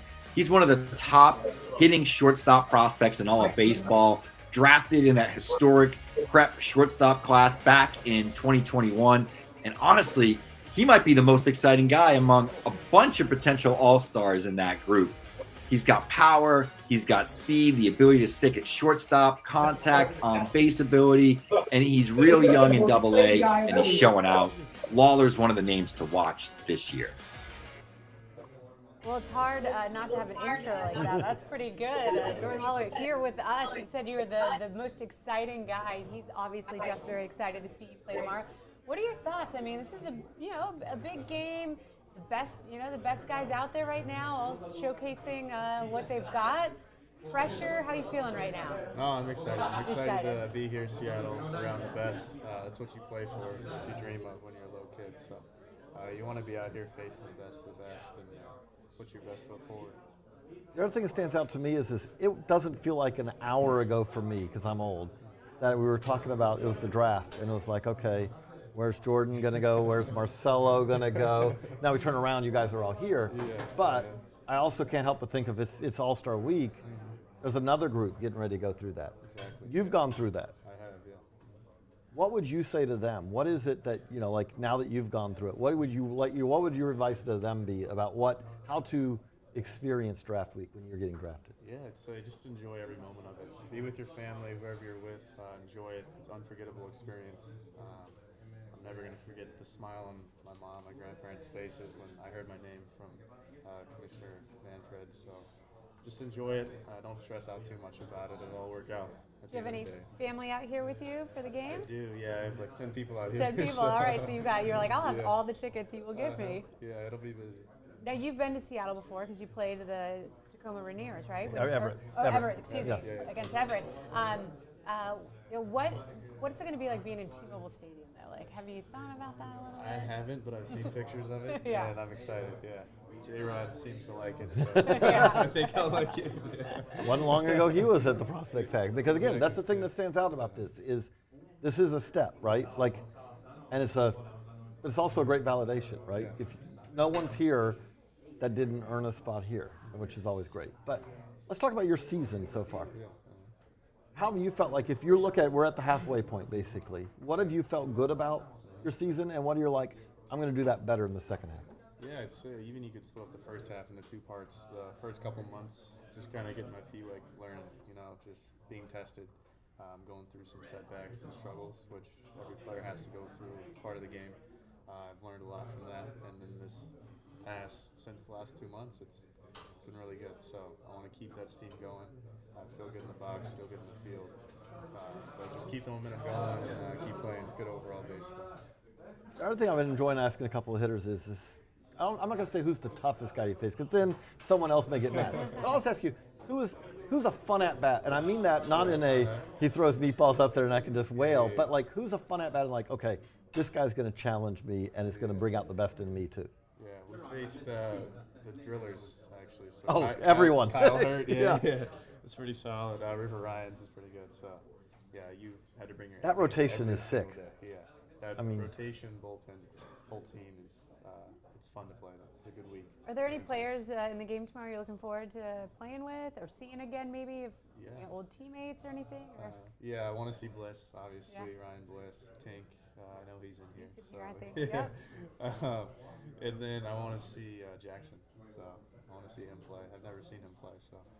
I feel like that's because he's younger than most everyone here, so everyone's getting a chance to see, For sure, for the first time. I know he's been killing it, so I hope we can do that tomorrow too. It'll be fun to watch. Well, we are so excited. Good luck tomorrow. Thank you for coming by and talking to us. We appreciate it. All right, well, we've got a couple more waiting in the wings over there, so we'll take another quick break. Don't go anywhere. We'll be right back with more prospects. All right, appreciate it. Yeah, no problem. Thank you. Good to meet you guys. As well.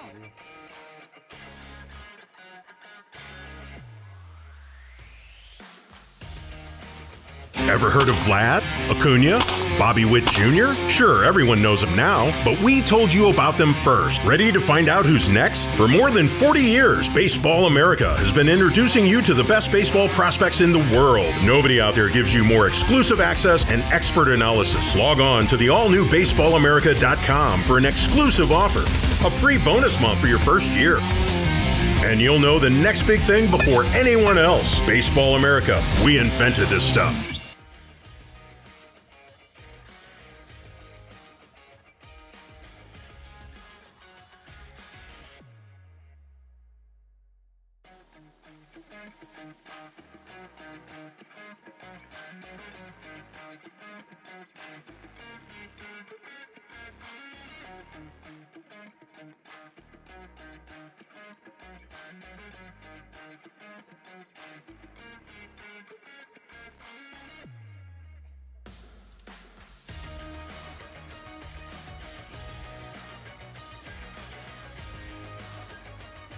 Tink Hence.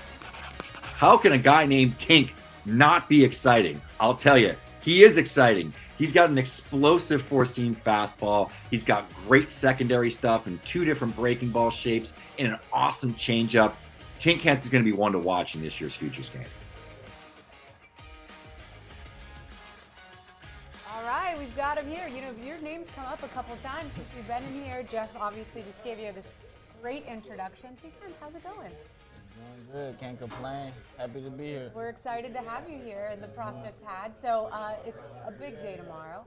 I'm sure you've had a chance to kind of see some of your fellow teammates and future people you're going to face tomorrow. What's, you get the call. What does that mean? What was that like for you when you got that call and they said, hey, you are going to be playing in the Futures game? I mean, it was just kind of a happy moment because I remember last year I was just sitting and watching Mason and Jordan go compete and showcase their skills, and I mean, just from that moment, just seeing the way they enjoyed it and then just the atmosphere that they was in, I told myself that I wanted to be in a position the next year, and then just to be able to have it known in my head, couldn't do nothing but smile.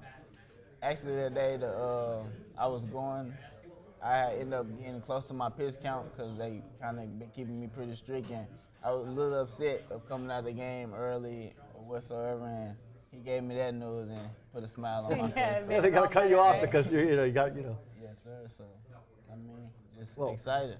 You said, so Mason was here last year, Jordan was here last year. They were sitting here at the prospect pad last year, and Jordan said to Mason, like, hey, you going to throw 100 in the game tomorrow? And Mason's like, yeah, and then he went out and did it. Mm-hmm. Okay, I'm not trying to put you on the spot, but, no are you going to throw 100 tomorrow? Because, that's something you got in you. Yeah, 100 coming out tomorrow. So I'll be looking forward to getting out there and competing against those guys and not only showing my fastball, but also my other pitches I've been working on. So it'll be a fun time. Yeah, so let's take it through, cause you've always had, that fastball's been there. But your secondaries have kind of come along. They're no longer just along for the ride anymore, are they? No, sir. Really, I feel like just me putting in the work, just putting determination into elevating those pitches instead of kind of just going with what I know or just getting by. So even in the games, I've been challenging myself to use different pitches and kind of pitch my way back into things and trying to take the stress off my fastball. So, which sometimes got to be tough because I'm guessing there are guys where you're like, okay, I know I can throw a fastball here and get him, but it's a long-term goal, right? Like yes, the big league hitter might be able to hit that fastball. You got to have something else. Yes, sir. Kind of, yeah.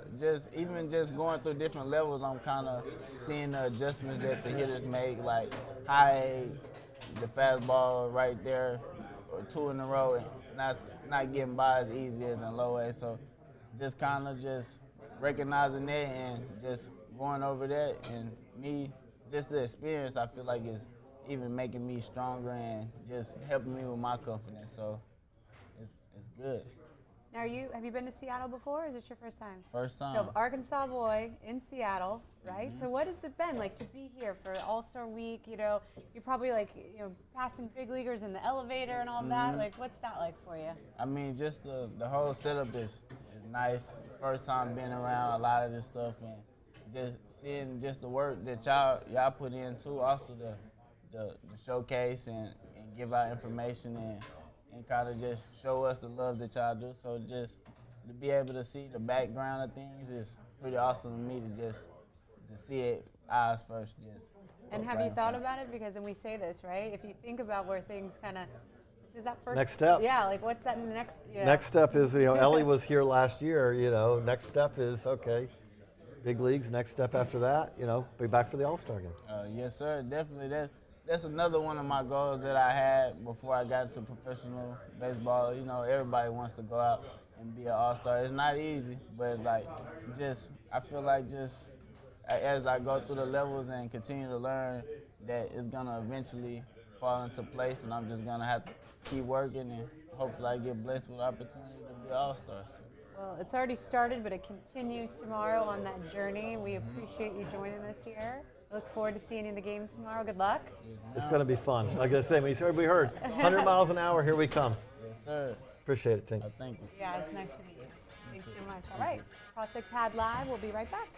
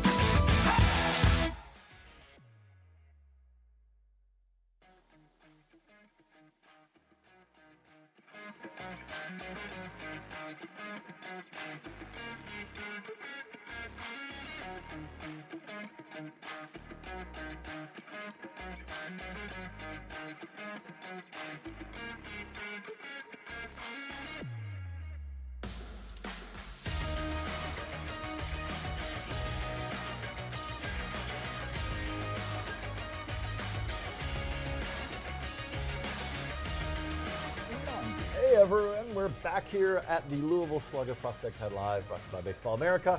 And we got a fantasy segment.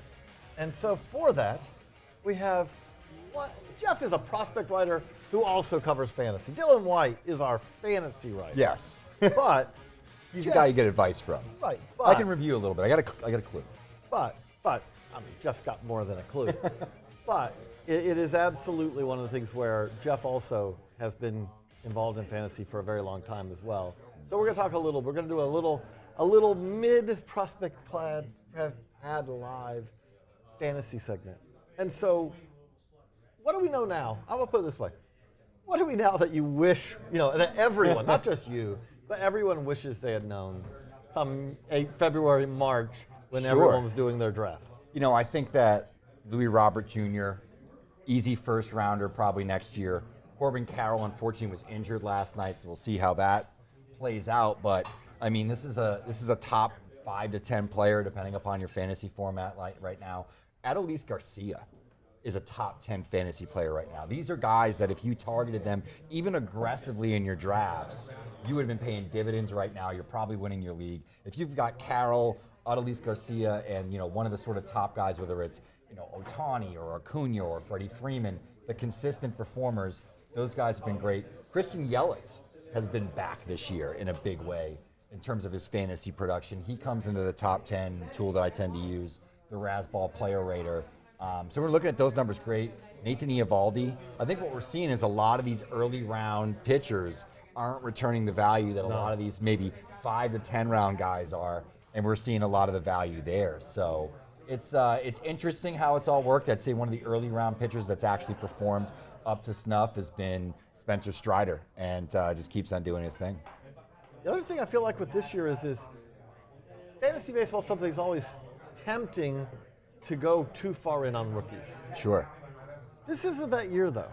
No. If you say Corbin Carroll, but I'll put it this way: if you had Ellie De La Cruz on your roster waiting, or depending on the rules, you basically went all in with your FAAB. Sure. Whatever it was, you're probably not unhappy about that right now. No, you're definitely not. And I think a lot of guys that have spent heavy in fab this year, whether it's on a guy like Ellie, but a lot of the pitchers that have come up, we usually don't see that. Typically, rookie pitchers are the riskiest proposition in fantasy baseball. You've had a ton of guys between Bobby Miller, Bryce Miller, Yuri Perez, Andrew Abbott. Send down. Andrew Abbott has been great. I think we kind of saw that as he was working his way up. And there's been others like Brian Wu. Brian Wu, with the last 2 starts, has been really, really good. So there's been a lot of these prospect pitchers that have come up and performed. And it's funny because the name that I think everybody was chasing in the offseason, myself included, was Gavin Stone. Stone stumbled a little bit, and we've seen a lot of success from a lot of these other rookie pitchers out there.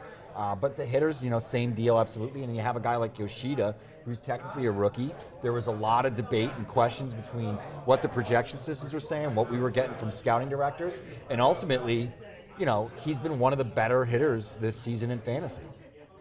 An absolute win. So the other thing I'll say with that, though, is okay, let's look at the futures game from a fantasy perspective. We just had Jonathan Classe up here, who down the road probably going to help someone in steals. Sure. I'll put it that way. But who are from a fantasy perspective, who should people be watching for tomorrow? Yeah, and I think if we're talking about the second half of the season, there's a lot of players in this game that could potentially be up with a big club. Heston Kjerstad was somebody that I sat down when you were in the break with Jenn and Heston. Heston's a guy that could be up with the Orioles next week. I mean, if things shake correctly, if there's the right amount of injuries, and this is a guy that huge power. And, for me, and I think for a lot of fantasy players, you're chasing those home run hitters, you're getting runs, you're getting RBIs, you're getting some batting average help, and you're, of course, getting the home run help. So that's a guy that could come up this year and be a big help. Clayton Beater's another one with the Yankees, who's right on the cusp. He's in AAA. We've talked with him a little bit. He's a guy that could be up this year and potentially making an impact. So, there's quite a few players you can watch in this game that are probably going to impact even the second half of the season in fantasy. Still more players coming up, and then when we're talking long term, I think you're looking at Holiday, you're looking at Lawler, and some of these sort of elite prospects, Jackson Churio, Junior Caminero, a lot of guys that I think maybe aren't up this year but could be up next year, especially considering they're in high A, double A, and we've seen that jump to double A to the majors has been happening more and more frequently, especially with these elite prospects with some of the rules that are in place. I think we have Victor Scott coming up before too long too, and another guy who. Speed. Yeah, and he can hit a little bit, and I think the thing with Scott is he's got that really high-end defensive value that not something that shows up in a category in fantasy, but what it does show up is it shows up in at-bats and plate appearances and opportunities. These guys that can defend and have an all-around game can do that. And even a guy like Drew Gilbert that we talked with earlier, he's in Double-A. You know, if he has a big second half of the season, Astros are in contention. There's some injuries. That wouldn't shock me if he's up. Okay, now let's take the event. Let's say it's gone terribly for you. Not even say terribly. If it's gone completely terribly, you don't, right? Yeah. But let's say that it doesn't look good for your team. What does it look like? Is this a good year to dump, or is it when we look at what's coming? You know, like what's coming up? Yeah, I think. Because I don't think it's a good year to dump. I think, you know, if you can get top-end talents right now, absolutely. You know, the buying windows are always there. It's always about a price point if you're a rebuilding team. I think the thing that I would be trading for right now in Dynasty Leagues is 2023 draft picks for your FYPD that's upcoming after the offseason. We're going to be at the draft on Sunday. It's a stacked class. There's maybe 5 or 6 guys. If you think you can trade up and get additional picks in that first round and maybe get 1 or 2 of those players in addition to your own pick, I would go for it. That's honestly what the value is. That was a wonderful fantasy segment. Not shocking, because Jeff's really good at this. I'm trying. So, for Jeff, JJ, we're going to go to a quick break, and we'll be right back because we got more prospects coming in. I didn't want to.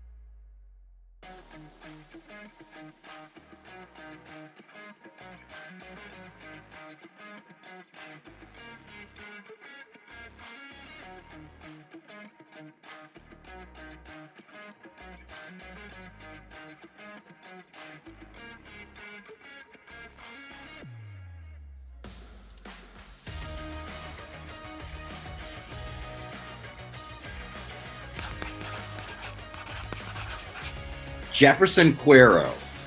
The Milwaukee Brewers catching prospect is one of the best defensive catchers in all of the minor leagues. He's got a rocket for an arm, and the bat's starting to catch up as well. Cuero is one of the best all-around catching prospects in the game.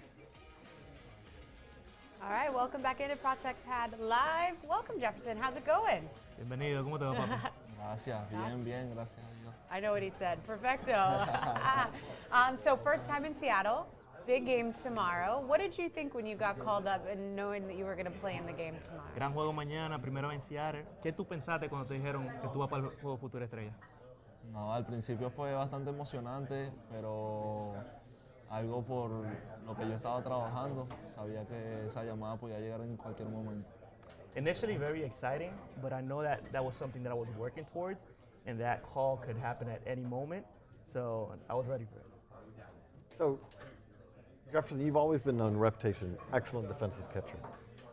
Then you go out and mash as well. Like it feels like that the offense, has the offense always been there for you with the defense, or does it feel like that you really have taken another step forward this year at the plate? Siempre ha tenido una reputación de un catcher defensivo, pero ahora la ofensiva ha ido a otro nivel.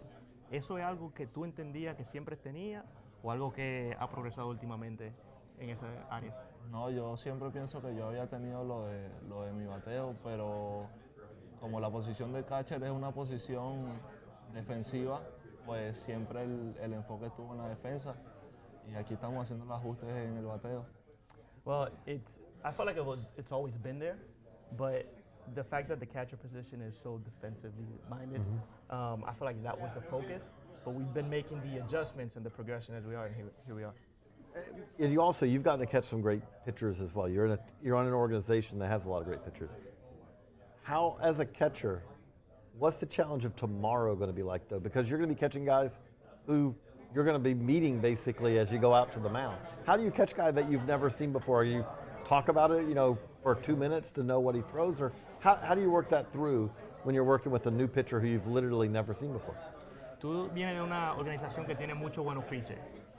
¿Cómo es para ti mañana que va a estar quechando uno de los mejores pitchers del juego, pero sin conocerlo? O sea, ¿es una que tú haces meeting por 2 minutos, sabes lo que tiran o cómo funciona eso? Sí, pues yo creo que no va a ser muy difícil porque todos estamos en la misma sintonía.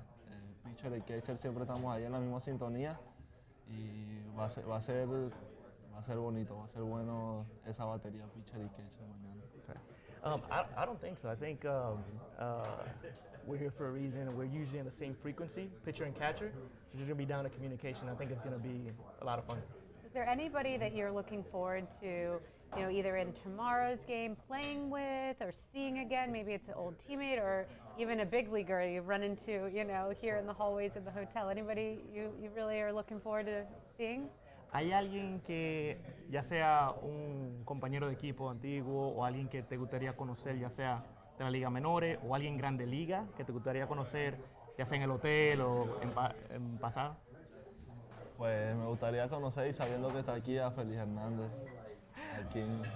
Knowing that he's here, I would love to meet Felix Hernandez. Okay, I love it. That's good stuff. Well, hey, maybe, right? You got something?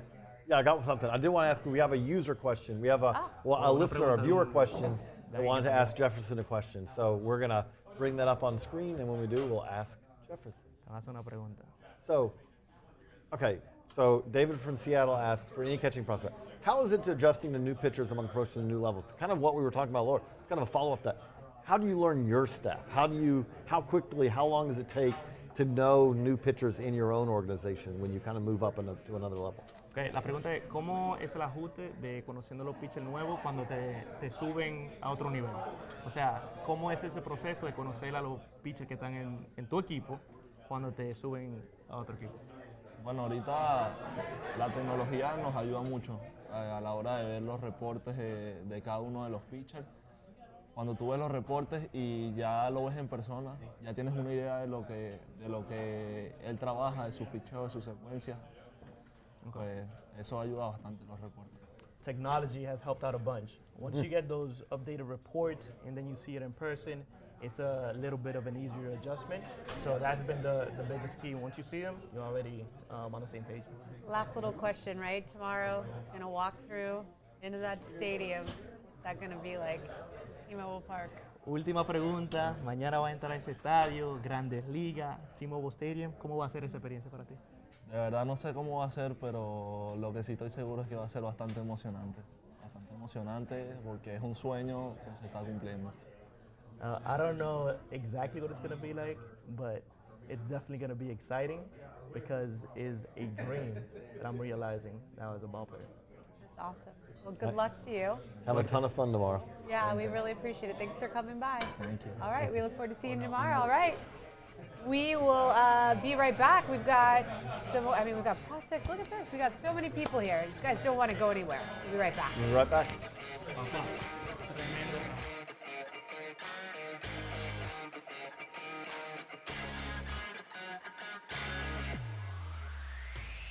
Real dope. It's first. I think you see what's going on. It promote itself. I ain't really got to say anything.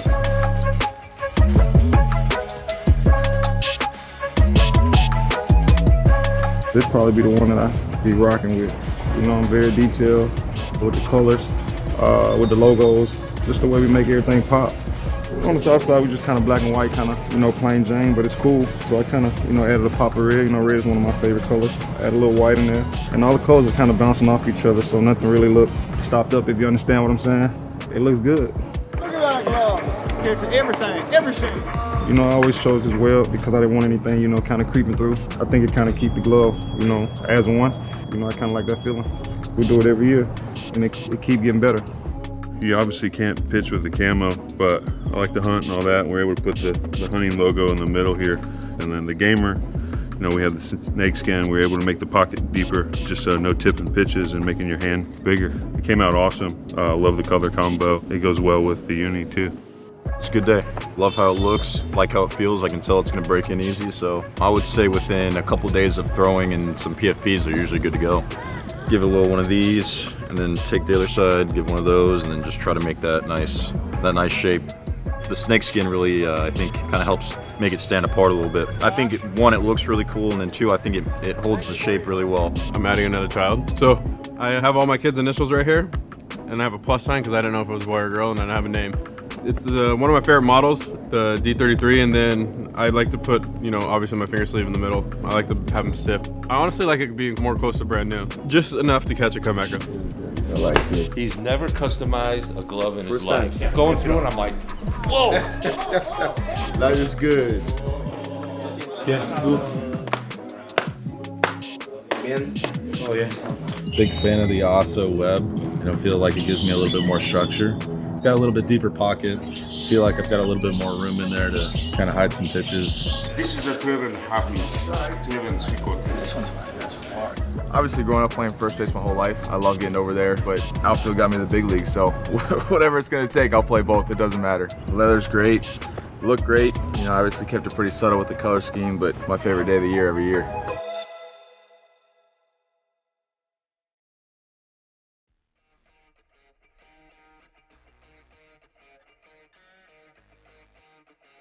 Victor Scott, the Cardinals' 5th rounder in 2022, has really taken a step forward with his profile. Spent a ton of time with the major league team during spring training, and all he's done is hit since the minor league season started. He's pushed his way up to AA and may not be all that far away from the major leagues with a well-rounded skill set. All right, welcome back in. It gives us great pleasure to welcome Victor Scott II to Prospect Pad Live. How's it going? Everything's going all right. Just got in not too long ago and kind of enjoying all the festivities that everybody has going on around here. So. There is a lot going on. Well, we saw you've got mom and dad here with you. What's that like? When you talk about, you get the call, they tell you you're going to play in the Futures game.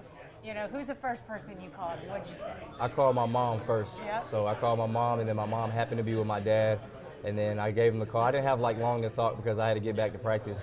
But man, they were super excited. It was definitely a crazy, surreal feeling. And what's it like to have them out here with you for this? I don't know. It's unexplainable, really. It's just words can't even put into words. Isn't it? Yeah, it's the dream. Man. It's awesome. Awesome to have them here. They got me here, so. So I've got to ask, you've been battling for the overall minor stolen base lead for most of the year. Yep. We're at the halfway point, and if I extrapolate, if I give it pace, it doesn't seem like, it seems crazy to say this, but so are you going to get 100 this year? Are you going to get 100 steals? Yep, that's the goal. The goal is definitely to get 100. So we'll see if I can get Not there. many guys have ever done that. Yeah, we'll see if I can do it. And the crazy thing this year, though, okay, more importantly, I guess, are you going to catch Chandler Simpson? Because Chandler also is going. I think 100 is also in his sights too. Man, that's my brother, man. So I'm definitely trying to.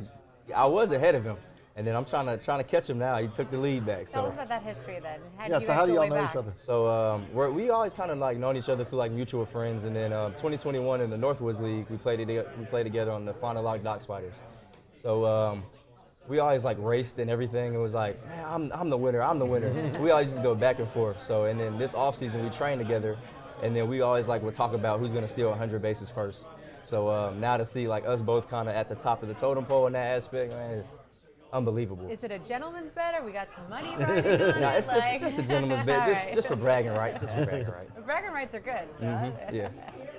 When you've got a guy do y'all also share tips a little bit? Because again, base stealing is speed, but it's not just speed. It's a mental game too. Yeah, it's almost like a chess game almost, because you kind of got to study the pitcher and his tendencies, especially if they're really, really quick to the plate. I know, especially in AA, I'm starting to see guys can really throw and catch well. So throws are more accurate, times are quicker to the plate. So it's just an overall chess game. Got to get better. I bet you gotta love the new rule changes, because that helps you a little bit out there on the bases. Definitely does. Definitely does. Can only pick over 3 times No one picks up her 3 times. Yeah, if they don't get you on the 3rd time, then you almost get you just get the next bag. So is that an extra step for you? Yeah, sort of. Because I mean, they're not going to throw over that much. Yeah. I've actually been picked off where they've done it 3 times, and I was expecting them to only do it like twice, and I just ran, and they picked off, and I was like, oh, I had to go back. So let me also ask you, you're in a good league this year.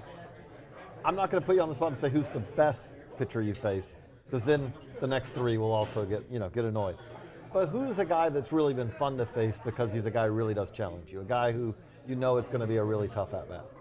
Oh man, who did I face this year? I haven't been in AA for long, but he just got called up from the Mariners to the big league from AA. He was a closer on the Travelers. His last name's Thomas. I want to say. I'm trying to think. He just got called up. Just got called up. But he was a tough pitcher to face. I think he got drafted in 2019 out of Arkansas. So really good pitcher. Are there any players, either big leaguers or future guys that you're looking forward to seeing or playing with this weekend? I remember playing with Nassim growing up. So okay. Yeah, I'm looking forward to seeing how his game's progressed, and definitely looking forward to seeing how he's come along as a player. Very cool. So to kind of wrap it up, let's just ask you, what do you hope when you look back on this weekend? Again, you've got your family here. Is it that you remember it? Part of it is that it doesn't fly by, I would imagine. Yeah. Normally, baseball's a grind. This weekend's not kind of different than the grind in a lot of ways. For sure. I'm just hoping to kind of capture the moment and not necessarily forget about everything that's going on. So I'm trying to take as many pictures as possible. I was taking pictures in the Uber.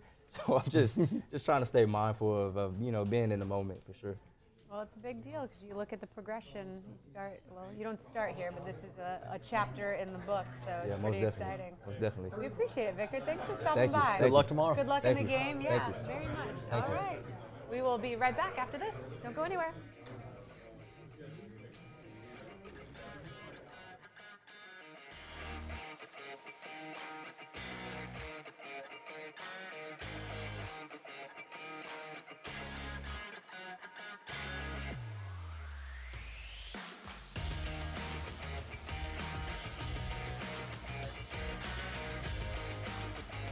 Ever heard of Vlad, Acuna, Bobby Witt Jr.? Sure, everyone knows them now, but we told you about them first. Ready to find out who's next? For more than 40 years, Baseball America has been introducing you to the best baseball prospects in the world. Nobody out there gives you more exclusive access and expert analysis. Log on to the all-new baseballamerica.com for an exclusive offer, a free bonus month for your first year.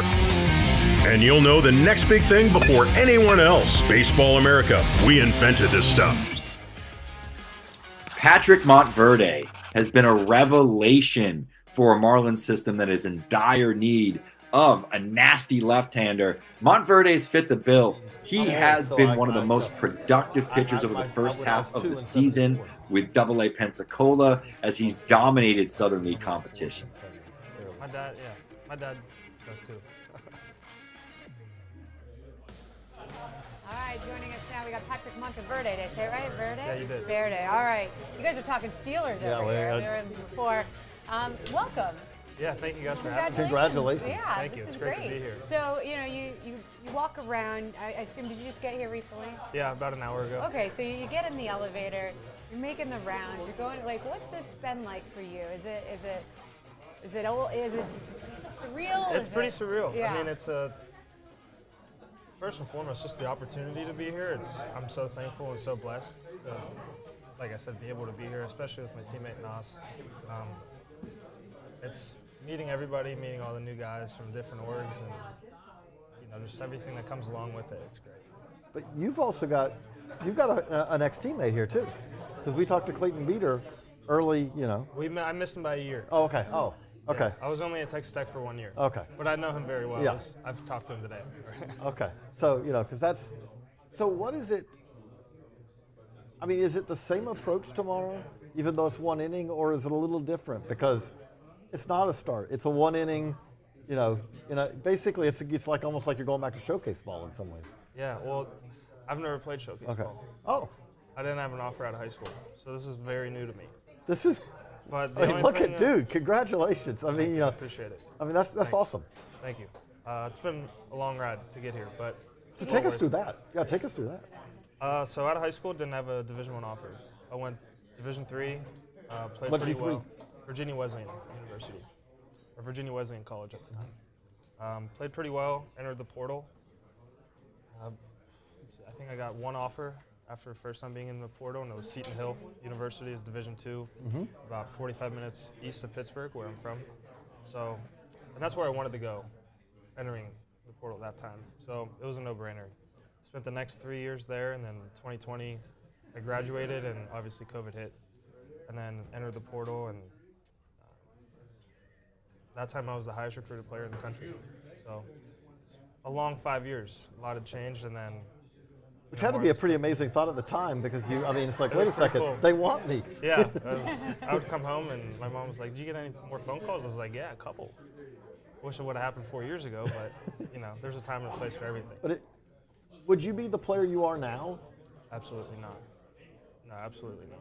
Would you be able to enjoy it now like you can? Because you've gone the hard road to here. Yeah, I've definitely taken the road less traveled in terms of coming here, and I don't think I would enjoy it as much as I am today. So, did you think you're out of high school, you go play D3? That guy, you'd be thinking he'd be walking through T-Mobile tomorrow, like? Yeah, I would have told you. I would have told you. So you yes. had that confidence. Yeah, I did.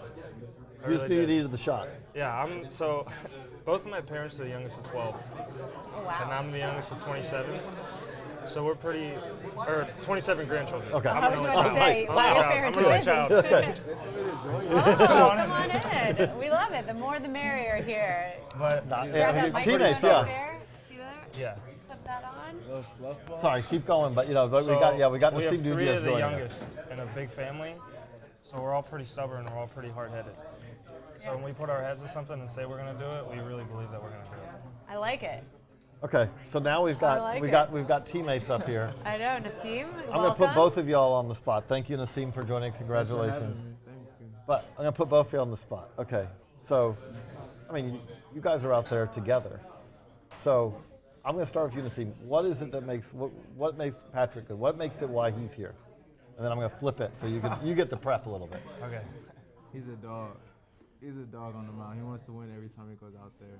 And sometimes you have those moments when you're playing a game and you know how hard baseball is. It gets to a point where you're just like, oh my gosh, I'm doing everything right. They're just not going my way. But with him, he dogs it out. And sometimes I got to get into him on the field a little bit, but that's what makes us good teammates. Yeah. So what is it, that makes Nassim a player, who's going to be right there with you on the future? His competitiveness and his mindset. We've been talking about it this past month. He's been having good at-bats and results just haven't gone his way. But, if there's anybody that's not going to stick to his approach and keep your nose to the grindstone, it's nice. And it's got to be nice to have him behind you when you're pitching. Yeah, not to talk about the player he is in terms of skill too, and some of the plays he's made behind me. I don't, no words. I just put my hands in my head and smile. But it's got to feel good too, because again, okay, if if they hit a ground ball, it's anywhere six around. Hole, it's normally you're out.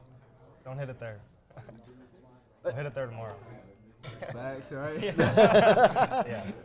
But Nassim, congratulations also to you. What does it mean to you to know that you're going to be playing T-Mobile Park tomorrow, Big League Park, national broadcast? It's crazy. I never thought about playing at T-Mobile Park, or I was always think about Miami or the other parks that we might go to in Miami. But it's dope. It's really cool. I can't wait to represent my team, my teammates, coaches, and everybody, and my family. How special is it to have a teammate here with you to That's go the through best this part. with, right? we went to You got someone on the plane with you. Yeah. Exactly. We got His caught up aunt together. saved me.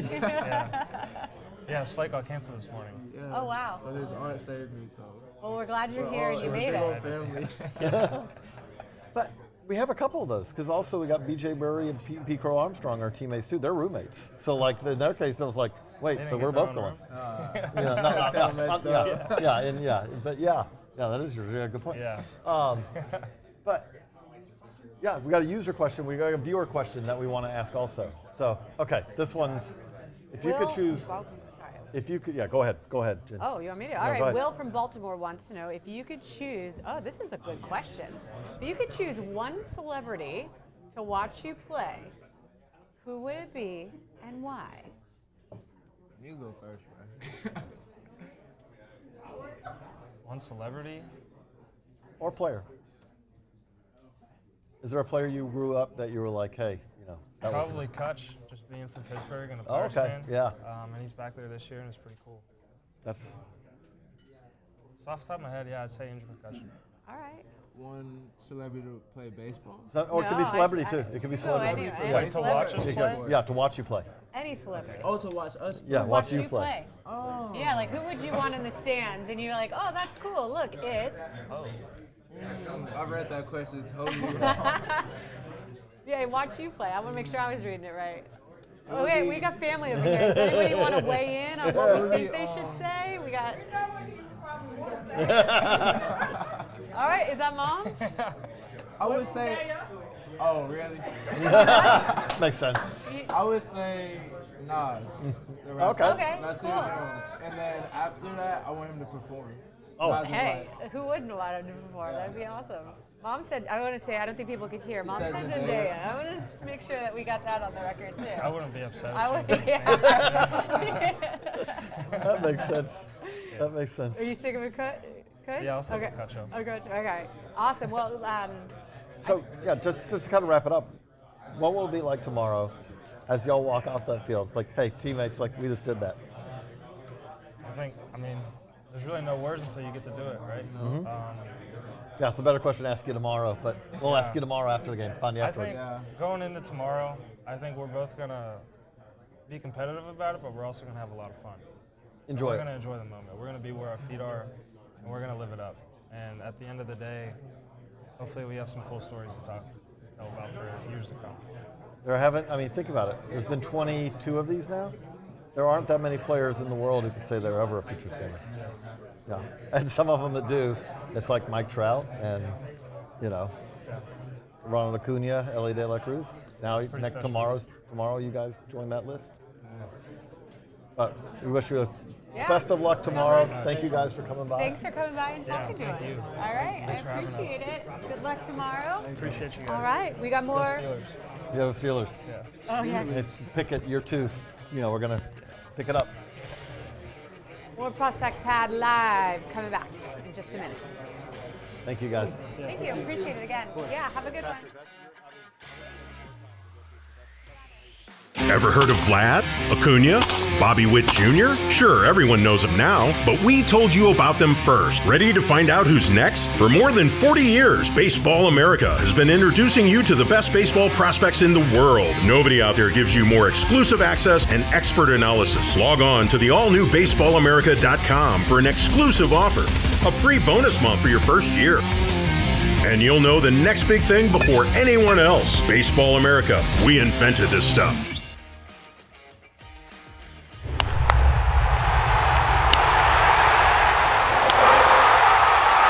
Before we get here, we start here. This is always where it starts. This is more than just a piece of wood. It's a piece of us, crafted by those who learned from generations of crafters before them. It's a family tradition since 1884. This is Louisville Slugger. The one you think of when you think of Bat's bat. Hell, the league's best hitters get an award every year with our name on it. Maybe we're boasting, but we've been building to this moment for 135 years. Griffey, Aaron, Williams, they saw their names on our bats and knew they made it. Because we made it. In a game of adjustments, we're no stranger to them. We innovate what's taken for granted. We'll never stop taking the next huge step. That's why the best players in the world swing the best bat we've ever made. That's how we get here. This is hard work. This is our time. This is Louisville Slugger. Spencer Schwellenbach, was a two-way player at Nebraska, but was drafted by the Braves as a pitcher. He underwent Tommy John surgery and has overcome that to return this season, and he's pitched extremely well. This is a pitcher that I'm really excited to get a look on.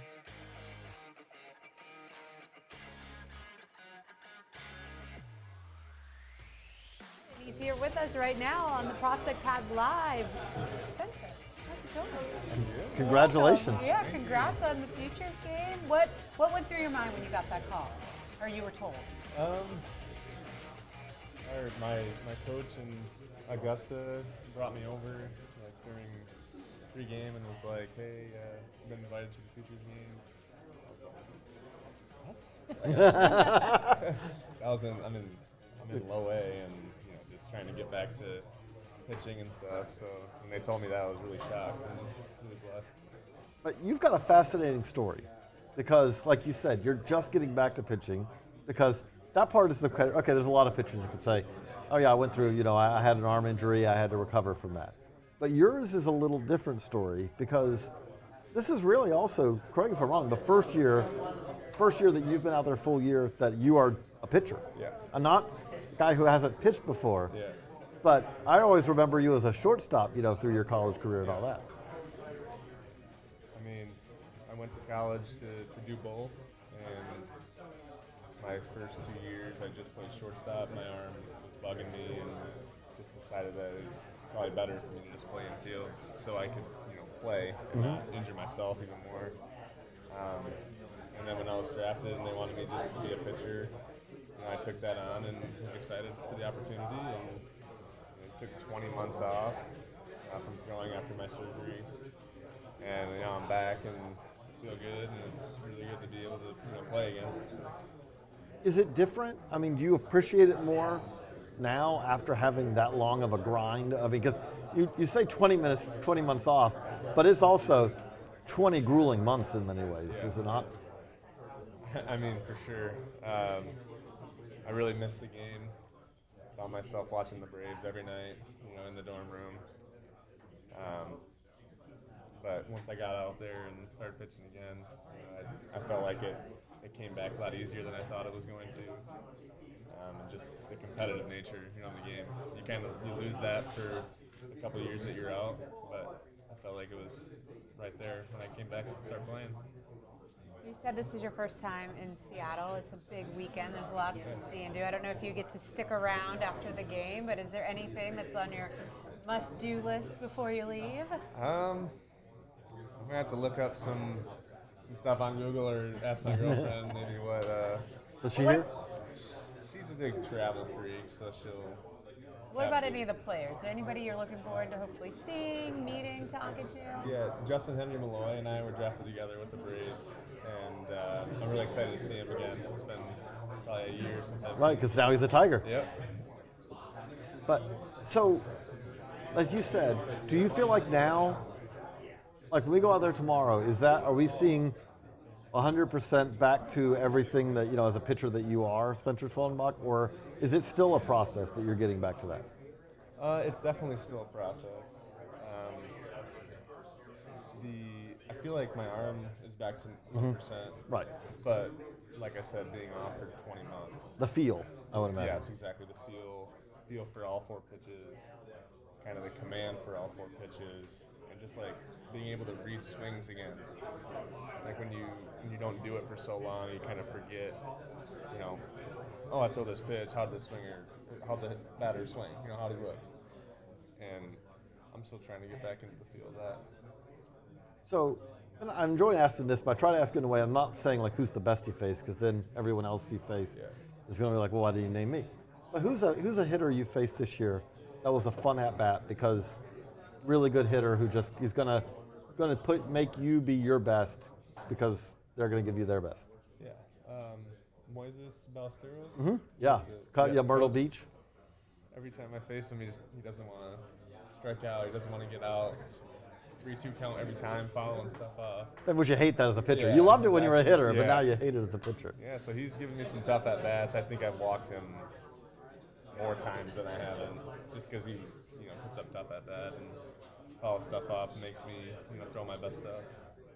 Very cool. we appreciate you coming by and talking to us, and congratulations. And Good luck tomorrow. Take it all in, right? It's going to be great tomorrow. We appreciate it, and good luck. Yeah. Thank you. Thanks for Thanks a lot. having me on. All right. We'll be right back. More Prospect Pad Live after this.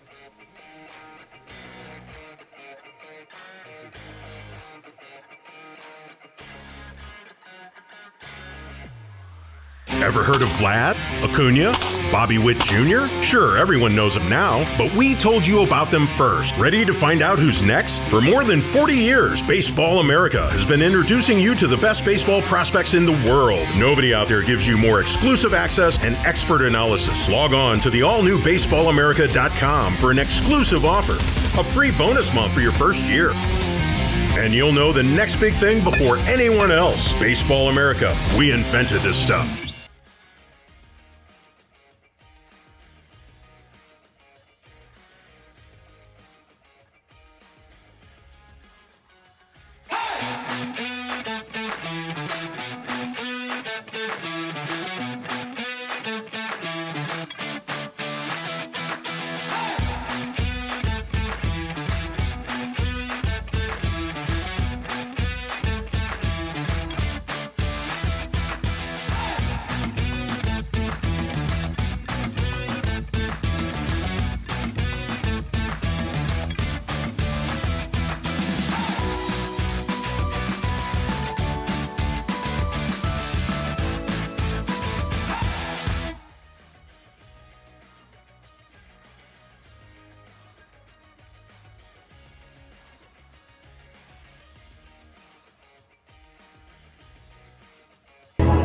What's up, fellow baseball Americans? It's Chris Strubb, producer of the first Prospect Pad Live.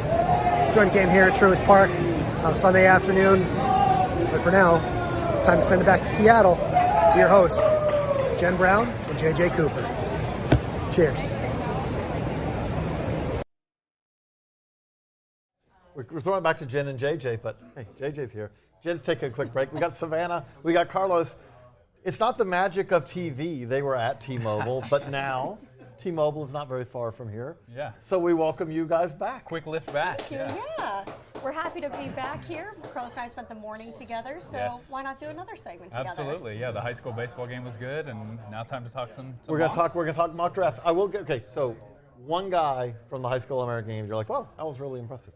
PJ Orlando, I think, was really impressive. He's got a lot of power. He hit a ball hard at this game, kind of drove a ball past first base. And then I'll have to do another one, JJ. Kate Arambide is a catcher who's known for his defensive prowess, but he also got into a ball, hit a line drive. I think it was 93 miles an hour, turned it around. He was impressive as well. So those are two that kind of stood out for me. And what did you get? I mean, what did you come away? Where are fried Oreos? I want fried Oreos. I know. I was looking around for some food to bring back here. I knew that's how I would become very popular, but high school American game, no concessions. no. But everyone was cooking, so I could smell everything. So I came back here, and that's why I didn't hop right on. I had to eat. I was like, I have been smelling ballpark food for hours. I need to grab something. I didn't hear about these fried Oreos. So. Oh my god! They also have a garlic fry burger that Okay. looks amazing. But okay, we're here to talk mock draft. Carlos, you have a new mock draft out. Yeah. And I mean, the headline of it clearly is you have a new number one. Yeah, I guess that's what everyone is most excited about is a new name at number one. I don't know necessarily that any confidence that I have in the pick has changed. We've had Dylan Cruz in the top spot really throughout the whole spring, and that was more of a case of everyone seems to think he's the consensus top player in the class, although the margins here are very small. You can make a case for Paul Skeens. I can make that case. Yeah, JJ will make it confidently. You can make a case for Wyatt Langford at Florida. You can make a case for both the high school players, Walker Jenkins and Max Clark. So it's razor-thin margins. I think the rumors that everyone has been hearing in the last 48 hours or so is just that for whatever reason, Dylan Cruz doesn't seem to be the name there. And so a lot of people are trying to figure out, is it Paul Skeens? He's talked about maybe the most often.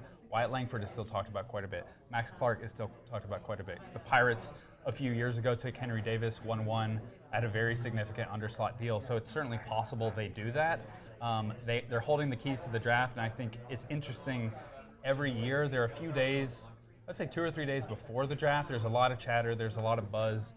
As we get closer, it almost feels like everyone kind of quiets up. There's not a lot of information, and it feels like today we've kind of hit that point, and I don't expect a lot of new information to come out until maybe like a few minutes before the pick. Like, I don't know if we're ever going to feel confident in who actually is going 1.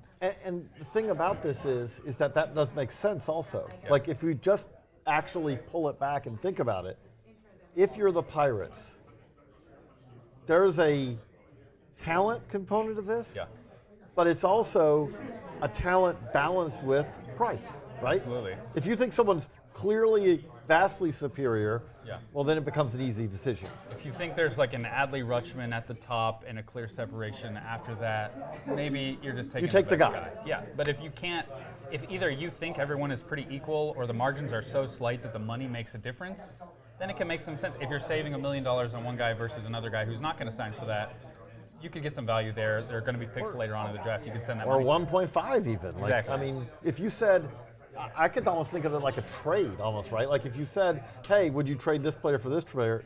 No. But if you said, would you trade this player for this player and this player? Absolutely. Then it becomes a different. Yeah, you can't trade picks in the MLB draft, but how the slotting works almost functions that's what I'm like saying. that. It Exactly, functions like yeah. that. You know. So, you want to keep going? Let's through go. So number 1. Number 1, we have Paul Skeens right now. Again, not huge confidence in that, but that's the guy I would pick today if the draft was happening right now, Paul Skeens. I just think he's a generational pitching talent at LSU. He had a tremendous season. I mean, that's an impactful player and maybe the quickest to the big leagues in this class as well. So he's one. At number 2, it almost would be easier if Paul Skeens didn't go number 1 because the Nationals are linked to Paul Skeens more than... That feels like you could almost stamp it if he's available. Yeah, and I would probably never stamp anything because No. it's a mock draft and you never know what can happen. Kumar Rocker just went 3rd last year. No one expected that to happen. So I think if Skeens goes off the board first, I think the Nationals are probably picking between Dylan Cruz. I think they would be happy with both the LSU players. Everything that I've heard indicates that they would be fine with either, even if they're picking between the two, they would take Skeens. But Cruz is the top player on our board for a reason. Tremendous hitter. He has pedigree dating back to high school. It's tools all across the board. He's just the Golden Spikes Award winner. So he's right now in the 2 spot. So the Nationals, if, let's say, Skeens doesn't go 1, Cruz doesn't go number 1, they completely surprise us. If you're the Nationals, then how do you make that decision? Yeah. You said you stamp it with Skeens? Yeah, I think it's Skeens just because in that scenario, we've just heard the Nationals tied so heavily to Paul Skeens. And again, I think they like both players. They have taken a lot of hitters recently. They've got a lot of really impactful outfielders. I think a couple of them, maybe one of them was at Prospect Live earlier today. So maybe it makes sense for them to add a little diversity to the talent they have. It's really high upside offensive talent in the organization. So maybe that's the thinking. Maybe for them, they just think like JJ, I think this is where you're at, but maybe they just think Paul Skeens is the best player in the class. And I think the Nationals, more so than the Pirates, at least as I understand how they work, the Nationals seem much more willing to just ID their guy who they think is the top of the board and take that player. And they're not going to worry about the money. It worked out for them with Bryce Harper. It worked out for them with Steven Strasburg. Well, picking one and having those talents makes it a little bit easier. But yeah, absolutely. But, okay. So that's the problem with this, if you're doing a mock draft, like you have to do, is that this also means that there are 1,000 combinations where if you get the wrong combination for number 1, all of a sudden it can cascade down. But I feel like at 3, 4, 5, that may be even more true because one surprise pick there all of a sudden makes everything. Yeah, so at 3, Detroit, a lot of the people that I've talked to have really struggled getting a read on that scouting department, like what direction they're heading. Most people kind of assume they're going to take whatever 3rd college players on the board. So if it's Langford at 1 and Skeens goes 2, I think they'd happily take Dylan Cruz. If it's the LSU guys, 1, 2, I think they'd happily take Wyatt Langford. That's kind of the assumption that I have at this point. Once you get to 4 with Texas and 5 with the Twins, I think it gets a lot more interesting. Texas, obviously last year, surprised everyone with the Kumar Rocker pick. And which is really the Kumar Rocker and Brock Porter Exactly. So getting Kumar Rocker there, underslot deal, they don't pick again until the 4th round. They also have a tiny bonus pool compared to everyone picking around them. I think it's around $9 million. I don't know the number off the top of my head. But it's the 16th largest bonus pool in the entire draft class, or in the entire draft. They don't pick again until the 4th again this year. So if you do want to kind of go for that similar strategy, take an underslot off the board guy, save some money, make a little bit more of your pool, diversify a little bit. We continue to hear people wondering if the Rangers will do that, and I think that's an area where the draft could go a little bit off the rails. At the same time, but when you're talking about that, you're not even talking about taking like the 20th guy off the board. You're talking about taking like, it could be someone who's like the 8th to 10th to 12th. I think it's still like some of the names, and you can see this on the mock draft at the site. BaseballAmerica.com. Yeah, BaseballAmerica.com. You can. I have a few names linked to the Rangers that I know they like. I don't know if they like them specifically for this pick, but there are players who are in the 15 to 20 range. Maybe that's a little bit of a spoiler if you know our board, but who are in the 15 to 20 range, who they could like, and that's similar. I mean, that pick compared to Kumar Rocker, he was in the 20s, so that's not as far off the board as last year, but still further off the board than people might think. And then at 5 with the Twins, they're just associated with so many college players, and so that could get dicey as well. Okay, I think we have breaking news. So Jeff is going to step on real quick to share some breaking news. Just grab a mic. Yeah, regarding the Futures game tomorrow, it's just announced by Maria Gordado of MLB.com, is Kyle Harrison suffered a moderate right hamstring strain and will not pitch in the Futures game tomorrow, so he'll be reassessed during the All-Star break. So unfortunately, one of the most exciting pitchers, one of Jeff's guys, talking in the third person, that will not be there. So sorry to interrupt, but wanted to make sure everybody knew. Thank you. Oh, that's unfortunate. I hate those. So I love it. He did refer to himself in the third person. So what is a Carlos guy? No, what is, but when we talk about, okay, we talked about the Rangers there. The Twins also. This seems strange to say in some ways because it's a 5-player draft we keep talking about. Yeah, so I wonder if it'll just be like 2019. That was a 6-player draft. All of those 6 players went with the first 6 picks that year. Maybe it's just as simple as that. Everyone's overthinking it, but the Twins are a pretty model-heavy organization. If they have a guy who's at the top of the model and maybe they also want to save money there are a number of college hitters who could make sense. Braden Taylor is a name that makes sense. Jacob Gonzalez is a name that makes sense. Jacob Wilson is a name that can make some sense. I mean, if they want pitching, Rhett Lauder and Chase Dollander are there. I wonder who's going to be like the next pitcher off the board after Skeens. I think yesterday I was very confident that Rhett Lauder is going to be that guy. I'm less confident in that now. I think there's a chance that he could go a little bit further than I was kind of talking about in the mock. And we'll have updates for the mock draft at baseballamerica.com. I think on draft day we'll probably update it. But that's kind of where I'm thinking now. The Twins have a number of players linked to them. And I also think you can't count out the high school pitchers there. Noble Meyer's a name that I know they've scouted heavily. I still think it's probably unlikely they go that demographic at 5, but I know they're interested in him. And so you just start kind of, the further you go down in any mock data, you know, there are just more players that you could go for. That's what I was going to say. You know, we've been talking a ton about all of the talented college players, Yeah. but we've yet to really bring up a high school name. When do you think the first high school name is going to be called? It could easily be at 1 with the Pirates. Like, it wouldn't shock me or anyone. Would it be? But you keep saying Clark. Would it be more likely Clark than? So we got Clark and Jenkins, who Clark's name for whatever reason is associated more with various underslot deals, going down at 7 to the Reds on an overslot deal, which is actually where I have him currently in the mock that's on the site. I'm not sure what the dynamics of that. Maybe it's just because Clark has kind of consistently been at the back of that group, and so it makes sense from the player's perspective to pursue underslot deals further up. It could be that. Again, I know the Pirates have scouted Walker Jenkins very heavily this spring. They had scouts watching him throughout the season. We have them both 4 and 5 on the board. So like there's a chance that they could go, both of them could go 1. But if they don't, I think it's pretty likely that 1 or both of them goes in that 4, 5, 6. Like I don't think they're getting far down the board at all. The Reds seem like they really would love for one of them to fall. If Walker Jenkins is that's available, a dream. If Walker Jenkins is available at 7, that's a dream. They're ready to pounce. They're a team that's taken Cam Collier over slot last year when he slid to 17 or 18. They took Matt McLean. And they have a bonus pool to also do Yeah, this. they do. I think the bonus pool dynamics, we talk about the money all the time. Maybe it's boring to talk about, but it really does matter. And the Mariners, the home team this year at the draft, they're the most interesting team maybe of the draft after we get outside of the top 10, picking, 22 with a massive bonus pool with all the picks they have. So, okay, we're going to have some viewers of this who are less tied in with the bonus pool dynamics. But whether it's boring or not, it's key to talk about because it does influence where guys go. Explain that, if you would, to just people of how, why a guy why Brock Porter, for instance, last year, who was a clear first-round pick, could be sitting around. You don't see this in the NFL. You don't see this in the NBA. No one in the NBA draft is sitting there, well, we think he's a top 10 pick, but it's the 4th round and he's still on the board. Yeah, so I think the biggest difference in MLB's draft and NFL's and NBA's is the hard slotting system versus the slotting system we have. So the way it works in baseball is the top 10 rounds, each pick comes with an assigned slot value, and your total bonus pool that you can work with is the sum of all the picks you have in the top 10, and you can use that money however you want. You can take a player who's going to take significantly less than slot save a little bit of money at that pick, and then put it towards a high school player who either slides or you try to intentionally push down the board. I will say with those dynamic sliding players, it's trickier and it's easier to move a high school player. So I think it's more likely if you have a Brock Porter situation, there's a reason it was a high school pitcher. The high school players have the leverage of saying, no, I'm not going to sign, I'm going to go to college, until they land with the team that they have a deal with or they think they're going to have a deal with. It's hard to do that with college guys. It doesn't always work. Jay Groom, says hi. It doesn't always work. You really have to nail down the signability and understand how you're evaluating the rest of your draft. So there's a lot of math involved in it, which again, probably not the most exciting thing, but it really matters. It matters. Yeah, it does matter. So that's kind of how it works.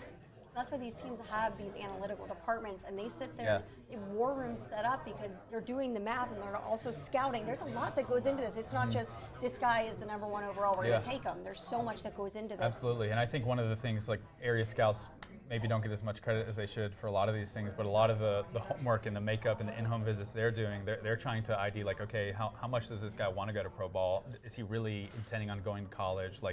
Trying to ballpark and get an idea of the signability and just developing the relationships with the player, with their families, to just also be able to ask when the time is coming, okay, what's the number that it's going to take?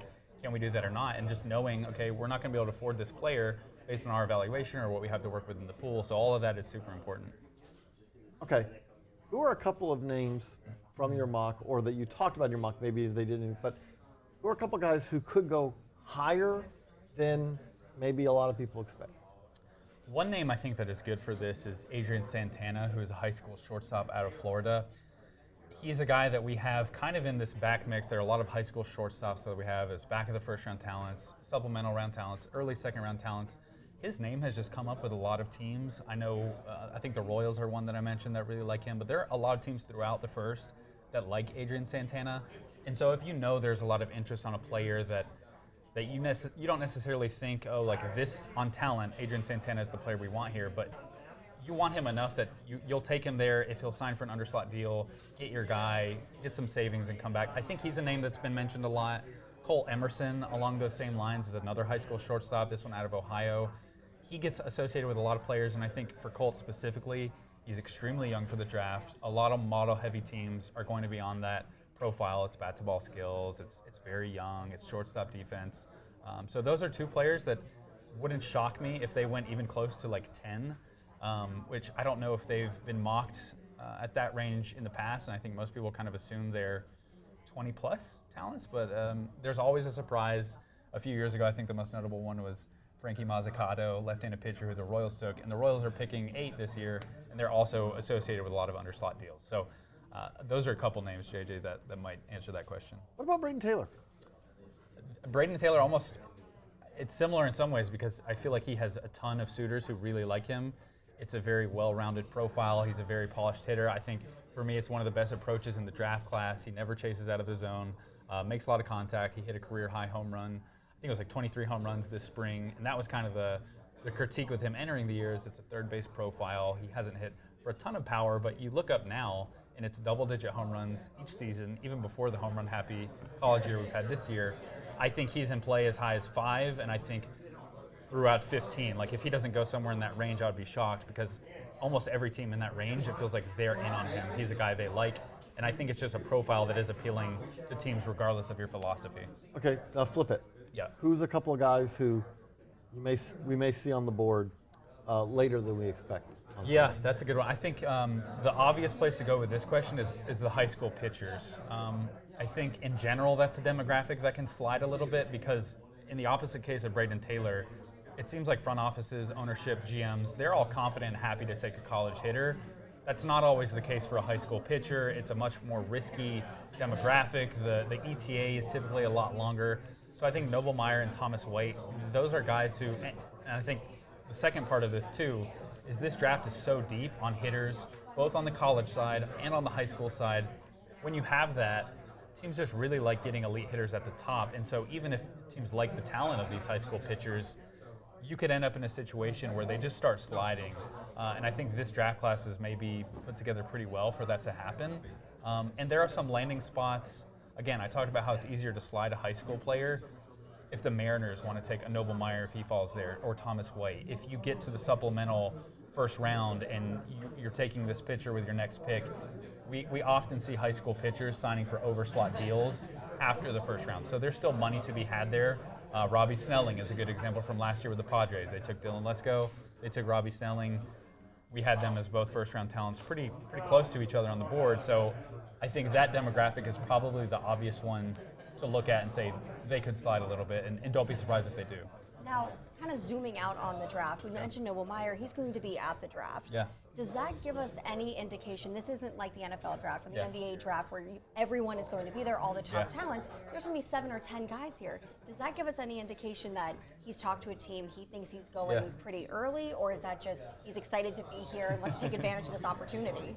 I think it is a good indication, to be honest, because all of these players' advisors, like, they're trying to mitigate risk as much as possible. And if you don't feel confident that your player is going to go on the first day, you really don't want him sitting at the draft, waiting for his name to be called, and it doesn't happen, and he's sitting there, and every time the camera shows him, he's like getting more and more depressed. So you can't read entirely into it because anything can happen, but I do feel like if they're coming here, you have to feel at least reasonably good that on day one, you've got a deal. Like, you've got a good chance to go. If not, I don't think they would be here.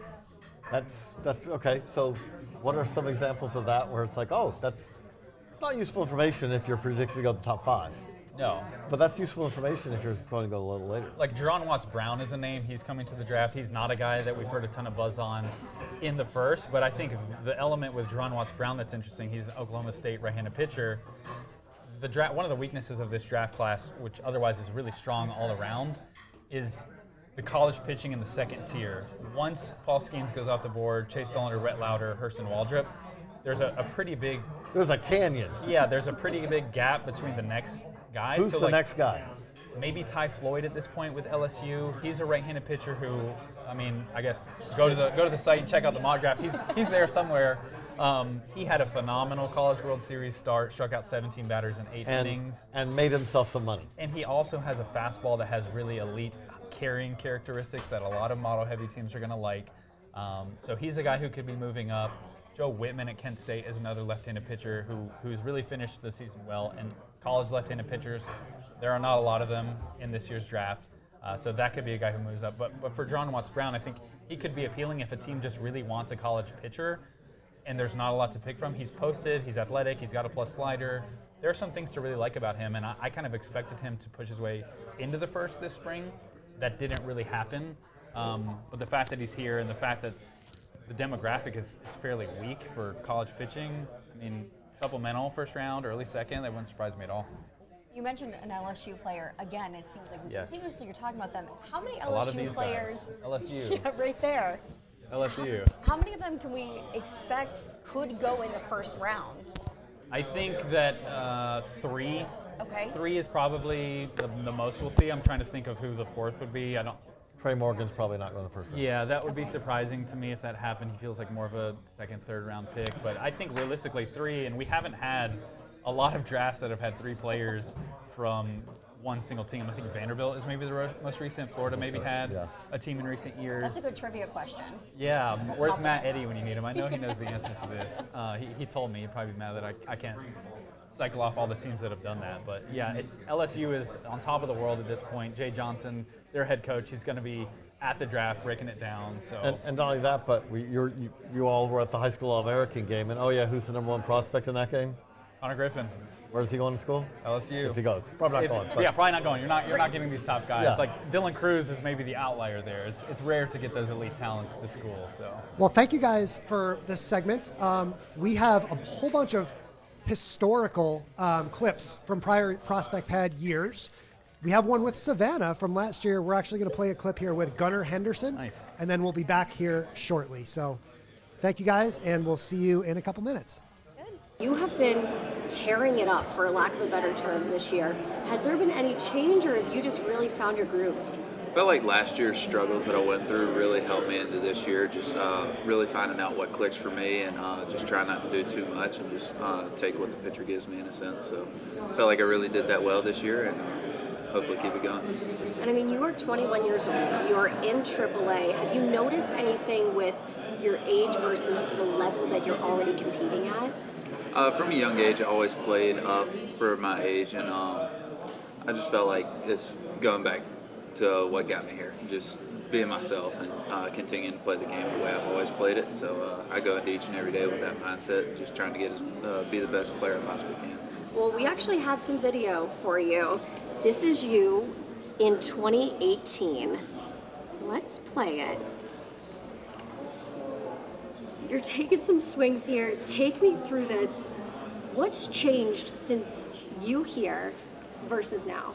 Well, probably about an additional 30 pounds to that frame, so a little bit of skin and bones right there, but definitely worked on some more fluidity in the swing, so it's funny going back and watching that type of stuff and being able to see how much things have changed over the years. Do you have any advice you'd give to your younger self, like, hey, stick with it, you know, you're doing good? Yeah, definitely just don't be so hard on yourself, because I've had to learn that the hard way, so I definitely just kind of stick with it. Just trust yourself.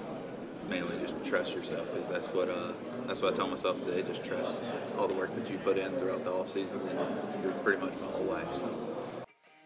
Ever heard of Vlad, Acuna, Bobby Witt Jr.? Sure, everyone knows them now, but we told you about them first. Ready to find out who's next? For more than 40 years, Baseball America has been introducing you to the best baseball prospects in the world. Nobody out there gives you more exclusive access and expert analysis. Log on to the all-new baseballamerica.com for an exclusive offer, a free bonus month for your first year.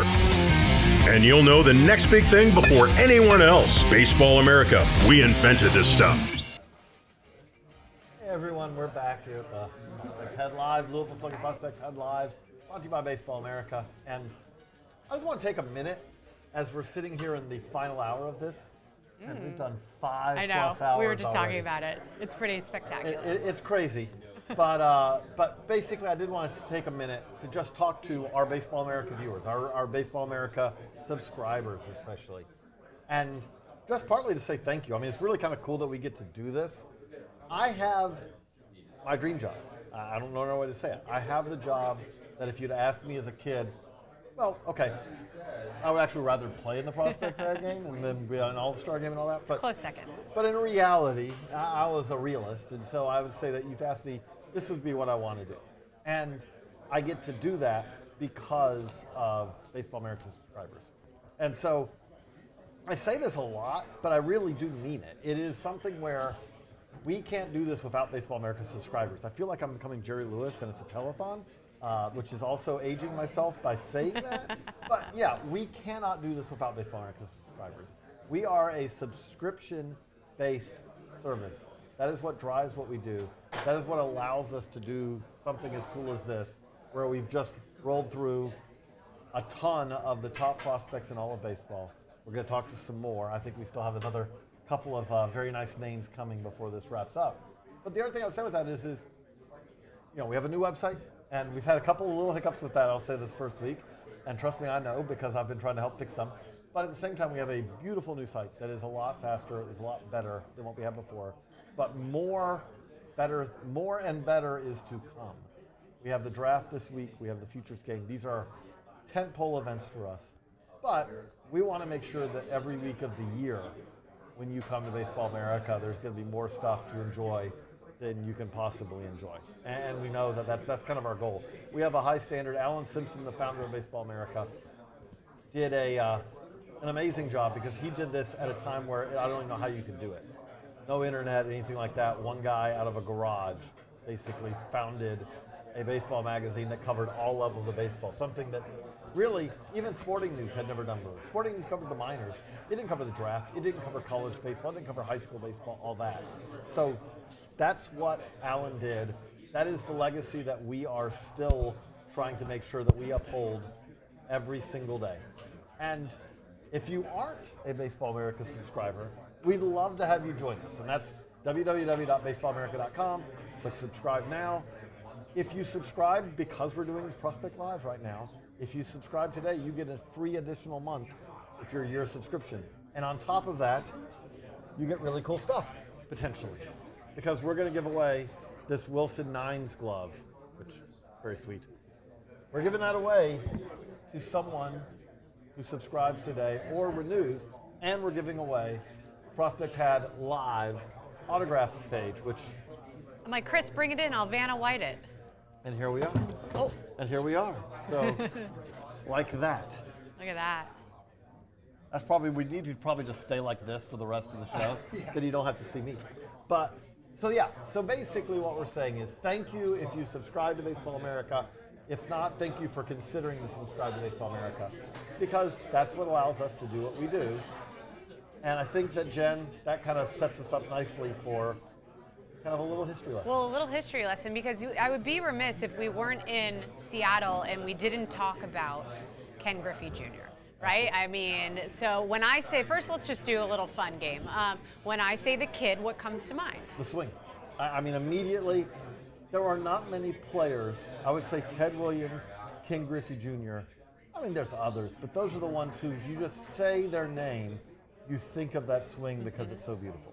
So I know we've got something really cool here, because Ken Griffey Jr. was pretty important to the history of Baseball America. So break that down for us, please. So basically, here was one of many Ken Griffey Jr. covers, but the reason I think that Ken Griffey Jr. is very important to Baseball America is that Baseball America, and this is a large version of that same cover, the amazing Ken Griffey Jr., the best #1 pick of all time, and you could probably still argue that. Like Chipper Jones could make an argument, but yeah. So the thing I would say about Ken Griffey Jr. is that Ken Griffey Jr. was foundational in the first decade of Baseball America. Baseball America was founded in 1981. And what Ken Griffey Jr. did, he came up and he was a top pick out of high school prospect. We covered the draft. Ken Griffey Jr. is great.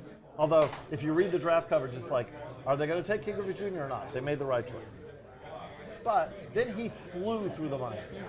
But the key thing's also going on at this time this is during the resurgence in minor league interest, partly fueled by Baseball America, partly fueled by a lot of others. And it was also the resurgence of baseball cards. And Ken Griffey Jr. was the #1 card in the Upper Deck set. He was. And that Ken Griffey Jr. set, that Upper Deck set, became iconic. And so what that meant is, well, you say, well, why was he #1 in that? Well, someone for Upper Deck, for their first set, read Baseball America and said, you know what, we should put Ken Griffey Jr. as our #1 on this set. So you have this Ken Griffey Jr. rookie card. And then Ken Griffey Jr. was every bit as good as everyone expected him to be. And that's, to me, that's the key of why. Because Ken Griffey Jr.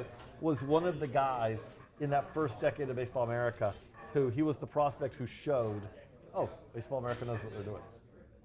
It's pretty special. It's pretty sweet. Okay, so I have to, these aren't Upper Deck cards. Okay. But do you know what these are? Oh, okay, wait, what are those? Baseball America, wait, hold on. So, okay, let me look. 1989 top AA prospects. Baseball, there's some good ones in here. Okay, so do this for me. Pick one, pick a card, pick any card, and let's see if I can. Okay. All right, we've got, sorry, I don't have glasses, Jose Offerman. Okay, that one's easy. That one's an easy one. So Jose Offerman was the great Dodgers prospect coming up. He had one problem, errors at short. Ended up having a good career, but if you look up his errors in a rookie or second year as a Dodgers shortstop, I mean, it was over 50, I think. And we don't ever see that too much. So that's, okay. Hold on, wait, this is a fun game. I just want to let everybody know at home, because we just, okay, and this is what I wanted to say really quickly, because you were talking to the the subscribers and the potential future subscribers of Baseball America. And what I can tell you is, this is my first time working with Baseball America, but meeting JJ and Jeff and Kyle and Savannah and Carlos and all of these guys, everybody is top notch. They know their stuff, and so I think that's so impressive. And to further that point I wanted to make, he did not know that I was bringing out a 1989 deck of pick another AA prospects. So I'm very, you know your stuff. Here, I'll let you pick a card. I'll pick one. Pick a card, any card. Okay. Oh, this one's easy again. Marquise Grissom. This is a great set. So Marquise Grissom, basically those Expos teams of the late 80s, Expos prospects of the late 80s, we had Marquise Grissom, we had Rondell White, who has a good career. We had a ton of guys, but Marquise Grissom ended up probably being the best of them. I believe they also, this is around the time they had their first draft bonanza. Never works out, but they had like a bazillion first-round picks right around that time. Can we keep going? More. Okay, Yeah, I one wanna more. do one more. You of want to these. pick? Okay. Okay. Who's this? Pat Combs. Pat Combs, okay, I'm not going to have as interesting a story about Pat Combs, but Pat Combs was a solid big league pitcher. He reached the majors, he had a career, but I'm not going to say like that Pat Combs is like, oh, okay, here are my 12 best memories of Pat Combs and his career pitching. Give it one more. We're going to, okay, one more. more? One more. Okay, let's see. Pitcher. Wayne Edwards. Okay, there we go. It had to happen. Wayne Edwards. Wayne Edwards. I hope Wayne is not a coach that I've talked to at some point and I'm blanking on. But I do not remember Wayne Edwards' career. And he's a lefty. He pitched for Birmingham. And he had reached the majors in '89. Okay, well this How is about okay. that one? And There you now, go. I'm this helping is, him out. This, Helping him out. We're going to end on this. This is then we're basically if you can see that, that's Steve Avery, and that's an easy one because I grew up in Georgia, and I was reading Baseball America just at the very tail end of this time, and so Steve Avery was our number one on our first top 100. Really? So yeah, number one in our first top 100, and was great. But he just is one of those pitchers who blew out. You know, his greatest years were in his early 20s. Stepped right into a big league rotation as one of the youngest pitchers in the majors, and then was great. Right away after that. We're gonna before we go because we got to go back to Ken Griffey Jr. because he's back. He's here. He's coaching in the HBCU Swingman Classic. It's tonight. Swingman for a reason. Yeah, but it's tonight. And it's tonight, and so basically it's on MLB Network. I know that, but MLB tell Network. us about that because this is the inaugural. Yeah, so this is new. This is the first year. We have the High School All-American game. Now we have the HBCU Swingman Classic, which is trying to bring attention and also provide a great experience for players from historically black colleges and universities, which it's been a little bit of a rough time for a lot of those programs, and so this is great to provide kind of an opportunity and a national spotlight to some of those programs. So it'll be very cool to see at the HBCU Swingman Classic. That'll be airing tonight on MLB Network, so make sure you guys tune in for that. All right, we're going to take a quick break because they're telling me we've got another player, a prospect player for tomorrow's Futures game. You're going to want to stick around. Don't go anywhere.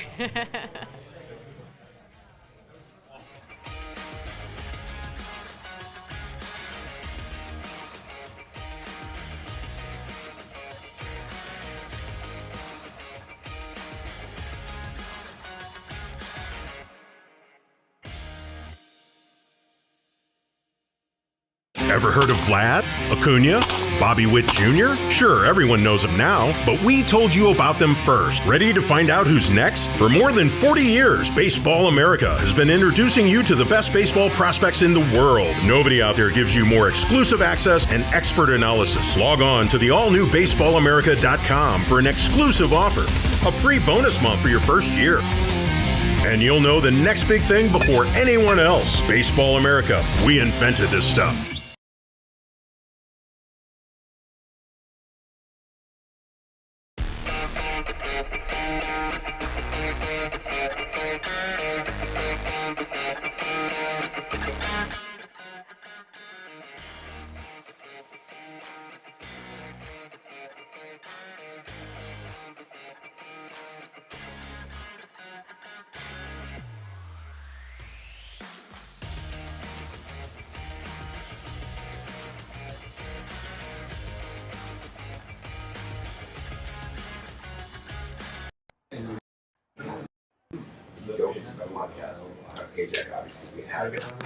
Jackson Churio is him.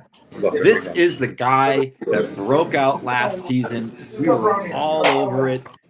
Huge power, especially for his age. There's not many teenagers that hit the ball as hard as Churio does. He's got speed. He's got last two hikes that 2 hour workouts. No, I always say style podcast. Hang on, please. Sorry.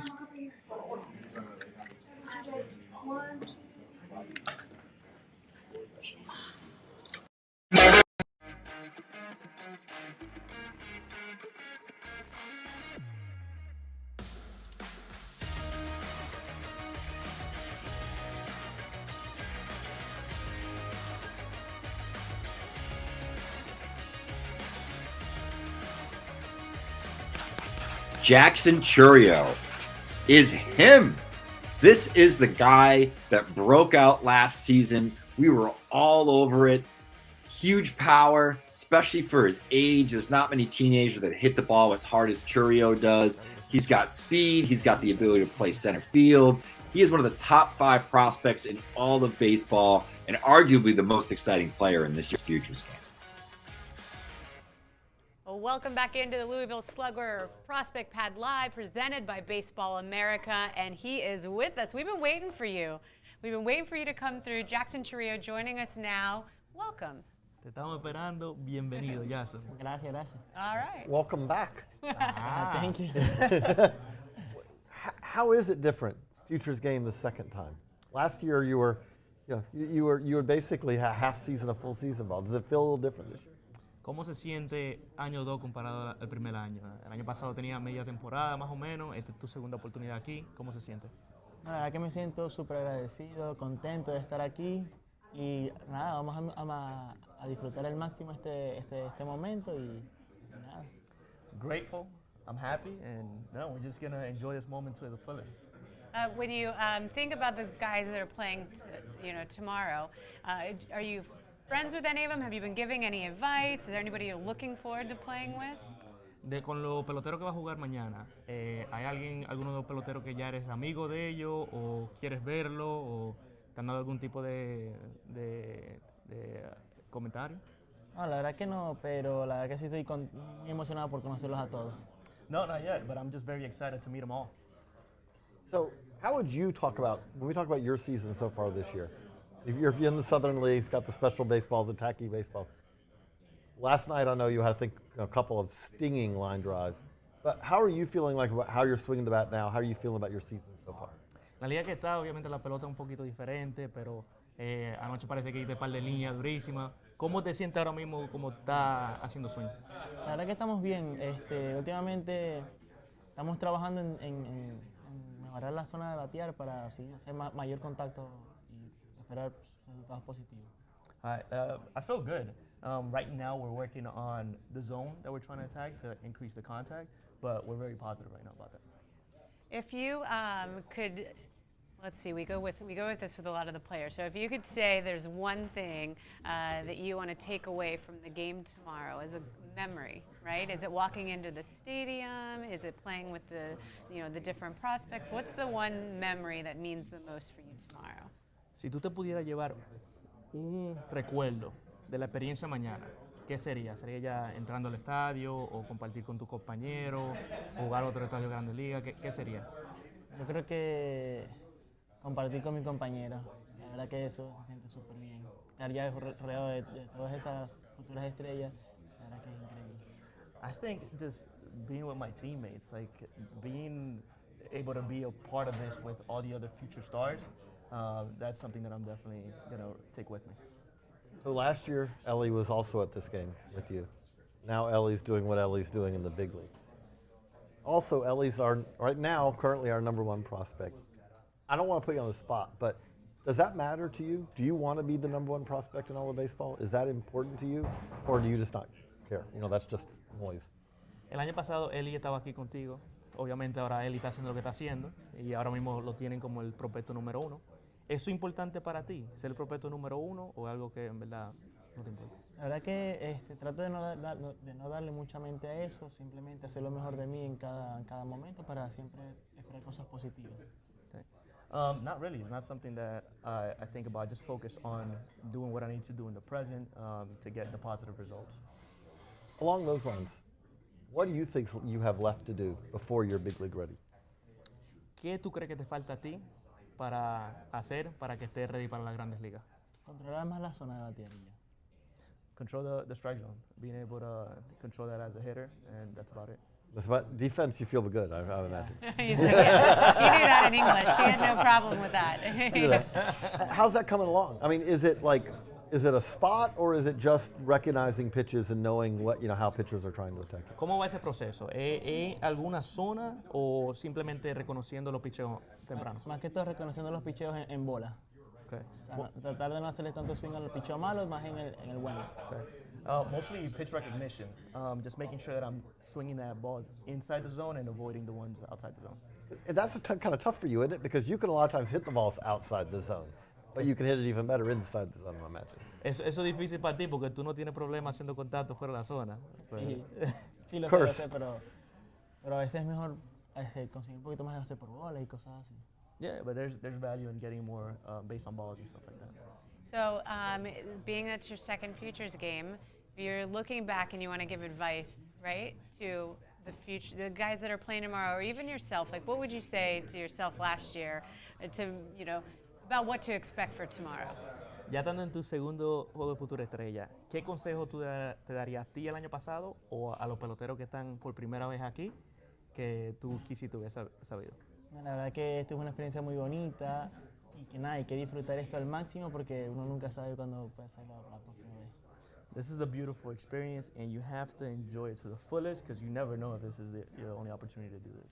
Well said. Well said. Well, good luck to you tomorrow. We appreciate. Thank you. Thank Muchas you. gracias for coming by. Good luck. All right. So how many years, also, one last thing, how many years do we see your brother here? ¿Cuántos años hasta que veamos tu hermano aquí? Uf, yo creo que 2, quizá. 2, probably. We look forward to it. That's Look awesome. forward to it. Thank you, Jackson. Thank you so much, Jackson. All right. Jackson Chirrillo is playing in the Futures game tomorrow. Make sure you guys tune in. Prospect Pad Live. We'll be right back. Appreciate it. Thank you.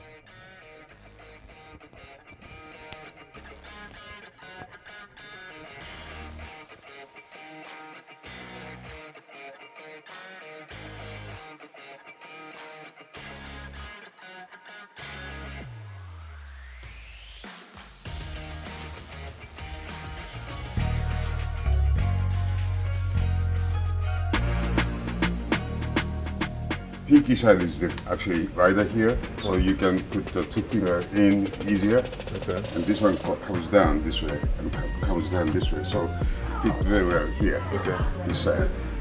Thank you guys, appreciate it. Yeah. Have a good one.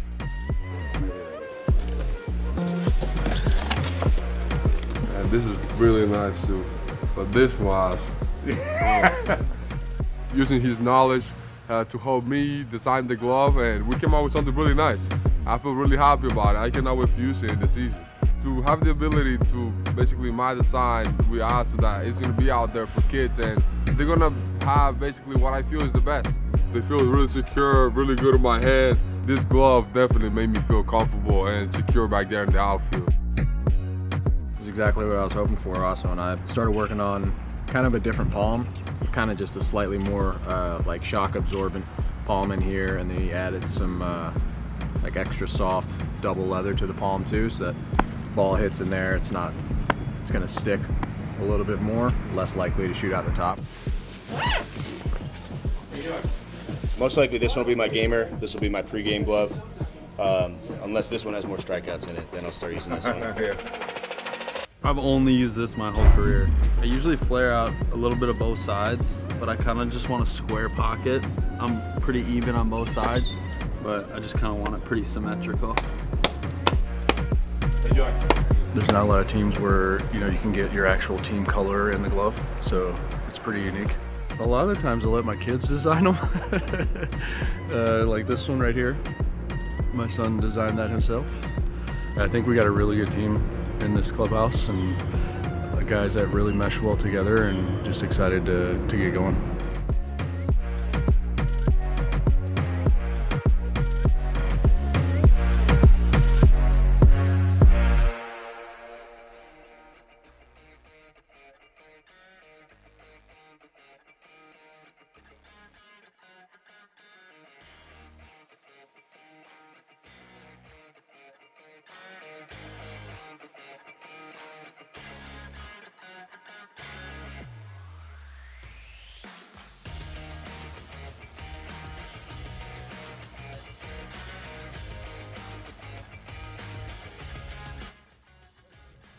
All right, welcome back into Louisville Sluggers Baseball America Prospect Pad Live. We've got Kyle with us. Kyle, I believe you've got some breaking news before we get into our next segment. So what can you tell us? Yeah, good news for Arizona Diamondbacks fans and fans of the All-Star Game. Corbin Carroll, the Diamondbacks rookie sensation, who appeared to injure his shoulder on a swing yesterday.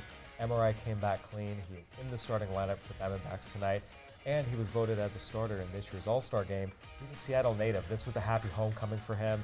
It was going to be a sad story if he wasn't able to play. It appears he is going to be able to come be an All-Star in his hometown. That's awesome. Great news. I'm sure that's got to be a big relief for him getting those results back. All right, well, we've got to talk the All-Star Game then, right? Because Absolutely. That's a big game. Obviously, it goes down on Tuesday, and last time it was here in Seattle was, I think, 2001. Is that correct, right? So what, well, first, before we do that, how many All-Star Game weekends have you guys been to? JJ, I'll start with you. So I started in Kansas City in 12, and I haven't missed one since. But the trick question is so I've been to now, this is my, I believe, 11th All-Star weekend, but I'm also at 0 All-Star games because I always leave. I've made it through the Home Run Derby, but I always leave before it's over. Kyle, on the other hand, how many All-Star weekends and then All-Star games have you been to? Same number for me. This will be my seventh All-Star game, 7th All-Star weekend. My first one covering it for us here at BA was 2016 San Diego. Done every one since. I love it. Well, you got to go with him if you want to go to the Yeah, game. exactly. I'm not here for the game. All right, Kyle, so let's break it down. What do we need to be watching for Tuesday's game? Yeah, I think the most compelling storyline is the American League has won the last 9 All-Star games. The National League has not won an All-Star game since 2012. This year represents maybe their best opportunity to end that drought. The American League is without Aaron Judge, they're without Mike Trout, they're without Yordan Alvarez, all out due to injury. Shohei Ohtani is unable to pitch after coming up with a blister his last start. This might be the NL's best chance to snap that streak in some time.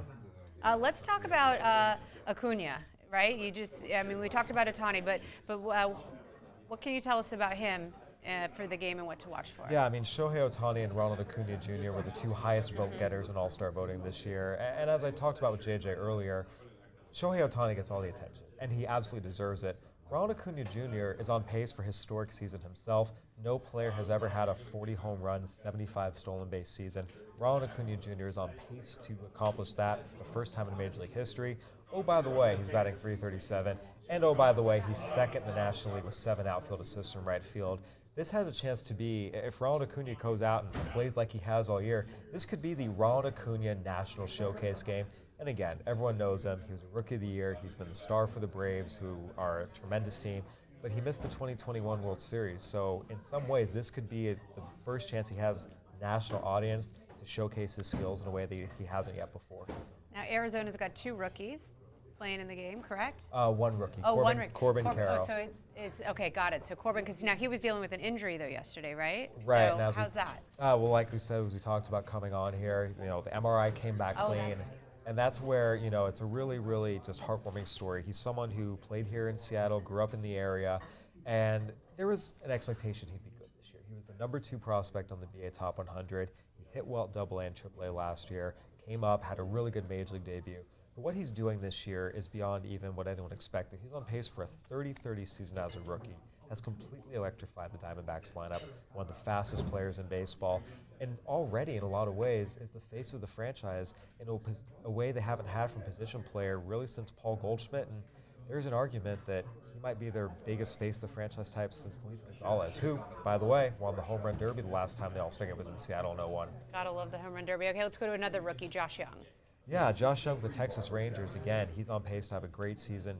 Corbin Carroll's the rookie leader in home runs. Josh Young's number 2. He has been a key part of the Rangers lineup that right now is the best lineup in baseball. To lead the majors in runs scored, lead the majors in batting average, lead the majors in on-base percentage, second slugging percentage. Josh Young has been one of the key parts of that. You have Marcus Semien and Corey Seager in the middle infield. Third base has kind of been a little bit of a black hole for the Rangers since Adrian Beltre retired. He's really filled it, and he's a very, very worthy all-star starter. We're talking about the Rangers because they have 4, right? 4 starters in the game. And what's crazy about that is that's the most in Rangers franchise history. And you think back to some of the teams they had, 2010, 2011, back-to-back World Series. They had Nelson Cruz, Josh Hamilton, Ian Kinsler on those teams. Did not have 4 all-star starters. Think about those teams in the 90s, the bombs away Rangers of Juan Gonzalez, Ivan Rodriguez, Rafael Palmeiro, Will Clark. never had 4 All-Star starters. When you consider some of the names the Rangers have had in their franchise history, especially in the lineup, the first time they've done this, it speaks to how special a season this has been for the Rangers. Right now, they've only had 5 years of a winning percentage as good as what they have right now in 62 years of their franchise history. So you talked about who we're going to see. Let's talk about who we're not going to see. Who are some of the names that you were maybe surprised, snubs? What do you think about in terms of guys that were available? Unfortunately. I think that's the story to me. Yeah, as I mentioned earlier, no Mike Trout, no Aaron Judge, Jordan Alvarez. It does take away a little bit from the All-Star feel. In terms of snubs, I think the biggest one for me is Blake Snell, left-handed pitcher with the San Diego Padres. You look at where he stacks up in the National League. He's 6th in ERA. He's 3rd in strikeouts. He's 2nd in opponent average. Any way you look at it, Blake Snell has been one of the 5 or 6 best starters in the National League, and he's been great recently especially. You can argue that there was no better National League pitcher in the month of June. He won National League Pitcher of the Month. The fact he's not here kind of takes away from it. That said, we are seeing a lot of injury replacements start to come in. The Braves announced today that Spencer Strider and Bryce Elder might not pitch in the All-Star game. That will open up some spots. So most of the snubs end up getting to the game anyway. We'll see if Blake Snell's one of them. Well, we're in Seattle, so we've got to talk about Julio Rodriguez, right? So, big deal, right? What he did in the Home Run Derby, then to get invited to be in it again. Now he's playing in the All-Star game. What excites you most about seeing him this weekend? I want to see if he comes back and wins the Derby. Last year he stole the show, but he didn't win. Yeah. Juan Soto won the Home Run Derby in LA, beat him in the finals. Julio coming back in his home stadium, and this city loves him. They embraced him in a way last year. Very, very few teams embrace a rookie. I think he's just going to revel in it. He loves the spotlight, loves the attention. I wrote about it last year when we named him our Rookie of the Year in a big feature I did. This is one of the most pleasant to watch players in baseball. I think he's going to come out, put on a show, and be at his best. We've got a gift. Julio's. Have you had those? I have not. I'm curious how much sugar's in them. I would guess a lot. But might have to. Hey, if he wins the Home Run Derby, we'll have a bowl and celebrate. Okay. Gotta get my glasses to see here, but. Oh, don't throw it under the bus like that. Sugar. I don't even see that. They don't even put it on. But no, that's pretty cool. So as we wrap up this segment, I love to ask both of you this. What are you more looking forward to? The Home Run Derby or the All-Star game? For me, the Home Run Derby in recent years has really been the more exciting event. You think about all the great battles. Bryce Harper, what he did in 2018, Pete Alonso and Vlad Jr. in 2019. Go back to Giancarlo Stanton in 2016, hitting home runs over the Western Mill Supply Co-building in San Diego. Even last year, Julio Rodriguez and Juan Soto in the finals, the way they got there as well. I think for me, the Home Run Derby has overtaken the All-Star game in its new format. Just in terms of the excitement it generates. There's typically a little bit of a lull in the middle, but I think both the start and the finish, it's hard to beat the excitement recent Home Run Derbies have given us. I got to agree. I mean, I'm sticking around for the Home Run Derby, then I'm going home. We got to get the game to be more appealing to you. It's not that it's not appealing. It's just unfortunately, I do need to get back. I've been out here a week at that point. This is true. But we are going to go. We have a we're not wrapping up yet, but we're getting close to the end. But we do have more players still coming. And right now, we have a video. I got to talk to Jamie Moyer last night, one of the coaches for today's high school All-American game. We're going to go to that right now. Okay, and in 3, 2, 1. Hey everybody, JJ Cooper here, Baseball America. Very excited to be joined, that I get to be joined by Jamie Moyer. You all know Jamie Moyer. Great to be able to talk to Jamie Moyer in Seattle. But also important to talk to Jamie Moyer right now because you're coaching the high school All-American game. Which one of the coaches, yes, one sir. of the coaches. Yep. And man, the talent here, I know you're going to get to see it tomorrow, but I was going through our top high school list and they're all here. It's impressive. It's pretty cool. Troy obviously who's going to be oppose us as the opposing manager, but has been with these kids, he was saying, I think, for the last 10 days. And he was just sitting at the table, just kind of pointing at several of the kids and going, this guy can do this guy can do this. Wow, you're going to be impressed at that. So I'm really looking for, first of all, I am excited just to have this opportunity. But then on top of it, to see some of these high school stellar baseball players perform, and several are two-way players. So I don't know that we're going to see them all do the two-way thing. but it's hard enough just one way. Oh, absolutely. Let alone two ways. So, but yeah, I look at some of these bodies and I go, oh my gosh. When I was in high school, because we always like to compare things to when we were in school. No, not at all. 6'5", 220. Yeah. So this is it's a great opportunity for them on a great stage in a great venue, and they made time in their schedules to come out here to be a part of this, and I feel very honored to be a part of something like this as well. It's got to be fun in your role, Oh, right? definitely. Because definitely. This is not a game where you have to make a decision of, Right. like, do I go to the pen or do I stay with the starter? Yeah, this is all about showcasing talent, right? And that's what we're here for, is these kids to go out, play the game that they love and enjoy, and have worked so hard to get some of these accolades, to have the skill sets to be in this situation. So, and as Tony was talking when he spoke to them earlier, this is just like the first of many. Right, all these kids are going to be seniors next year. Many of them are already spoken for as far as college, but many of them are also going to be drafted. So they're going to have some decisions to make. But this opportunity right here, their summer, when they leave here and go play on their summer programs, this is all the beginning of the culmination. And now I'm a high school senior next year, and I've had another year of maturity, another year of growth, and boy, now the big decision is, do I go in the draft or I choose college? And the other great thing about this is they're getting a sneak peek in some ways, because we've seen players who come here with the high school as a high schooler. Then we see them again with the Futures game. Right. And now they're getting ready. Now they're moving into All-Star games. So they're getting that sneak peek of, hey, this is also this is the goal. Well, yeah, and they don't play in stadiums with 3 decks. Right, so this is a great opportunity to be in that type of venue, and on top of it, there's going to be a home run derby. It's a great place, I think, for them to showcase themselves and their skill sets, regardless of striking out, hitting a home run, regardless of what it is. Here I am as a baseball player, and I'm now on the stage. But I really do appreciate it. Have a ton of fun tomorrow. All right, we will.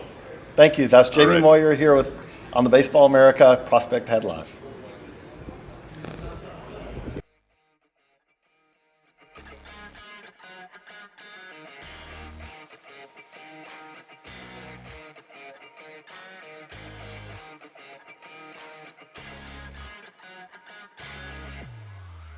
Edgar Cuero of the Los Angeles Angels of Anaheim, that's a mouthful, is one of the best hitting catchers in the minor leagues right now. He's a guy that popped onto our top 100 list earlier this spring and likely isn't to fall off anytime soon. Cuero is a legit bat-to-ball guy with good approach and projectable power.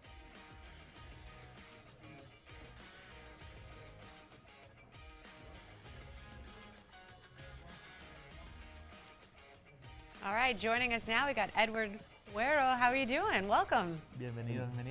How you doing? I'm good. We're good. Congratulations, Edgar. Thank you. Yes. So what's it like? You just got off of an airplane, noon today. It's a big weekend. Just what are you looking forward to most for this whole experience? ¿Qué se siente? Llegaste a las 12, un fin de semana bien emocionante. ¿Qué es lo que más te emociona? ¿Qué más tú quieres experienciar cuando estás aquí? No, primeramente agradecerle a Dios, lo más grande que hay en esta vida, por darme esta oportunidad de estar aquí. Y se siente bien, es una gran oportunidad y espero aprovecharla al máximo. First, thank God. It's a beautiful experience. It's something that I'm grateful to him and just happy to be here. Edgar, you've moved quick, and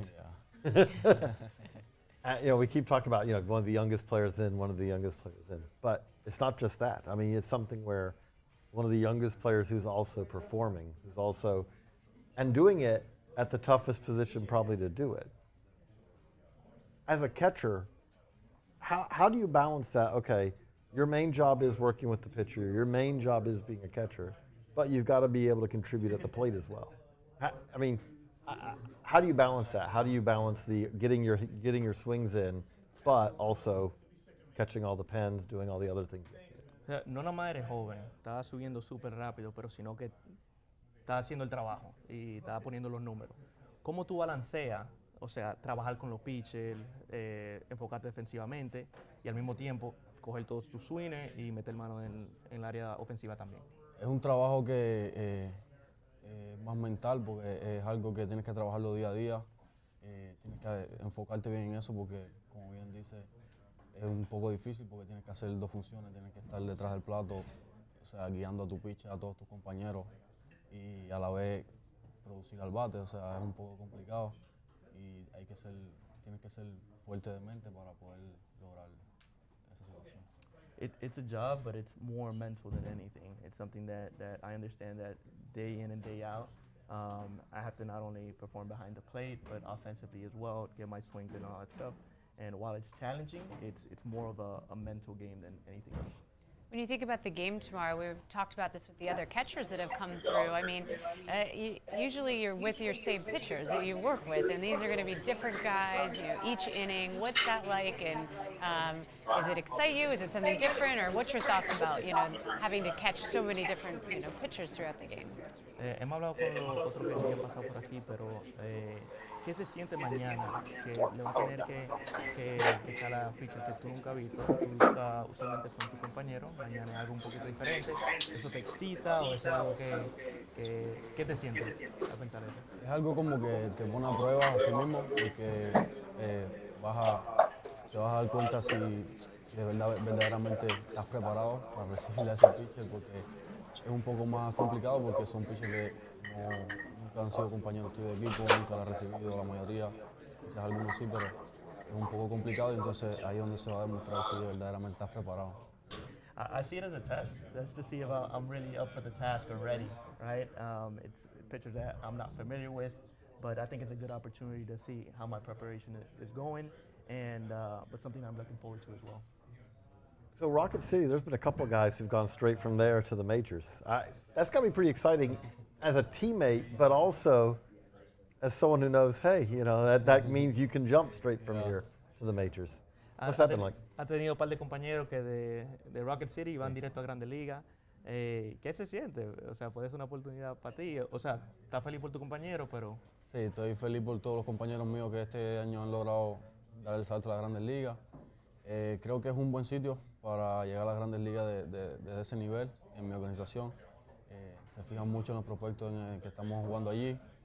Es un buen sitio y estoy muy contento por ello porque han llegado y pienso que mi oportunidad también va a llegar con el favor de Dios y trabajando día a día pienso que puede llegar.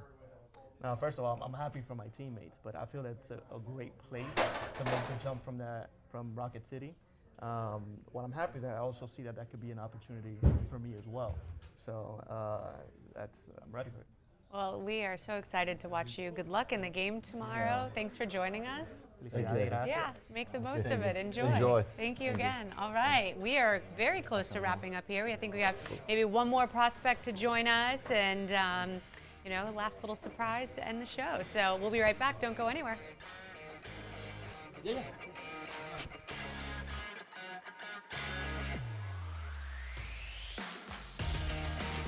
But I gotta frame it because you're a little taller than me, not surprisingly. But 3, 2, 1. Hey everybody, JJ Cooper, Baseball America. I'm honored to be joined by LaTroy Hawkins, not just a great pitcher, but also can provide a lot of insights. We got the high school All-American game here as part of All-Star Week. And LaTroy, you're not just here as one of the coaches for the game, but on top of that, you've also been working with these players. You've seen them for what, a week and a half now. You've got a pretty good sense of what the talent is like here. And it seems like it's pretty impressive, isn't it? Yeah, it's very impressive. I've had the guys for 10 days over at PDP in Cary, North Carolina at our National Training Center for baseball. Just, had a chance to play, I think they played 6 games and just competed. They competed at the PDP for a chance to go to USA Trials, which starts August the 20th. But it should be a great game tomorrow. A lot of talented young men, hitters and pitchers. Got some really legit, as we say, dudes that are two-way guys, and that's what I'm looking forward to, the two-way guys being able to do what they do and, hit and pitch. So, kind of with that, they're 6'3", 220, 6'5", 210. There are guys here coming, who are rising, seniors, and they're they're MLB sized already in some cases. I mean, that just seems like it's a little different than when I was in high school. Well, me too, but you know what they say, the next generation is always bigger, faster, and stronger, and we're definitely witnessing that because you got guys like Sir Jameson, a catcher from Chicago. He is built like a defensive end. And then you have Moreland from South Carolina. Not that big of a guy, but he got some of the biggest power. I'm sure we'll see it in the home run derby tomorrow. But you know what? They're bigger, faster, stronger, and a lot more baseball. They're baseball players. That's the other thing with this is when you have events like this, it allows the best to face the best, which then means that the best gets even better. Is one of the ways I see it. Is if you're a hitter and you're facing these arms, you're going to have to get better just to compete, just to stay alive. The same way on the pitchers, right? Well, you better. And we also have Noah Sheffield, who's a shortstop who has big power himself.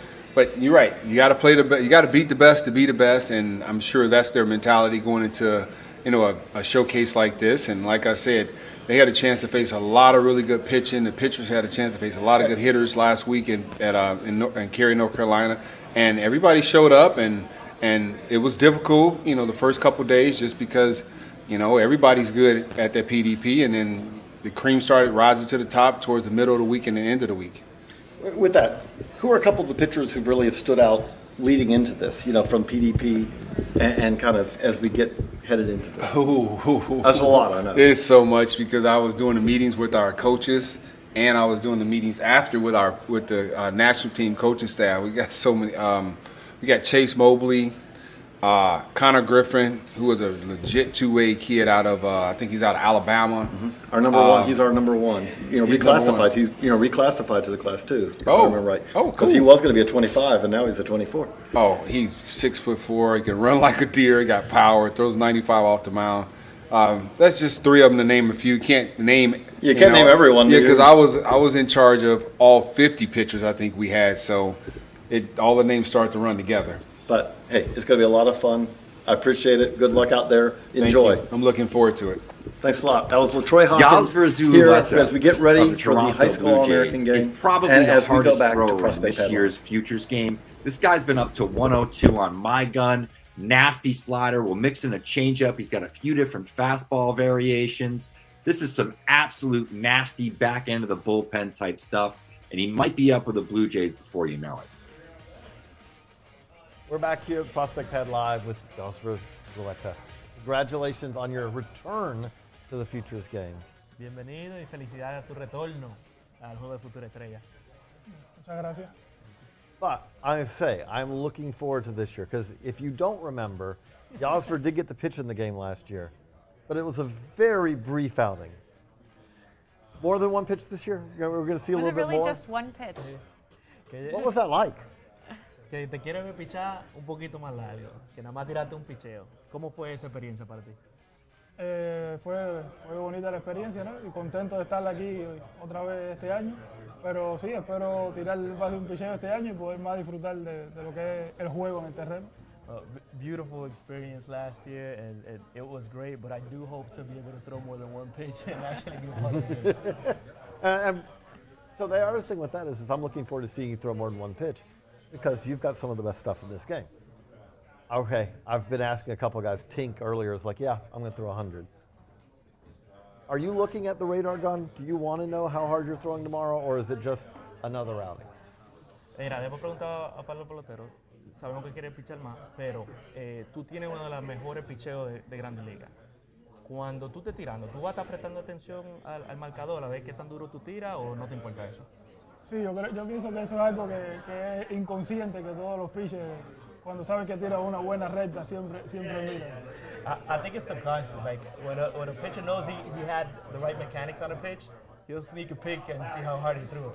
100, 101 tomorrow? 100, 101? Sí, eso espero. Yeah, I hope so. I know, yes, that's yes. So we've talked to some of the players. And, there are some nerves that understandably come with playing in a big game like that on the big stage. Having, even if it was just for one pitch, having that out of your system. What's the feelings now going into the game for him? Is he a little bit more relaxed, or what's compared to last year, this year? Naturalmente, cuando un pelotero juega un juego bien grande, donde hay muchos ojos, muchos fanáticos ahí, hay un poco de nervio. Aunque fue nada más un picheo, ¿cómo te sientes tú este año, ya que ya saliste de tu primera apertura en un juego de Futura Estrella? Sí, siempre la segunda vez siempre se te hace más fácil, ¿no? Porque ya también he jugado toda la temporada y uno se va adaptando más al ambiente. Y siempre hay presión, pero uno sale a disfrutar el juego y hacer lo que le gusta. Yeah, second time is always a little easier. Playing this full year and being here for the second time, it definitely becomes a little easier for me, so I'm ready to just enjoy the moment.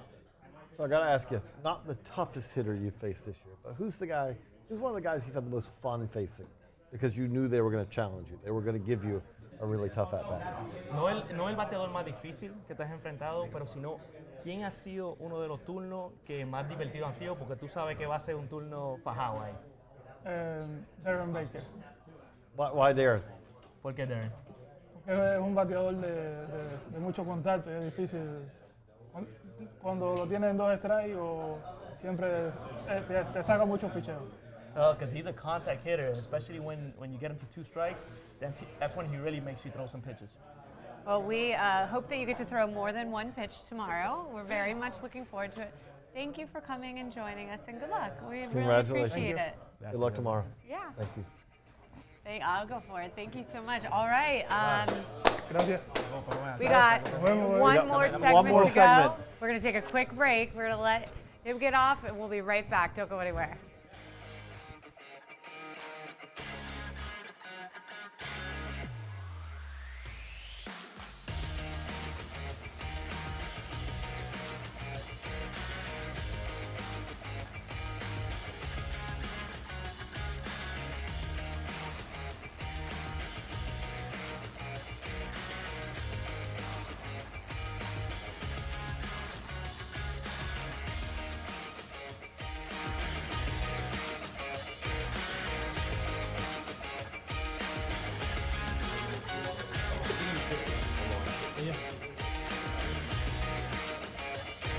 That's right. Fair. We're going to come back and we're all going to be just cheesing for the camera. You want to take us in? We're taking pictures here. Look at this. This is a good group right here. A good group to spend 6 hours with, I have to say. Or 12, because we had to get ready for this, too. This is true. This is true. Well, I mean, look. Hey! So we got Chris barely in there. You can see him on the screen. Well, before I take us off, I'm going to let you, because we want to just thank our subscribers, remind everybody how they can sign up if they want to get more of this. This is great. And again, I do want to say again, thank you to everyone who subscribes to Baseball America. We couldn't all be here. I mean, we bring an army to this because it's one of the most important weeks of the year. We've got the Futures game, we've got the High School American game, we've got the Swingman Classic, we've got the draft, we've got the Home Run Derby, we've got the All-Star game. We're all here to provide the content because our subscribers provide the resources to do so. So thank you those who do. And if you want to join baseballamerica.com, sign up for a year. You get an extra free month to your subscription. And in addition to that, we're giving away a lot of the cool stuff that you saw today. That we're going to do that for people who either subscribe new today for a year, or to also people who resubscribe, including Prospect Pad Live. So the live sign. So there's also an option for no purchase necessary. No purchase necessary. If we are going to include those content.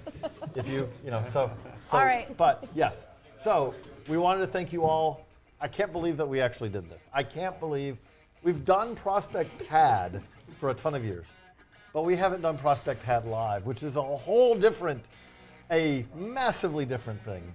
So, Jen, you kind of take us out because you're the pro. Before you do, Jen, before you do, I want to thank everybody. Seth Mates, our producer, right? Chris Strub, our director producer. He's actually our showrunner, Seth Mates. I want to thank Savannah and Jeff, Carlos, and Oscar, Kyle, and everyone who has everything to do with it, but especially these two right here. Two of my very, very good friends, JJ Cooper and Jenn Brown, who for 6 hours, with like a couple of little breaks, put this whole thing together and actually just killed it. And these guys are pros, and it was absolutely amazing. And I'm so thankful you guys can do this, and so thankful that our subscribers and our fans got to see what we can do. So we're going to go record a 3-hour Carlos and Ben style podcast now, right? Jeff, thanks for shooting all those intros for us. We appreciate it. This was a top-notch crew. I really enjoyed. Thank you guys for welcoming me into the Baseball America family for this show. I think that's where we get to say it's a wrap. Thank you guys so much for tuning in to the Louisville Slugger Prospect Pad Live, presented by Baseball America, live from Seattle for 6 hours. This is where we get to say good night. Good night. Thanks for watching. See you guys next year.